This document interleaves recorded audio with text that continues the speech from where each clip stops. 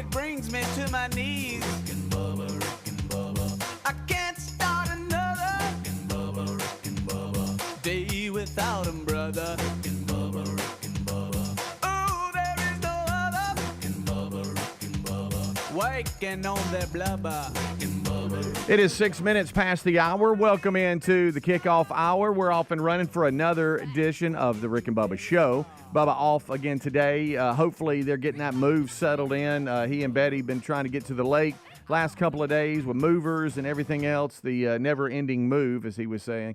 And we all have been through that. I know Greg trying to move Mom. Y'all have updates today as the family jumped in to try to do that. But even though you have movers, there's still a lot to be done. So we'll get an update from him. We have a lot happening today. RBU is, you talking about a timely interview. We have one today when it comes to RBU. We have got Herbie Greer. He's Southern Baptist representative in Israel. Everything Israel, from the history to, the tabernacle, as Rick has teased, his testimony, breaking down the history, everything, current situation, October 7th, you name it, everything's going to be discussed. A good long-form interview, sit down with Herbie Greer, Southern Baptist representative in Israel. So that'll be a great RBU this week. Make sure that you are liking, subscribing, getting those notifications. Rick and Bubba University, wherever you get your podcast, to make sure you go in, click those notifications and subscribe. But we also send it out on social media at Rick and Bubba on Saturday mornings, both the audio and video links. So check that out this coming Saturday. All right, so here we go. Let's get everybody in here. Over to my left is Mr. Greg Burgess. To my right, it is Michael Helms. What's up, boys? Hey, now. What's happening? Hello, hello. Hey, how is everybody? We're good. We're good. Just, deep breathing a little bit this morning. Deep breathing. Yep. From yard work? Just long days. I mean, you stack them up, and before you know it, you do. Okay, I got this. Okay, but so it's just one of those days. But I mean, I'm not going to complain because Mr. Greg Burgess moved all day yesterday. Yeah, but at least it wasn't hot. Well, if it was hot, then it'd be awful. Is what it would. It'd be, and then a lot to do, a lot of little stuff, A lot of little boxes. A lot of little stuff. The little things are what get you. Yeah, I love the box update. Full of whatever. I love we all get to that point where we're packing when you start throwing boxes that have nothing to do with each other. Don't have a clue. Yeah. I love the update yesterday. We won, but it was ugly. I mean, in other words, it was a win on the schedule, but boy, let me tell you something. If you're breaking down film, it was ugly. We had all hands on deck, and everybody was getting after it. So we're way ahead of the game here. Yeah. So. Well, that's good. I look forward to more of a dive update, just kind of diving in, getting the update with the two of you in the main show. But glad that she is now in her new location and spent the night there last night. That's a win. We got there really late. Yeah, that's a win, though. Yeah. What was your cutoff on? Did you know going in I'm probably going to stay there, or what was your cutoff? If it got past a certain time, you're like, okay, this is not worth going home. Yeah, if I got past 5, too far. Yeah, smart. 6. 6. Yeah. 6. 4 is, if I can be headed back by 4 is way I normally gauge it. Yeah. And because I used to feed the show on Thursdays, wouldn't get done to 4, and I always went home. Yeah. But once you start getting towards 5, you're like, well, my God. Yeah. I'm what go about home, get in the bed, and lay down and get back up. Yeah. Back. So Do you even remember that. the times in which you fed the show and you didn't leave the studio till midnight? Oh, I remember them days. How about that? Spend the night on the couch? Yeah, during the week. When it was on Friday, I'd drive home. Yeah. Golly. God, Get home at 2. Then you realize after years of doing that we could have changed the time. Yeah, we thought that it was a locked thing. That was good communication, wasn't Good job. Yeah. It didn't last. That went on for a long time, too. Remember Taylor had an routine. apartment here and you sleep with over there or something? Yeah, I had a routine. I'd go up mug shots, get me supper.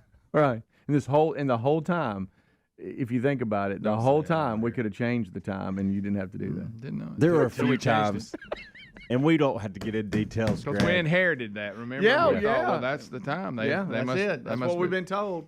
And then we finally talked to him and we're like, what? And we don't have to get into the details of this. This will be in the book that comes out later on. But I inherited a few nights horrible. where you had to call me a couple times and some things were happening behind the scenes. You're like, hey, Helms, I kind of need some help here. Yeah, and then I remember one of those times, it was birth of Ellis. Yes. Yeah. Oh, yeah. I was over there, and they said, hey, they're headed to the hospital. When they lived in Atlanta. I said, well, I guess I need to go. I called Helms. Hey, buddy, you come in and drive his ship for a minute. You scared me. How'd you like that? Hey, speaking of yesterday, you know, as a husband, you pick your battles, right? Like, okay, this one here, boy, this is frustrating here, but I'm just going to keep my mouth shut because it's not worth it. It's not. Yesterday, for about 20 seconds, I showed myself a little bit. 20 seconds? Yeah, and then I realized, hey, what are you doing? You know, it was just a natural reaction, and then I saw the response, and it was not a good response from Terry, so I was like, boy, I need to kind of chill a little bit. But I was out doing some yard work yesterday, and we've been waiting on some news. JC is taking a summer class, and it's a big one, and he's had this big final, and it's online, and so you have to go in, and they you turn on your camera, and you got somebody sitting there watching you take the test and all this kind of stuff. So it's like the house has to be quiet because if they hear anything, it's like, what's that? Yeah, they got a lot of stipulations. Right. So I'm like, okay, I'm just gonna go out and do some work and everything. And Terry and I, we've been concerned about it because it's a big class that leads to him staying on schedule to graduate next year and everything. So it'd been a little bit. And I said, hey, look, I'm gonna go ahead and go on out and get some yard work done. Boy, I really, how long's he been up there? She's about an hour so far. I don't know when he started, but it's been about an hour. And I'm like, okay. And he had said it was going to take a little bit. So I go out, and another hour goes by, and then another 30 minutes goes by, and I come in and get some water. Nobody's downstairs. I'm like, well, this is weird. So I go back out because I don't want to stop because I'm a sweaty mess. And it gets to be around 5 o'clock, and so we're looking at about 3.5 hours. And I'm out there, and I'm cutting the grass and weed eating. I'm just worried about it. I know I shouldn't worry, but I'm just I'm like, man, I wonder because a lot of times you get an instant response on what your grade is. And so I go back in and I get some water out of the refrigerator, fill up a glass, and Terry, there she comes out, out of the bedroom. And I'm like, hey, man, should we go check on him? You think he's okay? Oh, he came down a long time ago. And I said, what? You thought he was up there the whole time? I said, what do you mean he came down a long time ago? And she said, oh, he came down a long time ago. He didn't get an instant grade, but tomorrow he will. I said, wait a minute. You couldn't come outside and tell me, hey, just FYI, or send him out and go, hey, Dad's been concerned about it. Just go out there and holler at him, let him know. So you've left me outside thinking about this the whole time. And she's like, well, yeah. I said, I promise you, if I was on a stranded boat and I was floating out to sea, okay, and I only had one call, and it was to you. Hey, could you please send somebody to get me? You would say you forgot because you got a phone call. And 2 days later, I'd be rescued, and then finally get back to the house, and you'd be like, man, I got a phone call. I forgot. That's what she said. She said, I got a phone call, and I totally forgot about you. Well, and it was just, and so I start showing myself a little bit, and then I stopped and I pulled back. I said, I probably need ain't worth it. That ain't worth it. And I'm like, I'm kind of sorry about that, but I'm hot, I'm tired, and y'all left me out there to just worry the whole time. I've got a rope on my lawnmower, and I'm letting it down a hill. Yeah, I forgot. I'm so sorry. I forgot. I didn't even come out there. You thought, man, this is taking a while. Yeah, I thought, man, should we go check on him? It's been 3.5 hours. He's mad. But the whole time, he had come down a long time ago. He done left. A long time ago. I've known this and not been worried for hours, and you've been out there just thinking about it and soaking. Golly, what a yeah. Well, but y'all do that. Now as you husbands, pull that right? trick, and it's a whole nother story. Oh, you kidding me? I'm the worst ever. It's a whole nother conversation. But that's what I love. You start ranting a little bit, and then you're looking at the response you're getting, and then you're like, okay, I need to pull back. It isn't worth it. There's some things you do finish the point. This hill ain't worth. Nah. This hill ain't worth dying on right here. Speaking of hills, lawnmower. Yeah, boy. Rick and Bubba, Rick and Bubba. You've heard us talk about Raycon before, but there's no better time to check them out than right now. They just launched their upgraded model of the best-selling everyday earbuds. You get the features you know and love, like that optimized gel tip for a custom fit, 3 customizable sound styles, and active noise cancellation, ergonomic design, and multi-point connectivity that lets you pair with 2 devices at once. And get 15% off plus free shipping at buyraycon.com/bigbox. That's BIGV as in voice, OX. Or find the link at rickandbubba.com. Helix Sleep mattresses are terrific, and the Helix lineup has 20 unique mattresses. To find the one right for you, take the Helix Sleep Quiz and find out in less than 2 minutes. Once you pick your mattress, Helix knows there's no better way to test it out than by sleeping on it. So they offer a 100-day free trial, and they've got over 12,000 five-star reviews. Head to helixsleep.com/bigbox. That's BIG and V as in voice, OX. helixsleep.com/bigbox to save up to 30% off your mattress order. Have you heard of cancer-fighting foods? The American Cancer Society discovered diets rich in fruits and veggies may actually lower your risk of cancer. You should considering doing what I do, and that's add Field of Greens to your daily health regimen. Each fruit and veggie in Field of Greens was doctor selected for studied health benefits. Get 15% off and free rush shipping at fieldofgreens.com and use the new promo code BIGBOX. That's BIGV as in voice, OX, to get your discount. This month, as we reflect on the birth of our nation, it's important to remember the freedoms our forefathers fought for. AMAC is actively fighting to protect our freedoms. AMAC is the Association of Mature Citizens, and it's more than just a senior discount organization. You'll enjoy money-saving benefits with free Social Security and Medicare advice, travel deals. Hurry up and get this deal, 1 year for $1. I said it right. 1 year for just $1. Go to amac.us/bigbox. That's B as in boy, IGV as in voice, OX. Debt keeps you tossing and turning at night. You can't get away from it. Insanely high interest credit cards and loans make it nearly impossible to pay off your debt. There's a new way out of the debt trap, Pivotal Debt Solutions. Pivotal Debt Solutions can cut or even eliminate interest. They can find programs to write off your balances. They find every solution possible to end your debt. Before you do anything, contact Pivotal Debt Solutions first. Talk to them for free. Find out how fast they can help you get out of debt. Just visit zapmydebt.com. That's zapmydebt.com. Well, summer's here and everybody's got a favorite outdoor activity. Maybe it's golf, bike riding, boating, tennis. Ask 100 people, you get 100 answers. But if everyday aches and pains are keeping you on the sidelines, check out Relief Factor. Relief Factor is a 100% drug-free daily supplement that helps your body fight pain naturally. Give it a try at relieffactor.com or call 1-800-4-RELIEF. That's the number 4, and save on your first order. Or head to rickandbubba.com for a link. Fight pain naturally. Fight pain with Relief Factor. Oh, look, honey, the ants are back. Wow. We leave one itsy-bitsy speck of food out, and they appear out of nowhere. Yeah, it's pretty hard to believe we used to try to get rid of these guys. Now they're just part of the family. To be honest, I liked our family the way it was before they came. I guess it's time to call Cooks. You don't have to live with pests. Get proven protection from Cook's Pest Control. Call or go online for a free quote.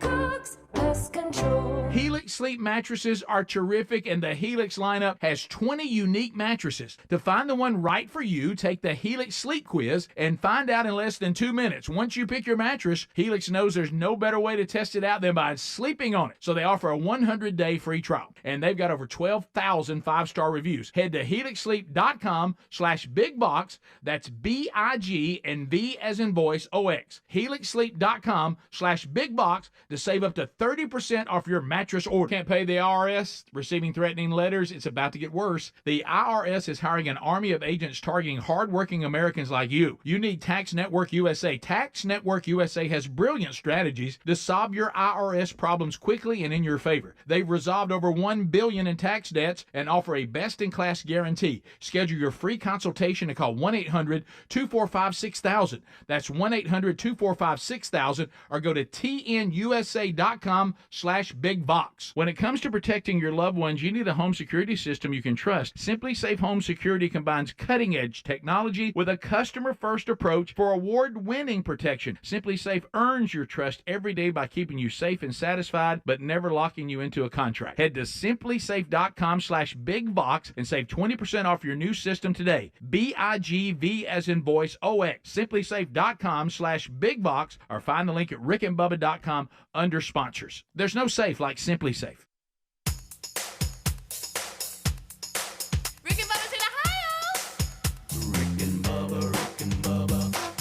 the It great. is 20 minutes past the hour. Welcome in. Thank you so much for tuning in to the Rick and Bubba Show. 866 We Be Big is our number. As always, we appreciate you hanging out with us. You can call 866 We Be Big, or you can text that same number. It's 866-932-3244. We see those texts here in the studio, and that's always a good, quick way to communicate. Doing email and social media, all that's still there, but this is just an added value for you. You can text STORE to 866-932-3244, and in return, you'll get a direct link to our store at rickandbubba.com. You can also text events to that same number, and you get a direct link to the upcoming events at rickandbubba.com. So that's just another added value for you on how to communicate with the show and get quick information. Of course, you can always go directly to rickandbubba.com, and there's a lot there, 24/7 social links. You got goodies, cool documents of the history of the show. All that's there, rickandbubba.com. I saw not just from show prep, I see where we had some history made. Katie Ledecky. Yeah, guys. She wins her 8th gold. She won by nearly 10 seconds. Guys, I That's saw her This is her win. fourth I went to the Olympics. kitchen and back, and nobody had finished second yet. That's the serious. it was business. that far. That's how fast. That's how far. First it was. of all, 1,500 meters is a long it's way. 1 mile. It's Guys. right under a mile, I Guys. believe. Check my math. She took off. Yeah. And don't forget, this is her 4th Olympics. Yes. You know, she And should she be says she wants to declining. be in 28. Well, I think so. She just beat the best people in the world by 10 seconds. It was Think about that. crazy. Those people that she beat that bad are some of the best in the world, and she smoked them. So this was the 1,500-meter freestyle, Yes. which is 30 laps. Think about that. Oh, yeah. Her time was 15 minutes and 30 seconds, 10 seconds, as y'all said, ahead of second place. Yeah, I mean, it was never in doubt. She took off from the Golly. minute she hit the water and never looked back. I got to thinking, I wonder if she's bored. Right. I mean, Yeah. I read something. If you could lap people in the pool, she would have. I don't know anything about swimming, but I read in one of the articles that she was in the coveted 4th lane. Is there a? Oh, I didn't know. Do they want to be in a certain lane, and why she is was so that? far ahead, I don't think it matters. It I didn't. don't know. I wonder if the way, because, they And maybe I was they'll just a draft journalist off trying each to be other. smart. They'll get and close sharp. to I it. don't know. Yeah, maybe. I don't know. Yeah. At that one stood point, out to me. Rowdy Gaines, when he's being giddy, this is late in it, and he Yeah. goes, her tire splits or whatever they Yeah. call it. He goes, she's getting faster Yeah, as this thing goes on. She's Wow. not declining. She's actually Yeah. getting faster. Wow. Helmsy, it's like Secretariat. Yeah. I heard something about lanes and the wakes from the swimmers next to you. Yeah. And stuff like that, and they were trying to explain it's good to have someone that you're competing against right next to you because you have an idea. Okay, this is where they are. But then, She then it didn't was, have to worry about that because they were No. nowhere near her. right. But then there was others that I've seen him scream when somebody in a lane had nobody around him, and it was clear water, and they didn't have anything to fight up against. So I don't know. I have no idea. Yeah. But the way she won, there was. I mean, good night, y'all. She wins her 8th gold medal. Yeah. 8th. And has been the 4th Olympic. Yeah. I'm sure the first one, she was probably 15 years old. Sure. you know. Yeah. But my goodness. Yeah, that So- was dominating. Yeah. And I think if you look, and I think she broke her own record. And so when you look at the Yeah. records, she's got them like Good night. you got to go on. Yeah, it was an Olympic Each record. time it's like, well, you got to beat Katie. Oh, you got to beat Katie. Oh, who's there, Katie? Katie. I mean, Yeah. she just raises the bar. That's really truly amazing. Speaking of the You Olympics, don't see many blowouts like that No. at that level. No, you don't. Not 10 seconds. Yeah, I'm just Count to saying. 10 real quick. You're going against the best there are. Yeah. And you just, walked off. And I wonder So too, impressive. when she touches that wall and she looks up, does she surprise herself? Like, does she go, "Wow, Is this y'all all are way on out there. Why are y'all Yeah. not closer?" I knew I was ahead, but I had no idea. Yeah. I mean, I've done sat here and turned around, looked around, took my cap off, and now y'all finally come in. Yeah. See, this is why I love the text line. A lot of the folks are saying that the center lanes, to your question, Helmsy, it has less turbulence, wakes coming back off the pool and stuff. It's just clean water, But the fact that no one was beside her, I'm sure she didn't have to worry about it no matter what lane she was in. Yeah. Because there was nobody around her to make waves. Yeah. Wow. So the waves is a big deal. But speaking, y'all mentioned we talked about 28, and she did announce already she wants to come back for 2028. It's going to be in Los Angeles. Yeah. I saw where baseball's coming back in 2028. Oh, is it? But Another weird one that's in the Olympics that I wish wasn't. but I think you're going to have your wish, Greg, because Major League Baseball season's in the middle of the Summer Olympics, so they're not going to be playing it. So it'll be, I guess, collegiate amateurs, I guess. But now they're all pros. The way they get paid. Well, it hadn't really hit baseball as much, but it does, and just not. You don't see the huge numbers like in football, but they getting paid. Yeah. But yeah. So there's your quick update on just one of the standouts from yesterday, and that is Katie Ledecky winning her 8th gold medal yesterday and setting an Olympic record. She's got another distance. I'm sure she could just do whatever she wanted. They have a team event too. She's not done. No, I think she's got one, if not two, opportunities to win to medal. Yeah. Wow. Yeah. That's amazing. Yeah. You can be the greatest in an Olympic event, and that is timed, and you're 10 seconds ahead of everybody. My goodness. I don't get it. So she's 27 now. Yes. So okay. Wow. So what if she wins a gold at like 31? Well, guys, okay. Let's say she drops off. She only wins by 5 seconds. Yeah. She's lost her skills a little bit. She's only beat everybody by 5 seconds. If you're that far ahead of everybody right now, just come on back in 4 years. Well, and that's if you're a coach that's with these other countries, how do you get 10 seconds better? Like if I'm sitting there today going, hey, okay, had a good run, finished second, third, fourth, whatever, made it to the Olympics, great experience, but we don't have to cut 2 seconds off. We got to get 10 seconds better. Yeah. How's that even possible? I don't know. That's a good point. It is funny here in the to y'all's point about her being so far ahead and then was getting faster. It says that here in the article. It talks about how she was 3 seconds ahead a quarter of the way through and then kept extending her lead and getting faster. At one point, it even says in the article, cameras on the broadcast had to zoom out to show the second fastest swimmer because they weren't in the frame. They weren't in the frame. They weren't. I'd never seen anything like that, by the way. God. I ain't either. All right, so there's you an update. It looks like nobody probably what? I'm just looking at the clock up here that we have and watching 10 seconds go by. Oh yeah. And think realizing about that. how long that actually is when Olympics we're talking too, about guys. this. Golly. I saw that the triathletes finally they got enough doo-doo out of the water. Saw they that. They got to get in. Yeah, Well, them people, you talking about somebody in shape. Nobody was shark bitten. No. No. And we know they're there because we saw Under the movie. Paris, I think. Right. Wasn't that what it was called? Sharks under Paris. Sharks Under Paris. Yeah, didn't something. realize. I Or know just under Paris, I in don't know. the triathletes, the swim and all that. Forgot how far they bike. Yeah, that's a What's it long like way. 20-something miles? Yeah, or something? yeah, that's a long way. Now I've just swam. Yeah. What order is it? I know the swim's first. Swim, then bike, then run. Then correct? That's right. Yeah. That's right. I mean, and think about this. I get out of the water, have dead legs, and now I have to ride a bike. Yeah, unbelievable. And then when I'm done with that, I'm going to have to run a marathon. Now I got to run. Yeah. Well, it ain't a marathon, but yeah. something I've never done in my entire life, and something I don't really care that much about watching, and don't care that much about photography either. But this surfer, this picture that was taken after he won, and him, it looks like somebody put him there. Like he went up on a wave and he posed. Oh, I saw that. With And number it's beside one, him and his like that. board is right beside him. Yes. It is the coolest I saw photo. that. Is he falling off the board? Yeah, he's No. kind of But he's he's jumped off the board Look. because he's finished and doing good. But Oh. him and the board, like He's just standing up. it is amazing. Oh, the wow. picture that was taken of him. That's cool. Bubba, Rick and Bubba.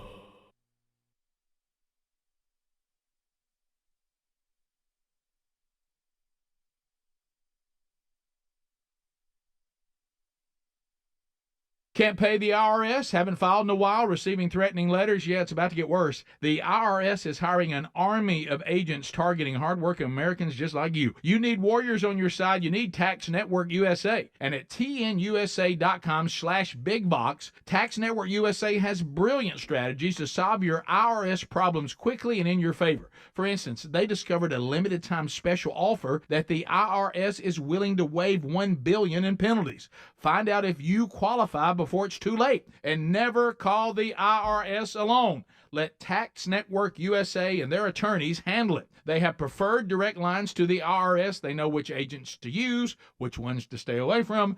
They've resolved over $1 billion in tax debts and offer a best-in-class guarantee. Schedule your free consultation now.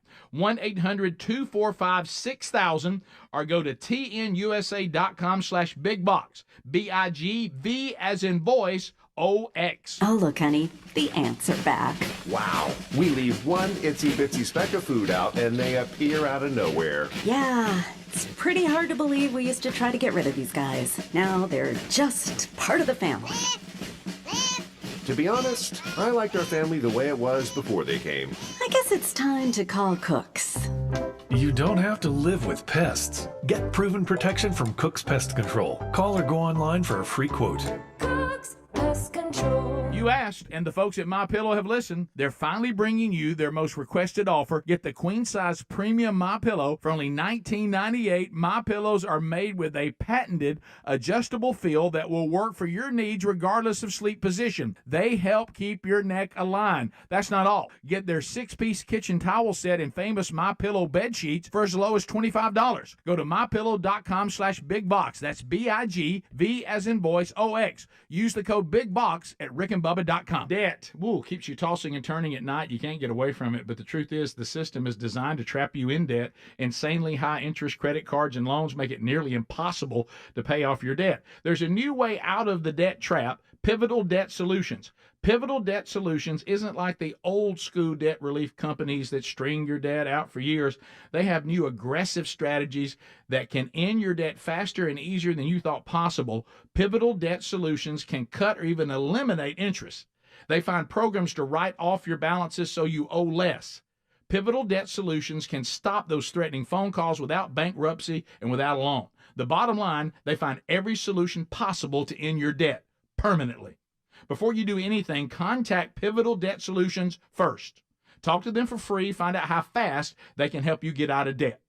Just visit zapmydebt.com. That's zapmydebt.com, zapmydebt.com, or rickandbubba.com under the sponsors button. Well, summer's here, and everybody's got a favorite outdoor activity. It might be golf, bike riding, boating, bird watching, tennis. Ask 100 people, you get 100 answers. If everyday aches and pains are keeping you on the sidelines, I have one answer, Relief Factor.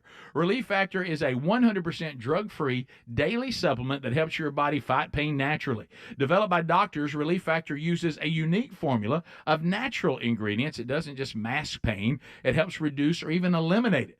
Wherever you are, and if you're hurting in your back or your neck or your joints or your muscles, in 3 weeks or less, you'll start to feel the difference all day, every day. So whatever you do, whether it's swimming, pickleball, hanging out in the garden, Relief Factor can help you feel good again and let you enjoy all your favorite outdoor activities all summer long. Give it a try by going to relieffactor.com, or you can call 1-800-4RELIEF. That's the number 4, and save on your first order, or head to rickandbubba.com for a link. Fight pain naturally with Relief Factor. Do it today. Debt, keeps you tossing and turning at night. You can't get away from it, but the truth is the system is designed to trap you in debt. Insanely high interest credit cards and loans make it nearly impossible to pay off your debt. There's a new way out of the debt trap, Pivotal Debt Solutions. Pivotal Debt Solutions isn't like the old school debt relief companies that string your debt out for years. They have new aggressive strategies that can end your debt faster and easier than you thought possible. Pivotal Debt Solutions can cut or even eliminate interest.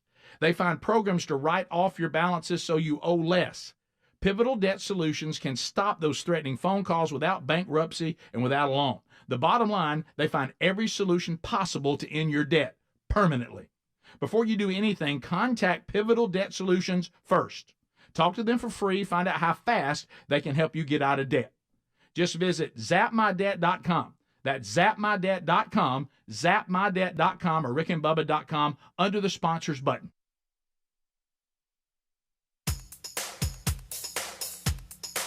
Rick and Bubba's in Ohio. Rick and Bubba. Pass the gravy, please. Rick and Bubba. Ooh, it brings me to my knees. Rick and Bubba. I can't start another Rick and Bubba day without 'em, brother. Rick and Bubba. Ooh, there is no other Rick and Bubba. Waking on their blubber.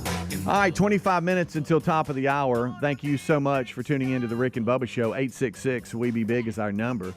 All right, Helms, to your point about the picture of the surfer, folks are also texting that to 866-932-3244. I had not seen it until you showed me, and wow, that's a pretty cool picture. Talking about the Olympics, and we mentioned the surfer and him coming off the board holding up a number one, and it does look like somebody just put him in that picture. You know, It doesn't look real. No, it doesn't. It's like Photoshop. And to know he just won gold. Yeah, is pretty important to that piece too. It's because he's claiming the number one. Go watch the video of how this picture was created. It's pretty impressive. So the waves there, man, it's a big waves. Yeah, gigantic even though waves. it's nowhere near. Have you ever France, surfed? but Have you ever surfed? No. I've never been on a surfboard. No. I don't think I've ever touched a surfboard. I don't think I haven't. Never even. I don't know if I've have, ever walked by one. But I mean, I'm just paddling out and goofing off. Nothing like I'm trying to get up. I tried the skim board one time. Yeah, I've done throw those. it down and Yeah. bust that rump. Boy, let me tell you something. You go Done back. that. Yeah, it ain't fun. I saw a kid on the beach really hurt his Knock him out. his wrist because he went back on that wrist.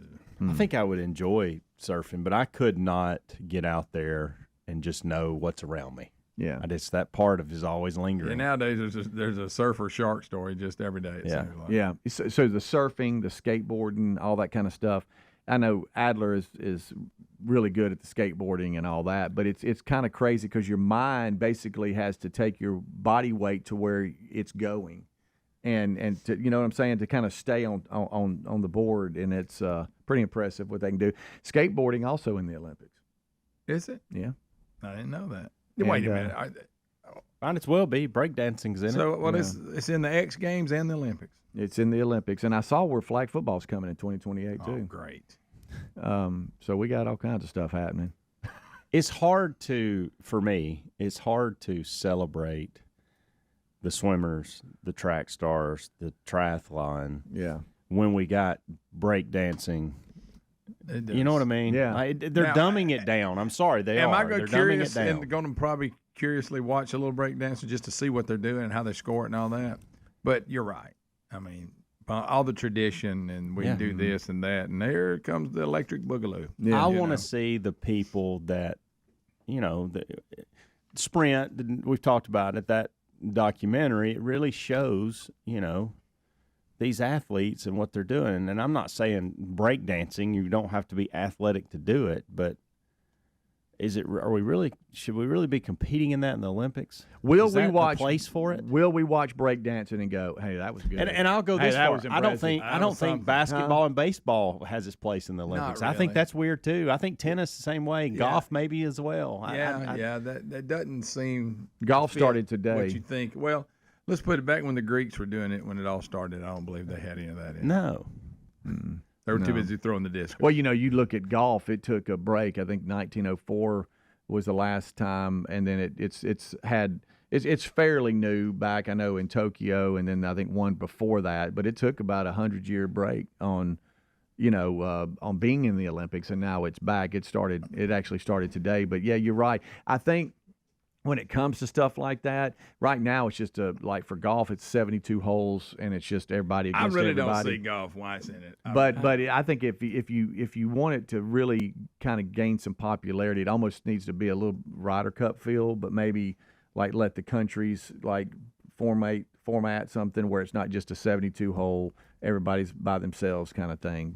And I know different countries have different amount. Like we have 4 representing, and different countries, depending on their size, they might not have 4, but it might be a little bit more. Well, what's been interesting on the tennis side is not the singles. We've seen Novak and Nadal play each other for ever. But what you're getting to see now is like Alcaraz and Nadal playing doubles together.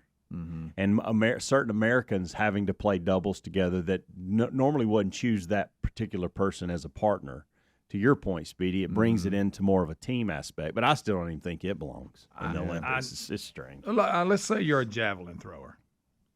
Your stage is the Olympics. Right. Here comes basketball and Thank you. baseball That's rolling the here, point I'm stealing my making. thunder. That's Now the- LeBron James is over here. Nobody Right. cares about me throwing my javelin now. That's my point. Every 4 years, I get a chance to actually somebody Yes. watch. Yeah.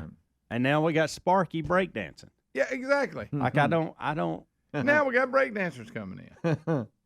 And like I say, here comes a whole roster of NBA players. Well, I mean, Yeah. I mean, that's the 3-on-3 basketball. Talking about dumbing it down. We have why do we have normal I was watching some basketball, of that and now yesterday. we're going to 3-on-3 as either well. have one or the other? or don't Yeah. have either one of them. Yeah. Yeah, I was watching some of that. I want to see people wow. power lift. The I wanna- same bunch. They I wanna- finally get a spotlight. I know. I want to see people dive and swim and I run watched some of track. that synchronized diving. That's hard. Yeah, it is. Boy, let me tell you. know how Did you they- see the one where they it was the ladies that were up for it, and I think the American team they were battling another one, and they did really good, and then the next one went, and when they they go, okay, are you ready, set, walk, whatever, go, and then they're like, they go and then they jump, and then when the person landed, it was on the edge. They missed their jump, and it was on the edge, and he went offside. She went off to the side. Ooh, everybody started. I was like, ooh. Look, and I'm not. Maybe I'm wrong, but why to be a diver? It's kind of like naked and afraid. So you just have to show your butt. I mean, these the suits. Can you not do a diving without having a thong on? Oh, I see what you're saying. You know what I'm Okay, saying? yeah. Speedo is what Yeah. you're looking for. Yeah, but I Greg. mean, but in the past we dove. I mean, they're mooning people. It's Right. like a naked and afraid. It's like, oh well, that's just somebody's butt. Right. I'm just saying that. Does that give you some kind of advantage? I mean, why? You know, I don't know. I have no idea. Same thing with beach volleyball. I mean, a lot of the teams have gone to a little bit more, conservative approach because I think that's available. And then there's some that haven't, and it's like good night. Yeah, You I just know? watch them. I get out of the pool and I go, oh, so they're mooning the crowd. Here they go. Then they go jump in that little kiddie pool. Breaking doesn't start until August the 9th. So it looks like that wraps up the Olympics almost. Oh, So we're gonna close the show with it breaking. looks like the 9th and 10th is when breaking cranks up. I think in the next Olympics they're actually gonna have juggling. I think I'd actually be more impressed with that. Right. Oh, me. All right. Golly. It makes as much sense, Greg. We're gonna have flame eating, Yeah. juggling, and the unicycle race. Right. Yeah. It's we We got the three-legged race. Hey, that was fun during field day. Three-legged race. That's tough. You had to talk about synchronized. I know you had to be on cue because if you fight each other, you're falling. Oh, it's over. That and the sack race. Sack race. Sack Hey, race. You really want to get serious? Put that raw egg on a spoon. Run with it. You remember that? Try not to drop it. Hey, the sack race. Well, how about the sack race when you would get top heavy and then you went from a hop to like baby steps and then you'd fall and then you try to get back up? And like you say, the three-legged people that weren't together. Yeah. Oh, it was a disaster. get the shoestring and that was fun. Oh, field day was a big deal Hey, at school. do you remember how excited you were going to bed the night before field day? Oh, Huh? couldn't sleep a You had wink. like one sleep and then it was field day. Oh, God, it was so big much day. fun. Show off in front of your friends Oh yeah, or not. yeah. Oh, Lewis. Hey, I'd get with my buddy Lewis. We'd do a 3-legged race. I tell y'all dominated. You know what my specialty was? Standing broad jump. Okay. Oh, I had a good standing broad jump. Uh-huh. I'd take the title every year. You just throw them hands out. Oh yeah. Oh, his arms out. The old Get standing. long. the shuttle run was my thing. That was Oh it. yeah, that Shall was run. good. was That my was thing. good. That was my thing. Good old days. Oh yeah. But bring some of those in. By the way, bring I some saw- of those Yeah, in. get I some saw a of them. picture. I saw a Egg picture race. from I want to say it was late 70s, early 80s, and it was a PE class, and it had ropes all the way to the ceiling, and you had to climb. Which I never could do. And but here's the thing about this: there was a time where we had a rope tied to the ceiling, 20, 30 foot up, and we said, "Kids, see if you can get to the top." Yeah. Yeah. And we Good had luck. and there was a mat A that was very at the, thin mat. at the Yeah, bottom very in case thin. you came down, in Yeah. case you fell.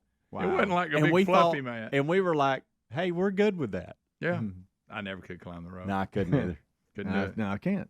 Now, the ones that are impressive, remember we'd see them at CrossFit that do it without even using their legs. It's unbelievable. All upper body. It's very impressive. Now, if you get the leg thing, if you can get the how to do it, there's an art to it. Yeah. But these people with just arms, they're just beast. Might want to just hold your arms up there when you're doing that.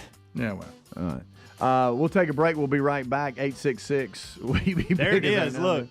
Yes, Yeah. it's golly. Couldn't do it. Rick and Bubba, Rick and Bubba.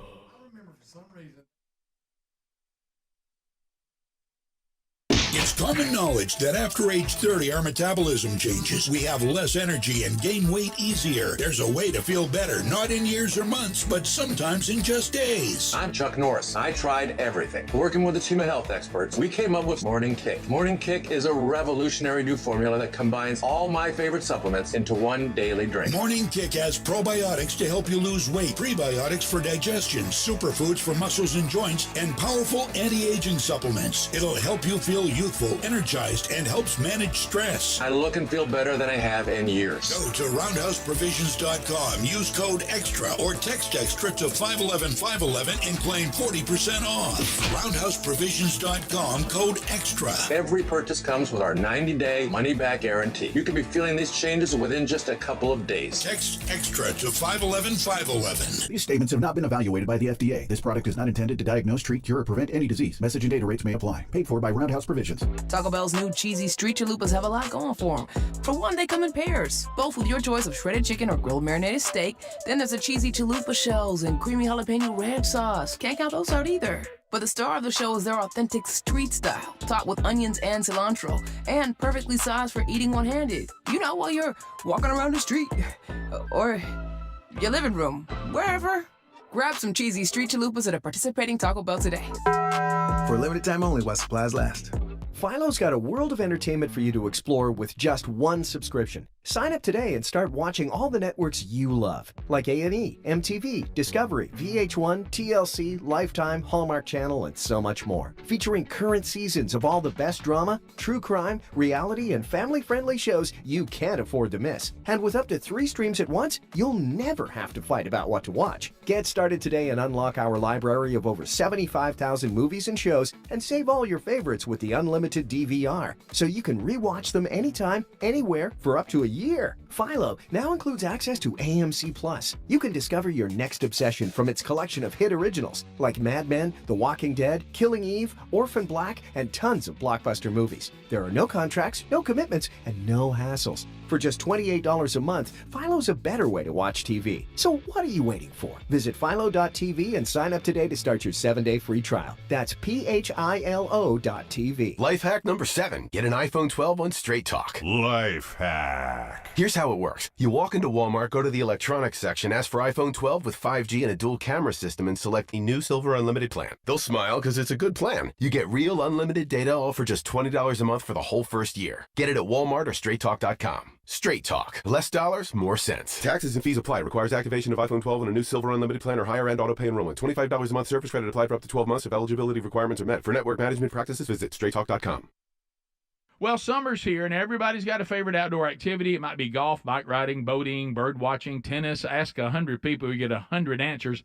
If everyday aches and pains are keeping you on the sidelines, I have one answer, Relief Factor. Relief Factor is a 100% drug-free daily supplement that helps your body fight pain naturally. Developed by doctors, Relief Factor uses a unique formula of natural ingredients. It doesn't just mask pain. It helps reduce or even eliminate it.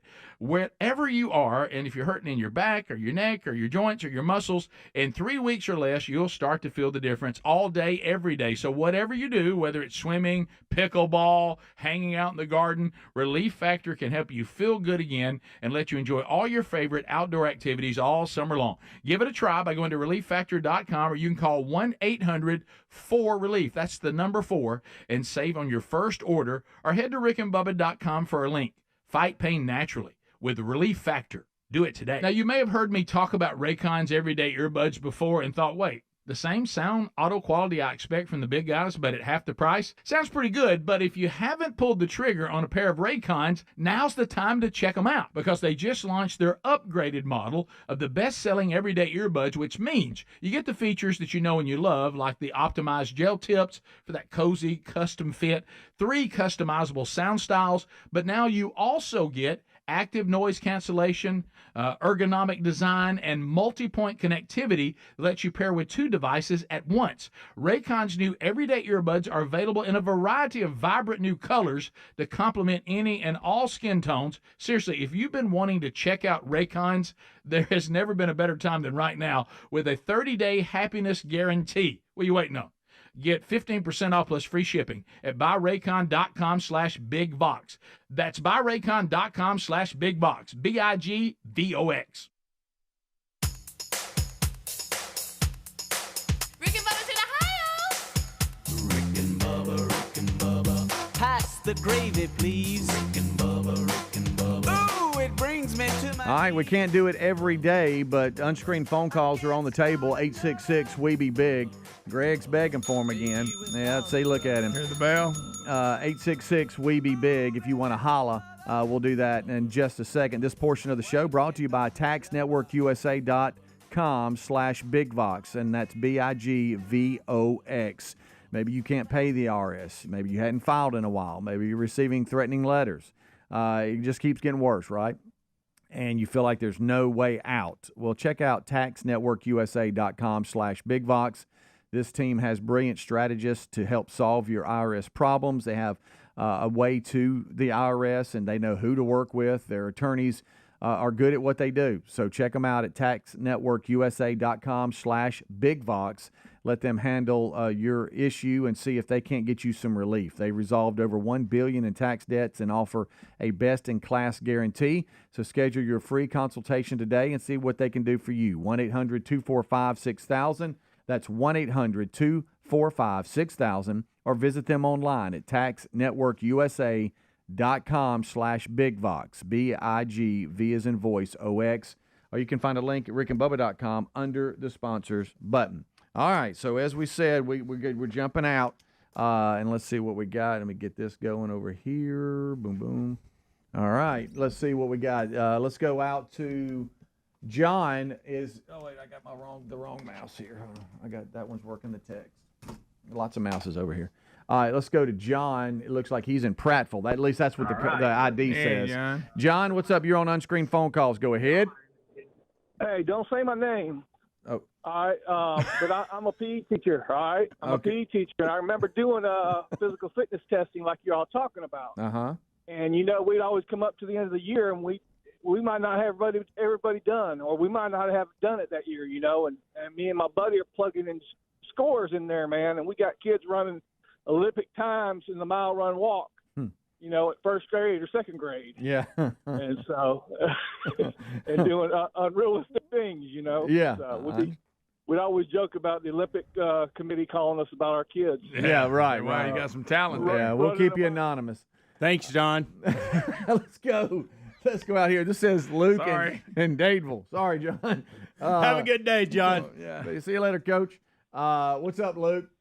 That's what it says. Hey, it was yesterday that y'all figured out that y'all started the kickoff hour in 2014, right? Yes, sir. Well, dang, y'all could have fooled me. I thought y'all started that yesterday. Well, it sounds like it, doesn't it? You'd think we'd be better if we've been doing this over 10 years. All right, pal. All right, then. Let's go to Jason. It says Jason here. So, some of them have caller ID, and it's in there. Yeah. Now, what I do love is that instead of saying anonymous, some of y'all just give us fake names. And I'm not saying Jason has, but sometimes, it'll say Jason, and then they'll go, "This is Larry." Oh, it happens all the time. But Jason, is this really you? Yes, it is. Good morning, fellas. Hey, what's up? Holla. Hey, Greg, don't let them give you too much heat about the rude Tourette's. I have it also. Oh, no. I'm a sufferer of it. There's every news station in the Huntsville market, their weather people, they have some kind of little glitch about them. There's one girl that flicks her left arm like a chicken wing, and I tell my wife Y'all. I tell my wife. What I should I tell do? my wife she's flicking flies. Oh no! So you and this is more than one weather person that it has. It's your minions right here, buddy. Said he had a glitch. Every station in the Huntsville market. Every I'll station. pick out some kind of glitch. Good night, Greg. I like that. You do? I'm gonna start watching the Huntsville market. It says Frank wouldn't in like Pell that? City. I wonder if this really is a Frank. Frank, what's up? It's me, man. Hey, what's up, Hey, Frankie?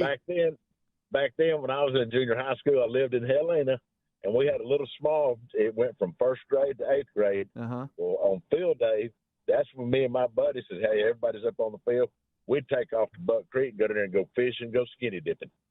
Okay. No, You what didn't you like talking field about? day. No, what are you Rather be- talking about, by the way? Rather be naked and not afraid, apparently. Not afraid. Let's go to this one here. Says James. Hey, James. James. I'm sorry, but I didn't go skinny dipping with my buddies. No.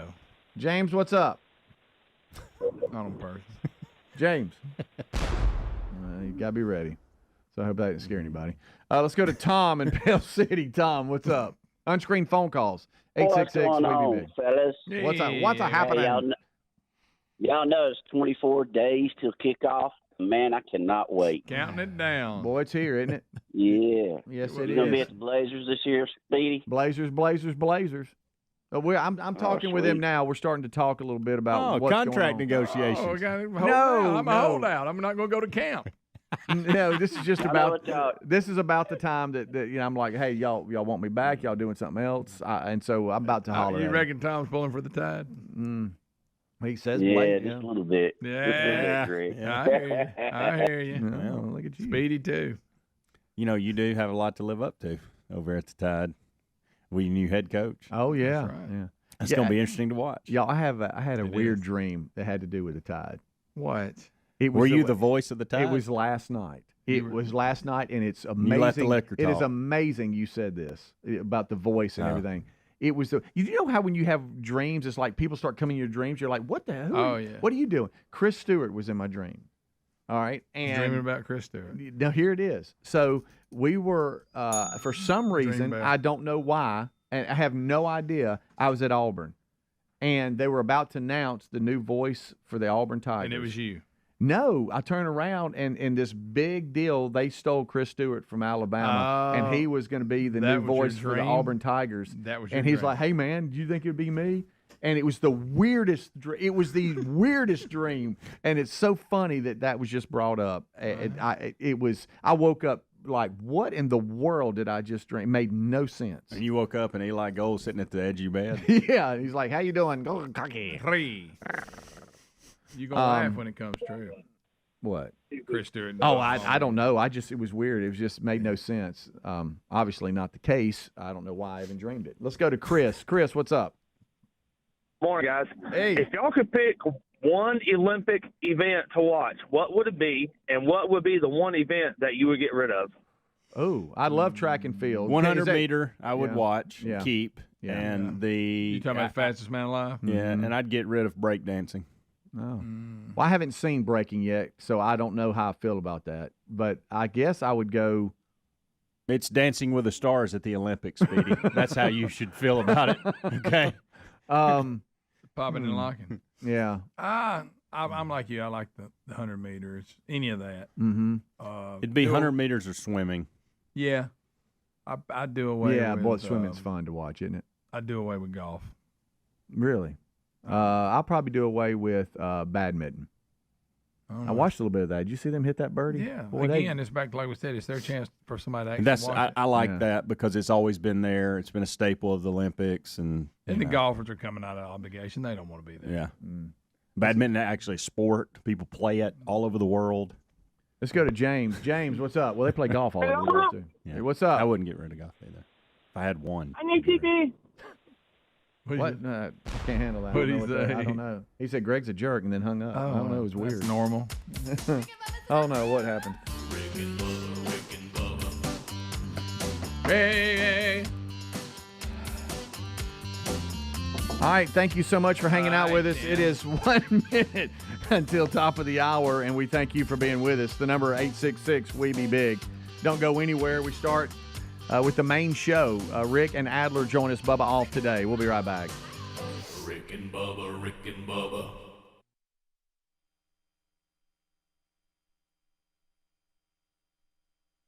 But not with us today, sick with a stomach virus, hacked in the parking lot, so was asked to leave this morning. That's a standard Rick and Bubba rule.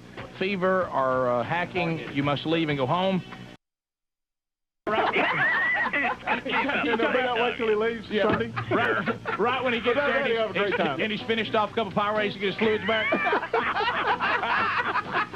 So we're going to break Sunday as he's leaving. Thank you, Brad. Rick and Bubba, Rick. Top of the hour, the Rick and Bubba Show, 877 We Be Big. Bubba not with us today, sick with a stomach virus, hacked in the parking lot, so was asked to leave this morning. That's a standard Rick and Bubba rule. Fever or hacking, you must leave and go home. He has done that. Kurt Jarvis filling in for Bubba today, along with Speedy, Don Juan DeMarco producing and handling phones at 877 We Be Big.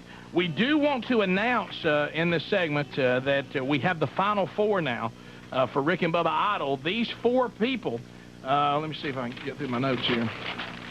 The final four people, yeah, I got it right. I was just trying to get through some of my notebook paper here. The Rick and Bubba Idol. Notebook paper. Rick, did you print something out on notebook paper? Well, when you run out of paper, you just throw notebook paper in there. I don't. Water? I'm out of paper. Who's running the show? Y'all, am I the only person that's ever printed out of a computer on notebook paper? Rick, I didn't know you could do it. I won't make my speech to you right now on the air. Really? Why not? Yeah. Just hit the off air button real quick. Okay. And that's true. All right. Okay. All right. All right. Well, you didn't even do it on the correct side. Yeah, it's kind of upside down. The lines are on the other side. Well, I mean, I was trying to. Those of you that are fans of Footloose, remember the big movie Footloose? Mm-hmm. My daughter is part of the cast as Footloose. The stage production of it starts this weekend. Is that where it was? Yeah, runs for like, and I needed to print it out, and that's all I had. But anyway, so if y'all want to see that, Summerfest is the group that's putting it on. This is a big-time production, and it starts this weekend. This Friday night sold out, which was a handle for me since I'm a parent wanting to go, and I found out that there were no tickets available. See, For your family, too. Well, I was used to like the children's programs, you know, where they go, okay, here parents have tickets, and I thought that was the deal. And all of a sudden I hear, well, I can't wait to see you on opening night. And she goes, well, have you got tickets, Dad? And I said, well, no. And I called, and it's like sold out. But anyway, so I understand that your mom and dad aren't going to be able to go to it? Is that right? That is correct. And none of your other family members? Well, they're not going to be able to go to opening night. So they can go. It runs for like, a week. It's a pretty big event. It is, but it runs a week. So what, if I was your mom? Thank you, Kurt. Okay, so now you know. I'm sorry, yeah, it don't matter what we talk about. I tell you what, Miss Burgess, if I were your son, I'd make sure you had tickets. But hey, that's me. Here we go. You know, it's always something, isn't it? Y'all can't even promote a daggone play without doing this. I'm just saying what I would have done. You call my mom Sweet Susie. She'll tell you she's number one on my list. Obviously, your mom's not. How about I don't this? know. We're about to go from running to fighting. Okay, because you were throwing me under the mama bus. And that's not the bus you want to be under. Okay. Yeah, you don't want Ganell up I've there, already had the message. Well, I found out the show sold out. Well, I thought you'd be on top of that. But anyway, so if you want to see it, the call for information, it is going to be. It's going on at the Virginia Sanford Theater in downtown Birmingham. It's formerly the Town and Gown Theater. But it starts this week. Friday night sold out. Tickets you can call 324-BHAM. 324-BHAM for reservations, and I can speak from experience. Get you some tickets if you want them. So Footloose coming there. And also, I don't have the information on this. There's at the Alabama Theater Saturday night, Boomer's bunch of them are doing a part of Annie Jr. again with a bunch of these like singing groups. It's a big production. We checked the website this morning. I couldn't find the information. Of course, they've emailed me information. I've lost it. But are you allowed to attend that? Yeah, I can go back to the Alabama Theater now. Thanks, but you're not going. Yeah, so he had to hold you back. Yeah, it's like some barbershop quartets, a lot of singing groups, and then you don't know. Let's find out what's going on. Okay, and Annie Jr. Some of those now, I must parts say, of that. now you do have some talented children. I'm giving in on that. You'd have some very talented children. So do you, Kurt. Oh, no, I'm sorry. Oh, sorry. Kurt hadn't quite found a wife yet. But anyway. We'll keep working on that. There's people leaning into their car right now. But anyway, well, if y'all hadn't made fun of my notebook paper, I wouldn't have mentioned that right there, but that was Italian. That's what was on the notebook paper. So anyway, Alabama Theater Saturday night. If you want to see that, the Annie Junior and the singing groups, just get tickets at the door, and don't sit next to me because, as we know, my kids are too rowdy. All right, here we go. See, why you drag me into this stuff? All right, here we go. Here are the final four. These four people will perform at Fat Fest 2003, and their performance will determine who is the Rick and Bubba Idol. Are we ready for the final four?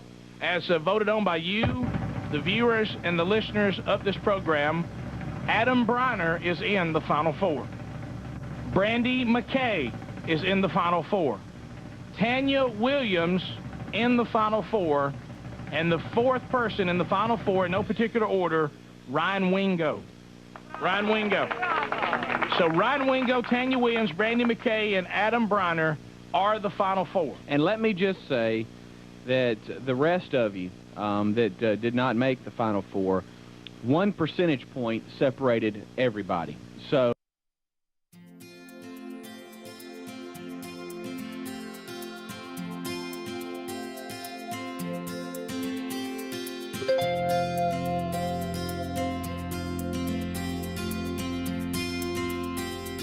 And we're off and running. How about it? How about it? Another hour. From the Big Boy Studio, National Anthem gets us started.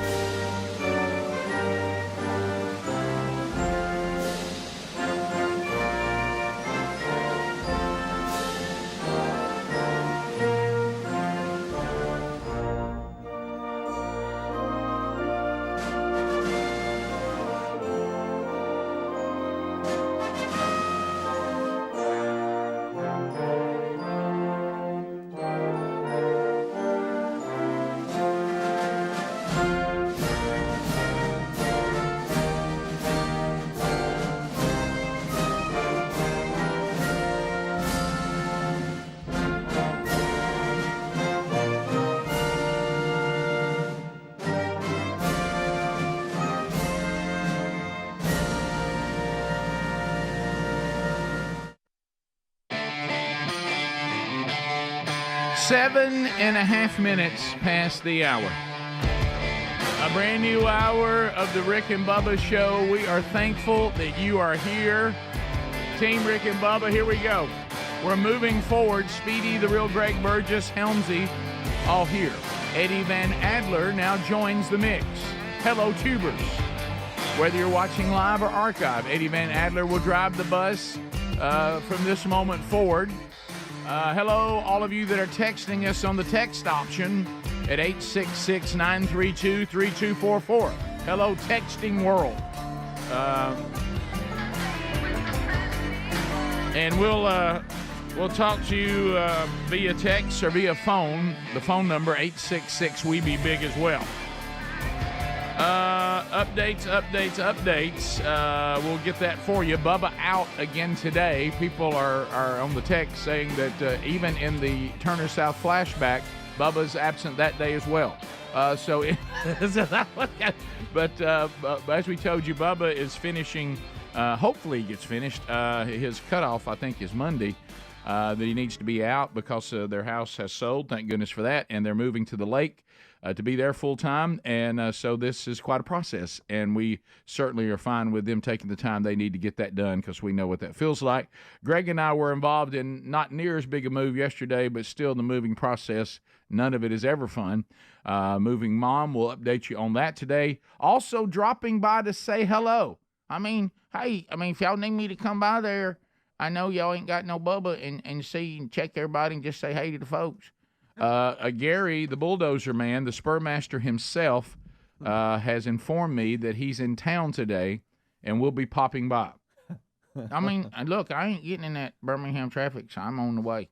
Is he dressing up, which means he's going to have sleeves? Could be sleeves. I don't know. I doubt it. I doubt that. Not in this weather. Not this, no. Real hot. We'll talk about that. So very hot where we are. As I said in yesterday's Wednesday Bible study, I no longer even ponder whether hell is not just hot but also humid. It must be, because it's supposed to be just damnation. It's misery. So the humidity must be also part of that. So today, just trying to put gasoline in the truck on the way to work, you get out of the air conditioner. Now, keep in mind, there's no sun. We go to work in the dark like a lot of you do. So I'm pumping gas in the dark, and I can't see with my glasses. I'll get out to get the pump, and I'm trying to look at the pump, and my glasses are fogging up. I can't see anything. And how about that? Convenience store guy, I need you to be nicer. Oh, wow. Okay. Well, yesterday in the move, I cut my finger. And it's one of those things where it's not a big deal in life, but it's one of those things, every time you say it, people go, ooh. And so it started bleeding again while I was pumping gas. So I went in. How'd you cut your finger? I'll tell you today. Why are you squinting? I didn't see it. Right. And so I walk in, and I know it's. I don't know if you don't like being here or whatever. And I was like, hey man, do y'all have Band-Aids? Well, I mean, no. If we happen to be over there where you was looking, where all the medicine is. I just thought maybe you could tell me I'm bleeding, and he just gives us. I don't know. Okay. Hey, thank you, buddy. Great job. Has to wait to get after it. Woo! Thank you. I'm really, really thankful I didn't have something important to talk about. Yeah, because if I needed you, I'm in trouble. Yeah. Well, it goes back to. If I need you to save me. Right. It goes back to what we've said so many times. We know that we live in an imperfect world, and that we're all imperfect people. We got all that. And there's some things people can control, some things we can't control. But at the end, just right there at the foundation, no matter what the situation is, just a simple care. I just care. And that's really all, right? Because we can all care. That's it. You remember, like we all said. I mean, there's a degree of care. Yeah, but we're looking right down. We're looking right down here at a full-time coach, coaching, and all of our levels of coaching. What do we always say? There's one thing that every single player can do. Everybody can play hard. Yeah. Everybody can hustle. There's no expertise that is required to hustle. There's no talent that's required to hustle. Everybody can hustle. And so what I'm saying is everybody out there, no matter what you're doing today, if you're dealing with people in some sort of customer service, that's it. Everybody can care. May not be able to solve the problem, but you can care. Act like you care. How about the problem may not even be on you? It's not this guy's fault they don't have any Band-Aids, but he can care. Right. Yeah. He can make an effort to say, well, let me check. Or hey, you need some extra napkins or something to go along the trip. I see you're Here's bleeding. some duct tape. I see you're bleeding, sir. Yeah. Is there? Can I tell you where we have some toilet paper or something? Would you like me to give you something to stop that bleeding? Since we don't have any Band-Aids. Right. Okay. So, but anyway, that's fine. And did we get it stopped? The bleeding. Here's what you're going to laugh about. Okay. Y'all ready to laugh? Yeah. You know how sometimes things just pop in your mind. Yeah. And I thought to myself, hey, wait a minute. I think one day we ended up, it might have been when Dad was still with us, because, when Dad, anytime you have a loved one or you yourself are on blood thinners, if you cut yourself, you bleed bad. Oh, yeah. And so we would always keep Band-Aids around in case Dad cut his finger or whatever, especially when he got deep into Alzheimer's. And I think I remember keeping some in my truck. Because you and I would take him around, take him down the farm, whatever. And I went in, pulled up, and had Band-Aids in the truck. There it is. Mm-hmm. Yeah. And did you go back and wave to the? I got it. Yeah, to the clerk. Hey, got it. Don't worry about me.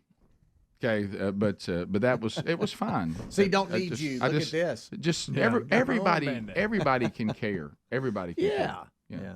And so anyway, but I know out there, hey, all of you trying to run businesses, hey, at workforce, hey, precious, isn't it? Isn't it? Hey, how about this? You know what I've found out with some people? Two things. They said we can't find any people. We can't find. We just want people that are willing to work. That will show up. Yeah, that says, hey, I'll work today, and guess what? You probably want me to work again tomorrow. Yeah, we would love that. I could string maybe 5 in a row. That would be great. Now, I knew when the workforce was starting to drift a little bit. When we had the intern program, and I remember when the first group of interns were surprised that they had to get up and come back the next day. Yeah. And I remember thinking, oh wow, okay, so this ain't like classes. You don't just have a Tuesday, Thursday. Mm-mm. Every day. If you get a job, most of them are Monday through Friday. There's some that might even ask a Saturday out of you. Well, and don't forget them that they require you to show up at a certain time, and those people that said that's a type of abuse. They have a condition where they can't show up on time. You remember that? That's a condition. You're Being right. on time, so good, so important. So I'd rather you be a little early. Yeah. So we got a lot to unpack. We'll look back at that today. Just some housekeeping. Yesterday's Bible study, Hebrews 11. We jump into the Hall of Fame of Faith. That archive is available on our podcast or YouTube channel. We got Rick and Bubba University, the podcast. It's on me that I was telling Speedy that Herbie's name is Herbie Greer when it's actually Gear. Mm-hmm. And this won't surprise you at all. I thought his name was Herbie Greer when I first met him. Put his contact in as Herbie Greer that I sent you. Got his name right now, but just left the contact wrong. So I sent Speedy the wrong name. Luckily, I said it only one time, and I probably had lazy mouth when I did it. So, Gear and Greer, maybe I didn't. Lived in Israel for 38 years. Is home. Has been working in Israel. Has a lot to say about the current state of things, and we'll talk about that about this place that's at the center of the universe. And that'll be out this weekend on Rick and Bubba University, the podcast. So. Now, I think I saw where Israel got him another Hamas leader yesterday. Did they really? Okay, so that's two Hamas leaders and one Hezbollah, right? Mm-hmm. So they're being very precise, but the big question is, will that still make Iran mad? Hey, you know what? The Israelis are showing you. Oh, we can be precise if you need us to. We can assassinate. They've made a contact. Somebody's giving them information that they need. Oh yeah, sure. They've got a good contact. Yep. It looks like. We'll be back. Lots to unpack, including Gary the Bulldozer Man. All still to come. Rick and Bubba, Rick and Bubba. So we're talking about the votes here. So close. Very close. I'm looking at it here. Let's see. Yeah, very close. Wow. Yeah. Wow. Can I say it? You'd rather not? We know. How close it was? Well, no. Yeah. 4 and 5 separated each other for about 25 votes. Yeah. You're looking at two people on just percentages have the same percentage of the 4. And then the other person has 1 percentage point higher and the other person 2 percentage points higher. Wow. So it was like 16, 13, 13, and 114%. So it was very close, and the lowest percentage in the entire Elite Eight was 9% of the votes she still got, or they got. So anyway, there it is. So it's Brandy McKay, Tanya Williams, Ryan Wingo, and Adam Briner. They will perform at Fat Fest 2003. So if your mom and daddy, because if you got a son like me, Adams or Tanya or Brandy or Ryan probably won't get you tickets, and it'll be sold out. So get your tickets now on the website to Fat Fest 2003. All the information's there if you want to come support these folks, and you'll also see an incredible show, which will be the entire evening at Fat Fest 2003. And there's still some good seats available. We've taken our band tickets out, and our act tickets have come out. So a lot of times when that happens, some seats will fall back into play. So go to the website, check that out today at rickandbubba.com. Did you reserve Ryan's 40?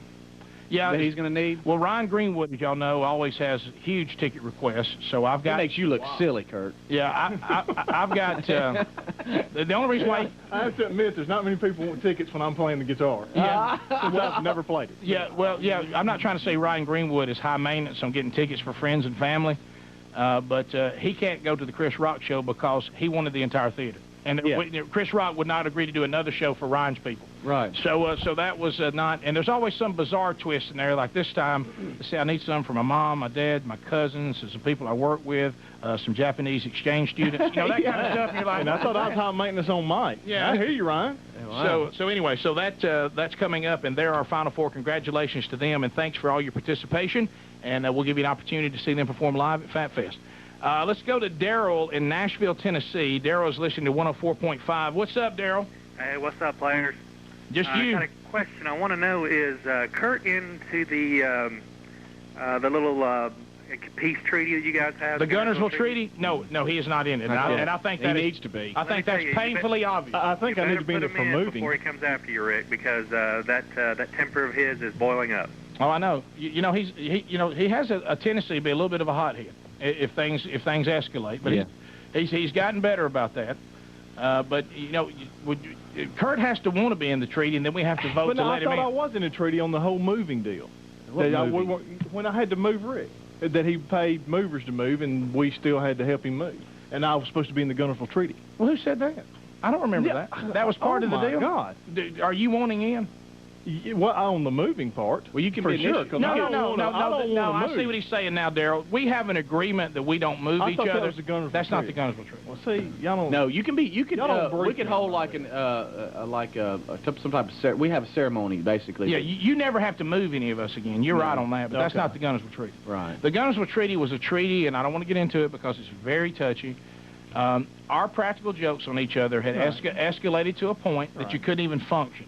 Because every day, every person you met, you thought, well, hey, what do you mean by that? That means I can't say what I want to say? Or No, it doesn't mean that. We just can't, like, I couldn't go and set you up. Like the time I had the guy come over and ask you if you were the guy that got whipped by Rick Burgess in the restaurant and you nearly beat him up. Yeah, well, that was a good setup because that. But see, I wouldn't be able to do I stuff almost like had a stroke. But see, Rick got so much enjoyment out of the way you reacted that he wants to do that every day. I probably would vote down you coming into the treaty, even though it could save me some hassle. Yeah. But you get so much enjoyment out of what you do. Well, there was a point where it involved, it involved a subpoena, an uncomfortable moment with a couple of people at the event, and one bald eagle. So I won't even get into that. A bald eagle. But that was please don't ask any questions. And so what we decided at that point, we got to do something. But you can ask JT. It's much nicer inside the treaty. Yeah, because JT than outside the treaty. Yes, it got to the point where my kids wouldn't speak to me, and I said, I got to come in. It's got to stop. Well, so I don't have really any problems yet. I mean, y'all hadn't really set me up like. And by the way, my wife thinks you're an incredibly nice man. He came over to my house the other day when I wasn't there. Whoa! Stop! Kirk Jarvis, you need to pray about that. It never starts.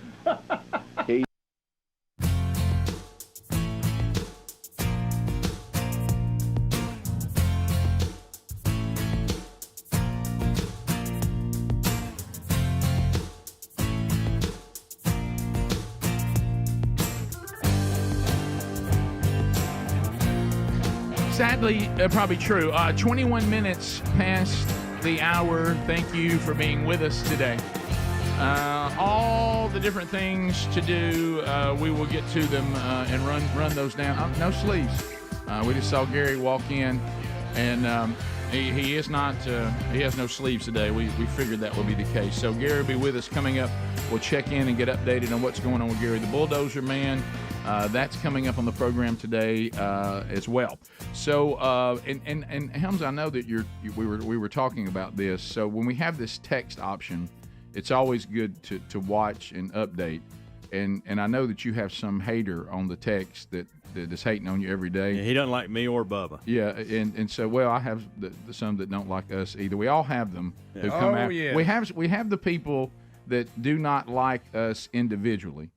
And they would prefer, I mean, there's enough people that there are people out there who prefer that any member of the show be gone. Mm-hmm. And then there's some they spread the love. Yeah, and then there's some that prefer that all of us would be gone. Mm-hmm. Now those perplex me the most, and there's one that harasses me on email at least 2 or 3 times a week.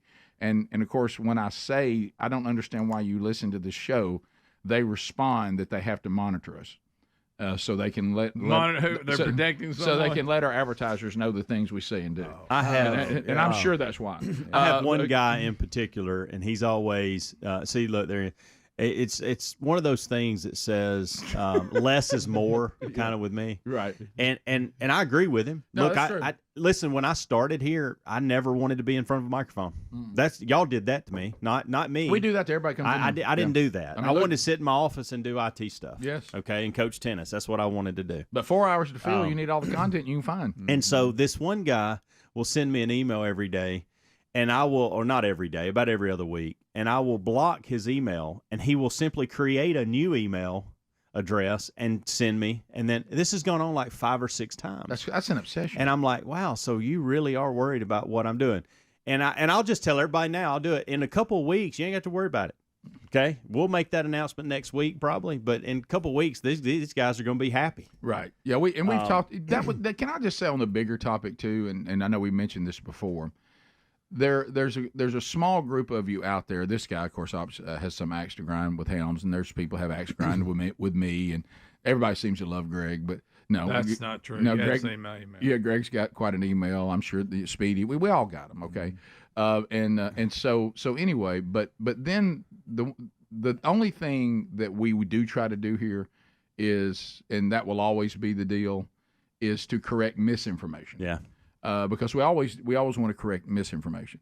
So I know that every now and then I'll even see it on the text thing that somehow everybody thinks we're hiding that next year that Greg, Speedy, Adler, and me will be continuing on doing a show, and that you and Bubba will not, and that somehow we're hiding that. Yeah. We have not hid that. We talked about it in February. Bubba and I have done interviews about it, and most of that, I will admit, was done locally, so you may not have seen that. There's been articles written about it, and we haven't hid that. Now, I've been talking for 2 years about leaving in the next couple of years. Sure. Like, that's no big secret. Yeah, but what we haven't done, just because it wouldn't be good programming, and honestly, at some point, it could almost be rude. We're trying to celebrate 31 years of the Rick and Bubba show, and it's really not appropriate to spend a lot of time during the celebration talking about the future. But what I'm saying is, just because we're not updating you every day and reminding you of that does not mean that we've hid it. As a matter of fact, we have talked about, to Bubba's credit, the very first day we announced.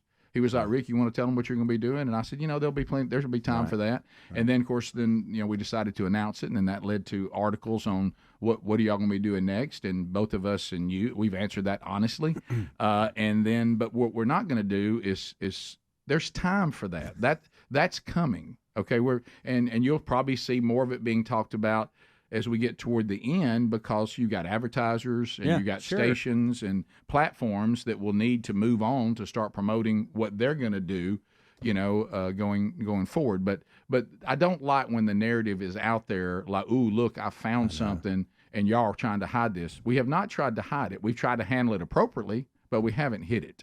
So I reject any narrative that claims we're trying to hide something. Yeah, and that that just hadn't been the case. To the celebration part, and there's things when you make decisions in business, you have to wait a little bit so like I've been in and out of here the last few weeks, and people are asking me, why are you leaving and all this? Well, first of all, I can't tell you that yet. Right. Okay. But that's coming. And an announcement is coming, and it's a good thing for me. And it's not that I'm just saying the hell with this whole thing and let's just leave and see. That's not what's going on. No. But people amaze me. Somebody asked me the other day. They said, "What are you going to miss about the show the most, and what are you going to not miss about the show the most?" And it was the same answer. The people. Yeah. On both sides. Yeah. It was the same exact answer. The guys and the people I'm going to miss. But what I'm not going to miss is the people. Right. Like, if that makes any sense to anybody understands the stuff that we get. Right. And look, this stuff that comes through on these texts is mild compared to some of the stuff we've dealt with in the past. Yeah. Well, you wouldn't believe some of the things, audience, that people will say to us and hope that happens to us and our families and stuff like that. Yeah. So I've actually had people say things about me personally and about any of us that I honestly, just for humanity, I have emailed back or replied back. I stopped doing it on social media because you can't argue and debate on social media. That's a mistake to do that. Yeah. But when you get in an email or something like that, is I will even say, all right, go back and read what you wrote. Honestly, you can dislike or not prefer or whatever, but go back and read what you wrote and look at yourself in the mirror and say, wow, am I that wicked? Yeah. Am I that depraved? Am I that dark? And sometimes I've had people come back and say, hey, I overreacted, and then other times they just double down. Yeah. But anytime somebody doubles down after, I'll advise this to all of you. Yeah. When you've made your case or you've answered somebody's question and it changed nothing, then I'm done. Yeah. Because, like I said, I'm too old to try to reason with unreasonable people. I know. I'll reason with reasonable people. I'll discuss and I'll debate. But if I realize you're not really in this to get answers, you're just mad or you just don't like me or you don't like us or whatever answer I give you, nothing changes, then I just move on. Yeah. Yeah. So, well, I had a lady email me. And she's sweet, and she always emails, and she was throwing some things out there, and I'm like, this was last week, and I'm like, where on earth are you getting this information? We're all fine. Yeah. Like, Yeah. Calm down. Well, it's not a big deal. This is the world we live in, and things change. Right. And I'm gonna miss it. It's been an awesome 15 years of my life. Yeah. But you're excited about what's next, too. Fired up about what's next. Amen. We'll be back. Rick and Bubba. Yeah, apparently Kurt's involved in a business where you do some roofing. No, we were just going over. Yes, that's, I know. Yes, but that's the cover you use to go to my house. Every time he calls my house and he says, "Hey, I'm gonna drop by," and he said, "Did Sherry just get back from working out?" And I go, "What?" It's terribly inappropriate. But I didn't know your son was Kurt, going to be there. you can't come over to houses with nobody there. They asked me to. I mean, it started out. I got the call. She goes, "Can you come over here and check my roof? I got a leak." You act like you were a landscaper to go see Betty. Strangely enough, I got a retainer on that after I went over there first time. Jarvis is not a roofer. Right? How about this? He's convinced JT's a roofer, so he can go up there. And I know. He's like just rides around my house claiming that he can like weed eat and stuff, and I'm like. Now let's go to the break. Wow. Well, hey, look. Hold on. I said to Judy, I said, "Well, did he leave you an estimate?" "Well, no." I called him yesterday. How about that estimate? Well, I'm working on it. I don't think I looked at it right. Did you just go over to visit, or did you go really look at my roof? I looked at your roof. Your ceiling anyway, but your roof. I looked at your roof. Golly. Wow. That is okay, let's bring him in the tree. Look.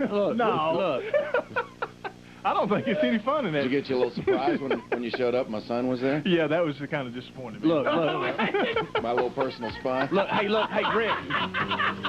So, Michael, did Mr. Kurt stop by today? He told me not to say nothing. Yeah, he's here every day, Dad. We had a great time. He threw the football around with me in the yard. Then he just disappeared. We'll be back. We'll talk with you at 877 We Be Big. I can't believe he's not a roofer. Rick and Bubba. 17 minutes past the hour, we come back to the Kurt Jarvis fight song, Billy Joel's Angry Young Man. We get a bench, and basically y'all two can press up the most. Right there on stage. You talk about I don't think the stage could handle the weight. You talk about when Kurt couldn't get 300 and I just pushed it right up? I didn't try. I wasn't there when you did that. Have you done 300? Many times. Did you do it in our current setting? I was at work. Well, I did it when I was playing a little ball. I'm talking about as a 38-year-old man. Yeah, I could do it. Have you done it? No, but I know I can. I know if you can do it, I know I can because how I work out. Well, let's do it at Fat Fest. Okay. Wow. With pyro. With what? Pyro. hey, let's put this the stage on fire. Speedy.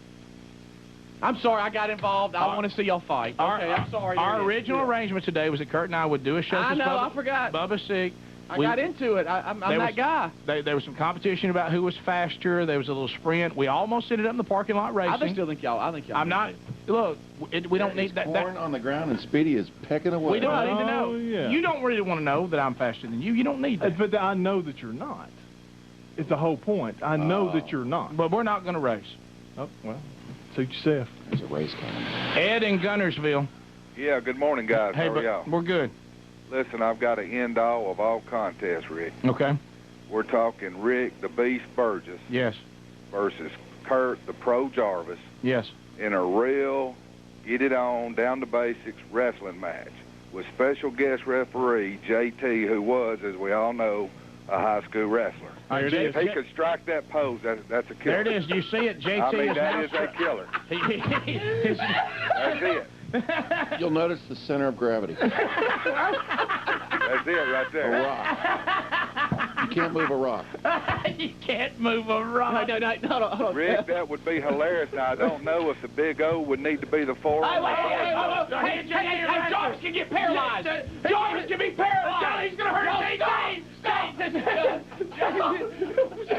About us being paralyzed. What just happened in here? I could have taken him down like Scott Griffin, but I forgot about the paralyzed.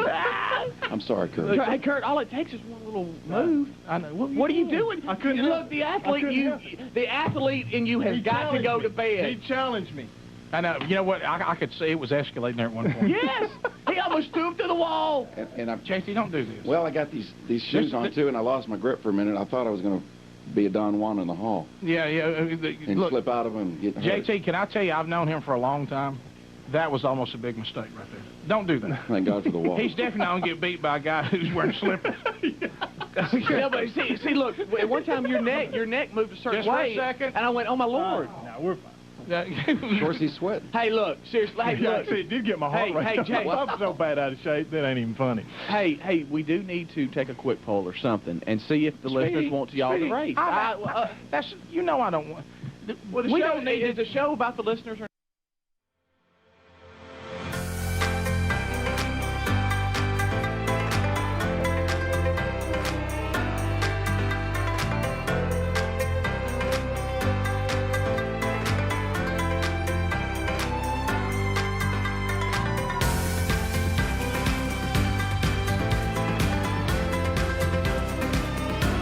Here we go, 35 minutes past the hour, the Rick and Bubba Show. 866-WE-BE-BIG is our number. Thank you for being with us today as we roll through another Rick and Bubba Show.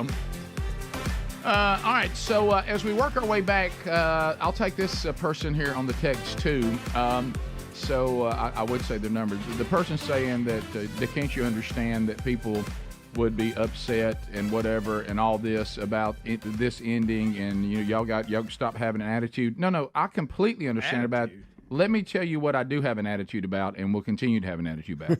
Like you on the text right there that just said that. Why don't you just simply email us and ask us all the details of the decision and what's going on as instead of assuming things and throwing things out on the text line, on social media, sitting around, and over lunch discussing things. Like my email is readily available, and any questions you have, you can just ask me directly, and I'm happy to answer them. Why don't you take the time to say, let me get real educated on all these things going on and why they are going on and exactly the details. And unless I'm not going to give anybody else's information I don't have the authority to. But, there's a strange concept. It happened. It used to be pretty well known where if you had an issue with someone and you were confused about something or you wanted to ask about something, you just simply contacted them direct and say, I'd like to ask you a question. Yeah. I know that's an odd concept, but it still exists. Yeah. It really does. It does. Let me hit you with a couple of things here. BuyRaycon.com/BigVox. Those of you that are listening to the program on these, and they really work well with the daily archives. I mean, just incredible. Also with music. I mean, yesterday, Greg, you and I, when we were out making the move, I mean, we got to cranking a little music at the end of the day, and you should switch to a different profile. You want to hear music. Yeah. So right now, back to school coming up. If you've ever been remotely in the market for the Raycon's Everyday Earbuds with their 30-day happiness guarantee, it's time to move because they now have added active noise cancellation, ergonomic design, multi-point connectivity. You can actually connect two devices at once. So if you want to find out more, remember, the Everyday Earbuds from Raycon are about half the price of the other premium audio brands, and we get you another 15% and then free shipping. So go to buyraycon.com/bigvox, BIGVOX, and get 15% off. There's also a link at rickandbubba.com under the sponsors. All right, so as we're even after that, I just want you to read a couple of those texts. Even after what was just said in the last two segments, it is just amazing out there. Some people, you need to go get a job. No, or something. and that's fine. Again, that's fine. Once I have said my piece, it becomes unreasonable. To our point earlier. Yeah, there is an ability the older you get to move on that you just don't have when you're young. And speaking of moving on, I'm just too old for this. You just move on. Gary's in the house. I asked him in the break. Hey, Gary. I said, "Hey, did you see Katie Ledecky last night? Win by like 10 seconds." Yeah. I don't watch that stuff. You don't watch the Olympics? He just said no. Now, he will swim across Lake Mitchell. He will. Now, I will tell you this. At Clanton High School, a lot of people did not know this. Gary was a pretty good gymnast. Yeah, now that's true. We saw that He video. wasn't great, but he was good. And loves parades. He does. He said, keep on. Hey, I mean, So Gary's coming up on the program. When you asked him for his email earlier, it bothered him that you didn't know his email. I know. Well, I don't know it by heart. I've got it in my computer apparently, but I don't have it in my phone. So I told Gary he was saying he was coming by here today, and he was like, I said, well, when do you need to leave? Because I was trying to figure out when we're going to talk to him and all that on the show. You know, that's another thing. Which is again borderline show prep, and he said, well, I mean, you know, I can stay as long as I need. And I said, well, Gary, I love you, but, you know, you're very much like Mexican food. A little bit is tasty. Too much diarrhea. So anyway, we'll. Gary, if that's a compliment or not. Yeah, that is. It's honest. Yeah, well. Okay. I love looking at Gary when you do the voice, and I just watch him and his reaction. Right. So speaking of, y'all talked about it in the kickoff hour, but believe it or not, love you, buddy. Is it Ledecky? Is that her name? Katie Ledecky. Did y'all see? And Greg, I'm glad you. I bet you did see it. Did you see them do the animation with Rowdy Gaines? Oh, Rick. Did you see it? What do you mean? All right, I heard him going nuts. So Rowdy Gaines, and I know Rowdy. If he had not been on the show and you didn't like him, you would not be tolerating him right now. You'd be making fun of him. Oh yeah, you're right. He gives him a pass. We all do. We all give. Rowdy Gaines gets a pass. He does. Hey, Ricky's passionate about swimming. He loves it. Right. And how about this? Surprisingly, a Mormon. But anyway, so didn't know that. Yeah, that's a little factoid. So anyway, Mormons are good swimmers. Wonderful guy, and we love Rowdy, and we've told you the stories when Bubba was here about all the things he did, including trying to teach Betty how to swim. But gold medalist. Now he was a sprinter, which they had to remind him of that. Yeah. But anyway, so Greg, I know that you have been upset with, and it has become an obsession. The first time you see it, it's pretty cool, but you know how we always overdo anything. This obsession we have now with doing animation of people. No. You talking about like when they're talking about something that happened to them and they're acting it out with animation? Correct. No, I can't stand that. So they've ruined so many documentaries. I'm a huge documentary guy. Yeah. And when they throw them in documentaries, it ruins it. I know. Even though the Triumph one. Even the one on the band Triumph. No, I haven't. Too much cartoon. I have not. God. Well, they were good. They were trying to show us, and I heard Helmsy, sorry Texter, but Helmsy did mention it. Mention in the kickoff hour.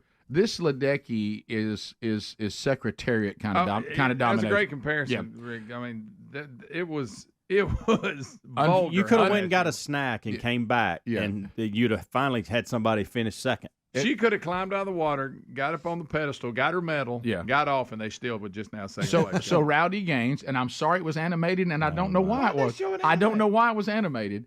They did an animation of Rowdy Gaines, and you should have seen the animation they did of Rowdy Gaines. And he was making the case for us to understand just how dominant she really is. Why is he animated? I don't know. That don't make sense. But he is. Okay, I'm just warning you. He is. Was this on? I got to find it because I want us to watch it. It was on the coverage. Okay. Yeah. Right. It was on the cover. Not even. I mean, you can't animate on when you're talking about something current. I want to say it was like prior to the race. The race had not started. Okay. When they're building you up to the race.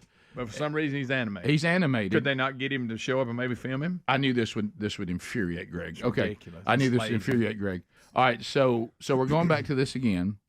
So he was showing how far she is ahead of the second place person every time. Yeah. He said the distance surpasses Usain Bolt. Okay, Wow. it said how far he beat people was super impressive, and we may never see it again in our lifetime. Her interval is even larger. Oh, it's unreal. Okay. And so then he showed the one time. Have you ever seen the one? Look, nobody else even in the screen. But he's a cartoon telling you this. I'm sorry, he is. I don't get that. And then she becomes a cartoon too at one point. I'm sorry, Greg, but the and one time they do that writing thing where they're writing down facts as a cartoon, which it looks cool, but it's just been done. But here's the other thing. They showed one thing. This was, I don't know if it was a world championship or whatever it was. It might have been one of the other Olympics. My goodness, this is her fourth, as the point y'all made earlier. But at one point, no one, like a car race, no one was on the same lap. She was going this direction. All the other swimmers were coming in the opposite direction. Yeah. Nobody was in the same direction she was. She'd gotten so far ahead. And as y'all talked about, which I know how it fired up Coach, did you hear last night when they said that she gets this pain in her side at about the 1,000-meter mark? Oh, really? And says that when she hits this point where she's in agony, that the agony actually makes her faster. that she enjoys. Yeah, I heard them talking. They say she likes that. That she likes that. It drives her. Wow. And she says that that she wants to be known for one word: endurance. Wow. She's got it. Boy, she does. And of course that'll preach. But anyway, so the intervals and y'all were talking about the number 4 lane. Mm-hmm. I heard y'all talking about that. I don't know how I know this. I guess from animation of Rowdy Gaines, but they earn those lanes. Like the better you are, you get that lane, and it is the preferred lane. Y'all had it right why it was preferred, but if you notice, the further out they are, the slower they were in the qualifying. So if you get you're down on the bottom, you're right. So those middle lanes go to the ones that are the best. Yeah, they've earned it. So they earn those lanes. Okay, and which is kind of cool. But she, can you imagine? I mean, we asked this question in the kickoff hour.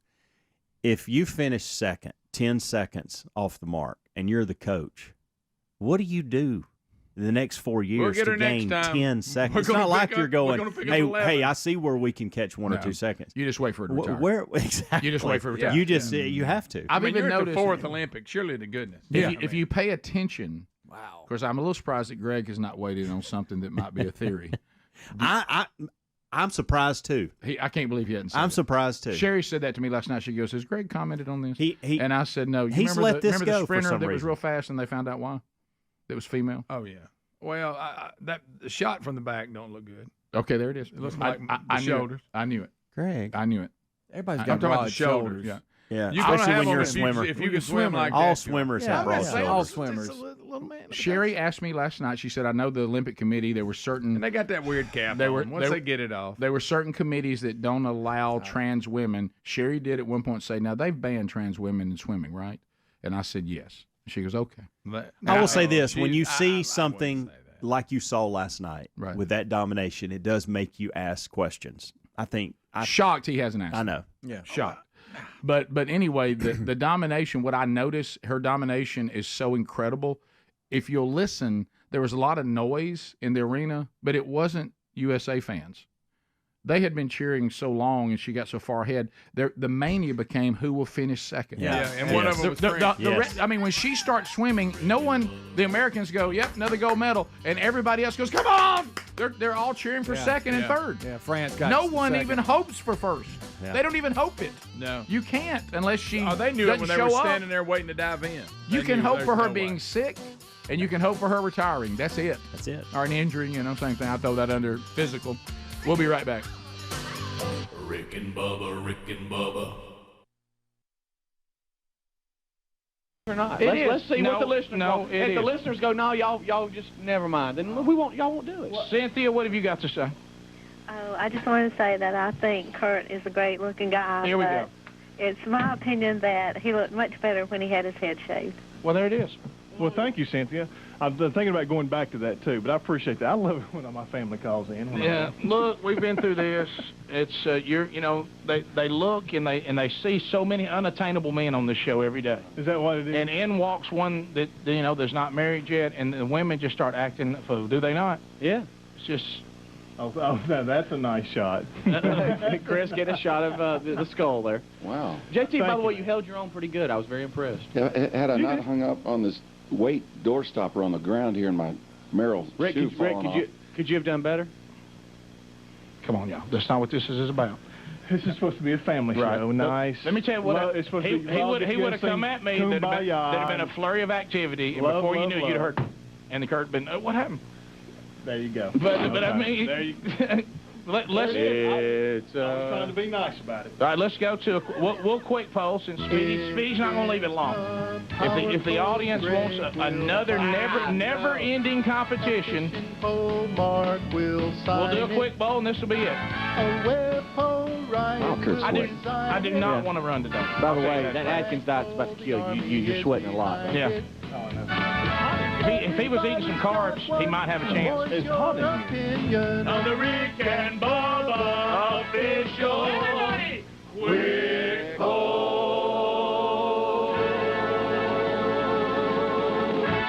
To race in the parking lot or not to race is the question before you, the audience, on the quick poll. Lynn in Hueytown, what do you say? I say race. Here we go. I can tell you what it's going to be. You don't have to do this poll. They're vicious. Rod in Collinsville. Hey, listen, I think you need to put I think the race needs to go on, but I think you need to put in Bubba's quips like, that's right, Rick. All right, what bank are those on? Rick, in honor, bank 3, maybe. Bank 3. In honor of Bubba. Yeah, you're right. Might work. All right, Bubba, you realize that this thing's getting out of hand. That's right, Rick. All right, let's go to the phones. Hi, Rick and Bubba. What did the guy say? He said race. Okay. Hi, Rick and Bubba show. What do you say? Run them. Here we go. Run them. How funny. Hi, Rick and Bubba show. Hey, can you tell me what station I can find you guys on in Pensacola? 107.3. Okay, thank you. Uh-huh. Hi, Rick and Bubba show. Good morning. He wants you to.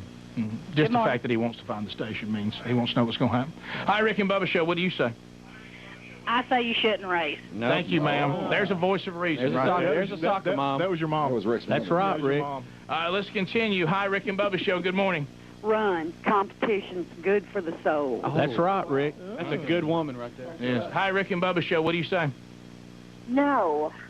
Thank you. There's your aunt. There's your aunt. She had a lot more to go with it. Hi, Rick and Bubba show. Good morning. Absolutely. 5-2 right now. I know. How funny. Hi, Rick and Bubba show. What do you say? Race, but on tricycles. How funny. That's great. Now, that would be good. Now, I'm going to count that as a yes. No, he doesn't want what we're doing. Oh, so you're scared? I won't. I'll put it in the yes column. Hi, Rick and Bubba show. Good morning. No, we didn't say scared. Calling in for the poll. Yes. Okay. What do you say? Race. I could tell. A little timid. Hi, Rick and Bubba show. What do you say? Hey, Rick, it's Sandra, number 37 in Nashville. Hey, 37. Oh, hey. I don't think y'all should race because I think you've proven yourself that you are the better man. Wow. That's right, Rick. That's right, Rick. Oh, my. Number 37 shooting me down. 37. Wait, what is 37 represent? She was the 37th listener we had in Nashville. Really? When we first started, we started counting because we didn't have him. Now we think How many are behind her? I think, according to the Fat Fest we had there, we got about 600 really loyal listeners. Wow, okay, cool. Hi, Rick and Bubba show. Good morning. How are you doing? I say race. Philippians says race a good race, and It's biblical. Kurt's going to need the Philippians 4:13. I can do all things through Christ who strengthens me. So is everybody pulling for Kurt in this because of? Okay, here's what we're going to do. We're going to take 4 more votes. It's 7-3 right now, and we're going to see if he can't tie it. So just to be fair, 4 votes, and we're going to determine if y'all going to do this or not. Rick and Bubba show. Hi, what do you think? I think they should race. See the kids want. Okay, well then that's it. Well, he can't tie or beat you. What are you saying? Were you saying he don't want to race? How about the first 1 to 10? Okay. I mean, it's going to be right. I don't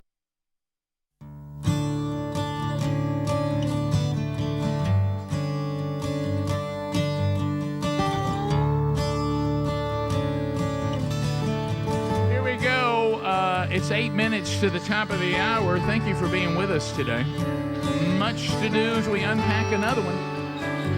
Thank you for that. Still to come on the program, Gary the Bulldozer Man will be stopping by. Hendersonville, Tennessee, First Baptist Church tonight. Excited to be with you guys. Lord willing, I'll be there. Last time I checked, over 350 pounds worth of shrimp is going to be boiled. And the number of men that are coming has gone up since I got that number, so I bet we're getting closer to 400 pounds of shrimp. You can come tonight to the shrimp boil and the service if you would like. It's free, but they would like to know that you're coming. So you can go to themanchurch.com and look at those upcoming events. You'll see that one tonight, and you can click on that if you want to join us and just register so they'll know you're coming. And we'll have a great time tonight, and then they'll jump into our curriculum and get into the small groups. And we announced this week that we just launched our 5th curricula, and you can get it if you so desire, called Transformed. It's brand new, and it's available at themanchurch.com too. All right, so we'll get into talking to Gary at the top of the hour, or the first segment coming up next hour. Bubba is still out today. He'll be back tomorrow. So if you got golden ticket seats, we think Bubba will be here tomorrow. And hopefully they'll have most of this move behind them. But Greg and I had to take on a move yesterday, not near the undertaking of moving Mom and Dad after they lived somewhere for over 35 years, not near the monumental move that Bubba is involved in right now. But I still found myself shocked, and I know this has been a running theme lately with all the moving. I found myself shocked how much stuff even our mother and Dad, when he was still with us, that they still had in this apartment. Were you blown away by that, Greg? I was. It just, and it wasn't the furniture. See, that's where you always mess up. You think the furniture, you go, all right, this is not a lot of furniture, not a lot of stuff. But then the never-ending, never-ending boxes, giant trash bags full of stuff. Where is what is? And I was even telling. Yeah, I thought we'd got somebody else's boxes. I thought there's no way all these came from. Where did all this come from? And then you get into the, we everybody who was available in the family was there. Greg's wife Lisa was there. Sherry, my wife, was there. Our sister was there. One of her sons was there. And then young Broderick and his wife Cameron, who, by the way, Cameron Thompson, happy birthday today. Oh. Today is Cameron Thompson's birthday. Camtastic. She's now Cameron Burgess. Cameron Burgess, did it take you a while to get that when you're like when your kids are dating somebody? Yeah. And then all of a sudden when they get married, hey, the last name changes. It's really weird when it's your daughter. You got to get used to her name. Yeah. I still call your daughter, I think, Burgess. And does that bother Riley? He doesn't seem to be bothered by much. Riley, he's laid back. Yeah, he doesn't. He's got the perfect. He just doesn't seem to be bothered by anything. But I love his attitude. But anyway, so Cameron Burgess, Camtastic. Her birthday is today, so happy birthday, Cameron. So you had to organize the, you had the movers coming to Mom's current apartment, but then you had things that needed to start getting set up at the apartment where she now lives, and trying to assign everybody to that. And when I arrived on the scene, it felt a little chaotic. I was kind of like, there's a lot of moving parts. A lot of moving parts going on. So did everybody have a role? Well, or was there just confusion? It felt a little confusing when we first got there. Now then you just throw a repairman in the middle of all of it. Yeah, Rick, how about that one right there? Yeah, he was good. That's good. Greg was. He didn't get in the way. Well, no, what I did with Greg that I thought was perfect is the role I gave him. It was a good role. It was an important role. It was really, believe it or not, when you're Greg's going, he gave me a role. Well, I'm talking about the role you took. You were able to go. Yeah, I didn't mean give it to you. Take it. Yeah, but what I'm saying, the role that the role you took on is Greg. You always said know your role and showed your hope. But you were able to leave her earlier than me and take on something that was really important. That TV. And I know why you did that. Yeah. Brilliant. It's so we hey, it's way better than I thought. I told you to expect. You did, but you didn't prepare me. Jay, I think you should stop there. I am. Oh, he won't be able to. to. What I'm saying, I knew exactly. Look, there's a lot of characters in this world. Right there sits one. Yes. Right here sits one. You don't think he's giving me the full? Okay. I mean, I've had it all we got this nicknames morning. Well, yes, we do. One of the things we say here on the show, what we say here is all of us understand how we operate, but we appreciate a heads up. We do. And so, and I told Greg that a person that Greg was going was able to. No, it's fine. Nothing to be. If you're going to be okay with this, I'll be okay. Okay. I think we know where the boundary is. I think. Maybe. Do you? Not y'all really. never know where a boundary is. You don't. I don't think you witnessed what he did. It was 100% clear morning. to me when I 100% clear. So I was like, okay, I get it. So I don't think he would mind the nickname. I really don't. Okay. So Greg made the decision. Greg is capable. I don't know that young Broderick is, because he may inherited from me no ability to do anything handy. I don't know. He doesn't seem to be very handy. Greg made the executive decision that moving Mom's TV, which is on a rack on the wall, the flat screen TV that's on the wall, get someone who is a professional handyman. So it won't be hung up. To take that, put it where it's supposed to be, get it right. Yeah. Because she told me. Yeah. The main thing, she didn't want to be stuck with no TV. Yeah, So she I had, said, she let's had to get have TV. this. So I'll come back, and Hamza, you'll like this too. So Greg, and I won't use the word assigned, I will say everyone took the role. Greg took the role of making sure the TV with our new friend, Rick, the handyman, to get it removed and put up. And then young Broderick took on the role of his own, no one assigned it, that he would make sure that Mom's TV actually worked and got the Wi-Fi going and all he that. really did. He did good. Yeah, and I'll tell you what choice he went with, and we'll see how that goes. All right, top of the hour. Rick and Bubba, Rick and Bubba.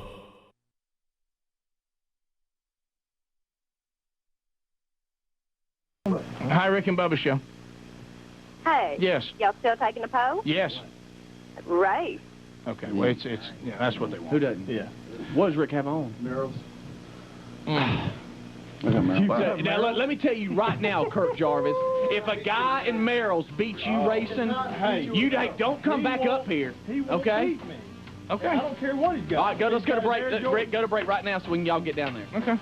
All right, here we go. I knew it. Y'all need to stretch or something. I knew it. I knew it. Kirk Jarvis, don't let a guy with Merrill's beat you. I'm serious. How about Kurt? You don't let him beat you, Kurt. Kurt, you can't let him. Rick and Bubba, Rick and Bubba. All right, we are back as we head to the parking lot here in just a couple of minutes. It's JT.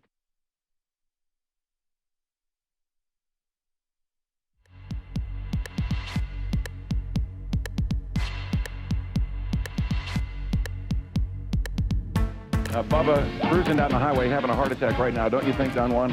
Understanding that I'm actually sitting in this chair running the show in the network. There we have them in the parking lot. Rick getting ready for some stretching. Jarvis stretching as well. Speedy getting wired up. We should hear for Speedy in just a second. Let's go to Speedy here. Speedy, you there? I am here, and take Paul's shortcut real quick. Okay. And we're here now. We were coming down just a few seconds ago. Both of them, both Rick and Kurt, both worried about injury. Kurt saying that he's got a hamstring reoccurring problem. Rick is running on 2 ankles that could break at any moment. So they are stretching. Do what now? I have a major foot injury. I know. That's why we're not gonna hurry this up. I want y'all to take your time. We got plenty of time. I want y'all to stretch.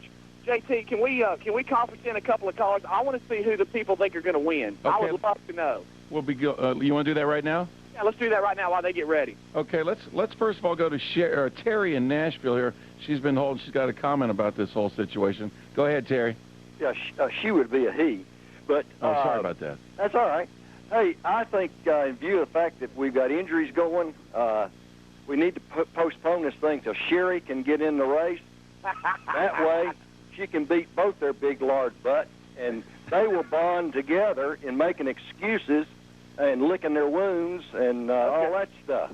Okay, all right. They'll both know how it is to be losers. Well, thank you, Terry. Thank you, Terry. And I'm sorry about that gender bender name. Yeah, and hey, Rick, the first caller says, where's Sherry? Because she'd be both of y'all. So don't worry about that. Yeah, that is true. All right, let's take a couple of more. Go ahead, JT. Okay, here we go. Hey, you're on the air. Go ahead. Yes, this is my first time calling Well, how about that? Monkey Grass. All right. And I'd like to see Rick win. Okay, so you think Rick's going to win? All right, let's go to the next caller here. Hold on. Okay, there we go. Yes, they're both losers, and Bubba's the winner. All right, real quick, just shout out a name when we go to you, all right? You're on the air. Who do you think's going to win? Hey, I think Rick's going to win. All right, next caller. All right, that's the couple of Ricks. No, Kurt. Kurt, nobody thinks you're going to win so far. All right, who do you think's going to win? You're on the air. Rick, Kurt, everybody. All right, we don't need to take any more. Kurt, nobody thinks you're going to win. Oh, this is awful. I want to thank, by the way, I want to thank David Feven and World Cellular for making this happen. Here we go. Rick, are you about ready? I'm walking down here. I don't know if y'all can, Christopher, Hey, I can't see Jarvis. All right, hey, they are down here right now where Bubba threw up. Bubba threw up about 10 yards. Well, actually, are you there? Yeah. Yeah, actually, this is where Bubba threw up right here. If you want to really know. He threw up about right here. He was in a handle. Rick and Kurt are right there. They will get down and start this in a 3-point stance. Now, I will tell you that just right out of the gate, Kurt seems to be getting off the line pretty low and pretty fast. Now, Christopher Columbus, can you get a good wide shot of this whole thing? Okay. all right, now, what's going to happen for those of you that are in radio? We're on the 3rd floor. There's a window that looks down over our asphalt parking lot, and we have mapped off. It looks about to be about 45 yards that the guys are going to take off the top of the hill. They're going to run down. The first one to cross this duct tape, that is our start-finish line. One of the pictures for making this line. She is going to. So the first person past this line is deemed the winner. Now, is this for one race or 2 out of 3? I need to know right now. Huh? This can only now, be one. Rick, real quick, how do you feel about your Merrill situation? All right. Okay, Rick says that he's mentally strong and he's convinced himself that he has on high top. Now, I will tell y'all, most of y'all are really big, by the way. I just want to let you know that. I mean, and I mean, yeah, a lot of y'all look big right now. Okay, so here we go. Y'all ready? Wow, the replay. Okay, hold on, just like in neighborhood football. Hold on, there's a car coming. Hold on. Hold on. Now, we can't really see Kurt. He's kind of out of the shot. Can you move closer to Speedy, both of you? All right, they're going to come on down. All right, now look, here's how it's going to be. It's going to go on your mark, get set, go. Okay, on go is when you start. So there's no faulty starts here, okay? Oh, that is.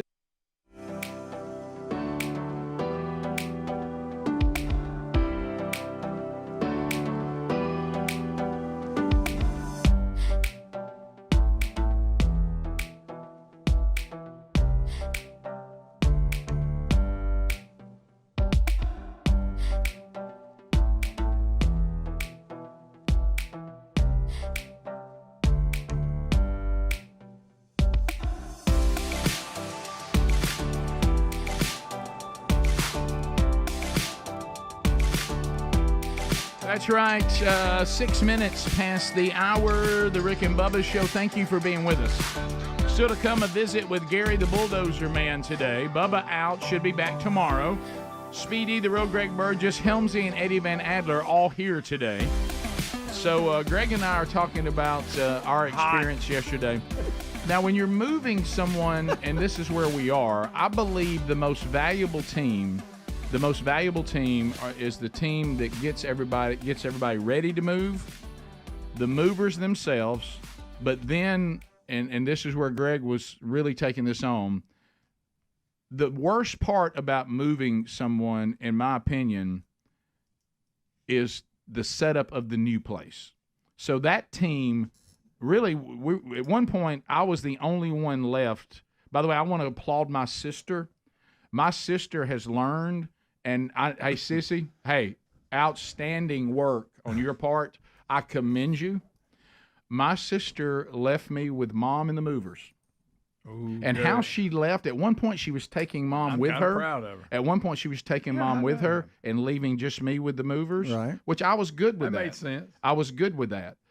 But all of a sudden I look around and Mom's putting her sunglasses on. She goes, well, I guess your sister's waiting on me. And I looked around and I said, Mom, I think Sissy's gone. Oh. Well, what'd she do? Ghost y'all? And then I said, I think she's going on to the other apartment. They're all over there getting it ready now. And I think she's trying to get everybody lunch or whatever. Oh, I said, so I guess you're with me now. Oh, okay. And so then I was the one that was there when Mom would find things that we thought was already boxed up that wasn't. At one point, I'm literally walking around with. You're doing a bunch of boxing? No, worse than that. I'm grabbing like grocery bags and putting, Mom for some reason Mom wouldn't leave her orange juice, and she literally said this. I said, Mom, I didn't know the refrigerator still has stuff in it. Do you want to get to the next house? Well, yeah, I can't just leave that. And I'm like, Mom, we can go get new groceries. We can go get new groceries. And she goes, well, then I can't take my field of greens without my orange juice. Literally, that's what she said. Oh. And I was Rick, like. Sounds like a commercial. And then I said, Mom, we'll just get you new groceries at the new place.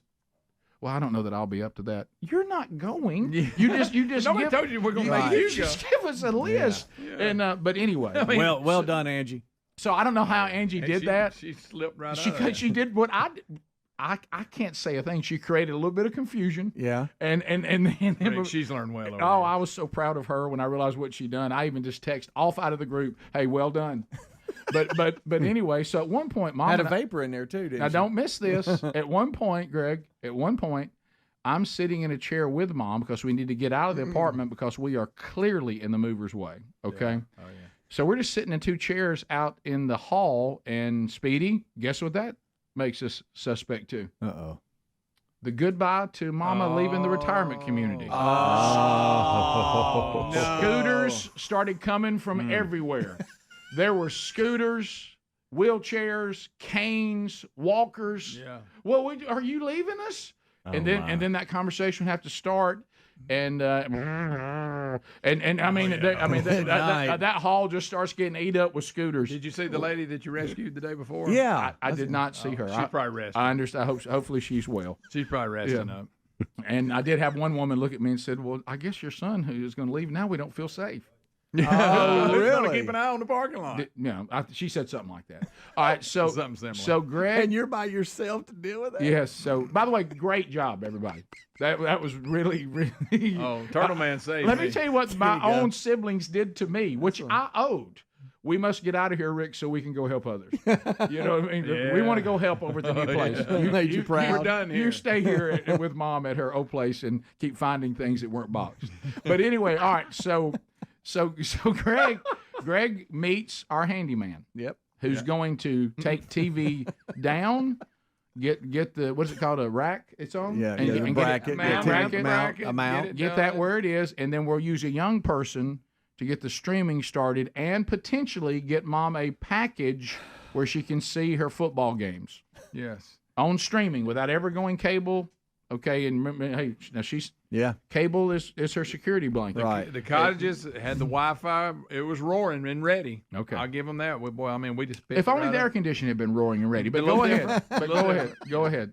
But yeah, so that she told me that whatever happens, I don't want to be here without television. Right. I said, so we made that priority one. Priority one. Turtle Man came in. Okay. All right, I'm going. Did you just call him Turtle well, Man? and that's not. You remember That didn't take long, Rick. Well, y'all remember the Turtle Man? Yeah, I talked to the handyman and I told Greg, I said, just heads up, we got a character here. And he did a good job. Yeah. Now, I bet you he could hang a TV. So couldn't when he? you first saw him, did he know who you were? Because I told him, Well, no, I said you'll probably Rick- meet my brother. Rick, Tell us the whole story, Greg. Don't leave anything Not out. that I assigned Greg to it, but that he took that. Yeah. Here's the deal. He none of that. I pull up, and I like this about him. He's early. Mm-hmm. So he texted me because we were going to meet at 11:30. He said it's 11 o'clock. I'm a little early. He goes, but I'm always early. I said, okay, I like that. But I said, we dealing with a little traffic, but I'll be there by 11:30. So I pull in the parking lot. And I look sitting under the tree. Oh my! Not just sitting under the tree. Already had his rechargeable drill out. He was sitting holding beside him. Okay. As he's sitting under the tree, Like a pistol. Got him a helper with him. And I'm thinking He has a helper with him. Yeah. What do you mean? What do you mean? Well, you need more than two hands to put all this up. I understand. Okay. And he had a helper. Well, I know what y'all trying to get me. And that was excellent growth on your part. Did you engage the helper? I did, but we didn't speak the same language. Okay. Well done, Rick. Well done. So anyway, so Todd goes, I said, you must be Todd. He goes, yeah. He said, I was trying to look to see if, he said, I was trying to see if you favored Rick. I wasn't sure that was you. And I said, yeah, and he goes, no. He said, you're sometimes on the show there. I said, yeah, sometimes. He said, I got to thinking, I may have texted you too early. You might have been on the radio. And I said, well, no. I said, we were good. I said, traffic. Then he explained to me about the traffic. Yep. It was horrible, by the way. I got called in on the way home. Terrible. Hey, I got all the way down. Our move calls Here's the thing. I got all the way down there, and it's one of those deals where nothing. Yeah. It was either gone by the time I got there, nothing. Lisa but got in. She took told me me the same 45 minutes to get home. Oh, now, there that's was a wreck coming this way. yeah. There was that wreck. But going the other way was nothing. Yeah. I know. Greg, how did he explain it to you? About well, he said it's just too many people. Right. Yeah. That's what he said. In Birmingham. Yeah. That's what basically he blamed it on that, which he's probably right. That's where And, that quote came from. You said the same thing later in the day. I did. And anyway, so he got in there and he snatched that thing off the wall, and here we go. A character though, wasn't he? Greg, we're going up. And I said, okay, I got to go. Yeah. And so The reason I call him Turtle Man, y'all remember the Turtle Man Here that we was on go. YouTube? And we're off and He gets running. out in the ponds and Yes, catches Greg, turtles. we all know Turtle Man. He reminded me of him. He reminds you of Turtle Man. Yeah. So when he took the TV off Would the you wall, call him Todd the Turtle Man? what did he do? Ooh. Like, you know, when the Turtle Man would grab a turtle and he'd do something when he came. Yeah, So is that what he did when he got the TV off put the it wall? on top of his head. Yeah. He's got the rack up. Okay. But anyway, so we got there, and he went out ahead of me. He was already there waiting on me when I got there. And installment really smooth, right? Smooth, yep. He was in and out, and before you knew it, back going off to do another job. All right, when we come back, is this when you're starting to discover, because I'm starting to get information, that we actually have a major problem? Yeah, they, and we'll come back on that. This is when you and I begin to realize, okay, this isn't going smoothly. We have a major issue. Because you know, there is a point when you realize that your mother is moved now. She does not have anywhere else to go. Now, she can come home with us, and of course, she always acts like that's not an option, but it is. That's where you get it, Greg. Yeah, and so when we come back, now keep in mind, in Alabama yesterday, it was 98 degrees straight up with a heat index of 105, something like that. It's hot, bro.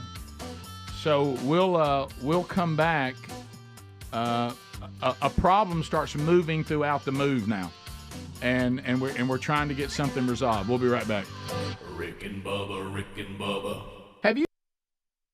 How you doing on our show?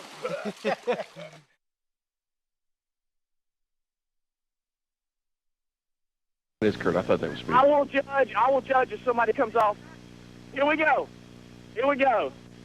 How it's going to be, it's going to go on your mark, get set, go. Okay, on go is when you start. So there's no faulty starts here, okay? Oh, that is Kurt. I thought that was me. I won't judge if somebody comes off. Here we go. Uh-oh. Both of them in a 3-point set. On your mark, get set, go. Oh, no, so stop. False start. Kurt, you came out strong. Too hard. Get back in. Hustle back. Come on. Just like a practice. Let's go to walk. We ain't loafing out here. Come on. Speedy, now, you know, in the Olympic swimming, if they false start twice or in Olympic track, they're disqualified. Yeah, if you false start more than twice on the third time, you're disqualified. So I'd be careful there, Kurt.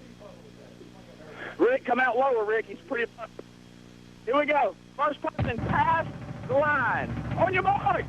Get set. Go. Oh, wow. Wow. Wow. Wow. Oh, wow. Wow, not even close. Jarvis wins by 10 yards. Wait. Christopher Columbus quick? says he false started again. Okay, yeah. Yeah, you false started again. Yeah, that's what everybody's saying, False the camera start. crew and everybody. So y'all got to do it again. Come on back. Y'all hustle back. Y'all jog. Let's go. Come on. Ain't no loafing on the... Hey, Speedy, tell Kurt, though, as much as he beat Rick there on that, he'd probably give him a 2-second Now, head start. listen, the listeners are saying, even though you did do a false start, Rick said to get up again. Kurt, how you feel? I got one left in me. Okay. And I got to go to the bathroom. All right, Kurt says he's got to go to the bathroom, and he's only got one left in him. I don't know if that's related to the bathroom or not, but Tell here him we go. he spanked Rick so bad, he'd probably give him a 2-second lead. All right, guys, I'm going to give you, hold on, just relax. I'm going to give you a few seconds. We've walked back down the distance of the ball field here, and they are now at the start line. They're kind of got hands on hips. They're kind of trying to take a deep breath here, so I'll let them catch their breath. Just hold on. Now, listen. It's on your mark, get set, go. I'm going to keep the rhythm, okay? On your mark, get set, go. On your mark, get set, go. Well, if you jump again, Kurt, you're in trouble, okay? All right. It's on your mark, get set, go, okay? Here we go. This is for real. On your mark, get set, go. All right, they're running. No, Kurt's winning, and he does win. Kurt wins. Now he looks. Hold on. Kurt looks like he's pulling a hamstring. Hold on. Kurt has pulled a hamstring. Hold on.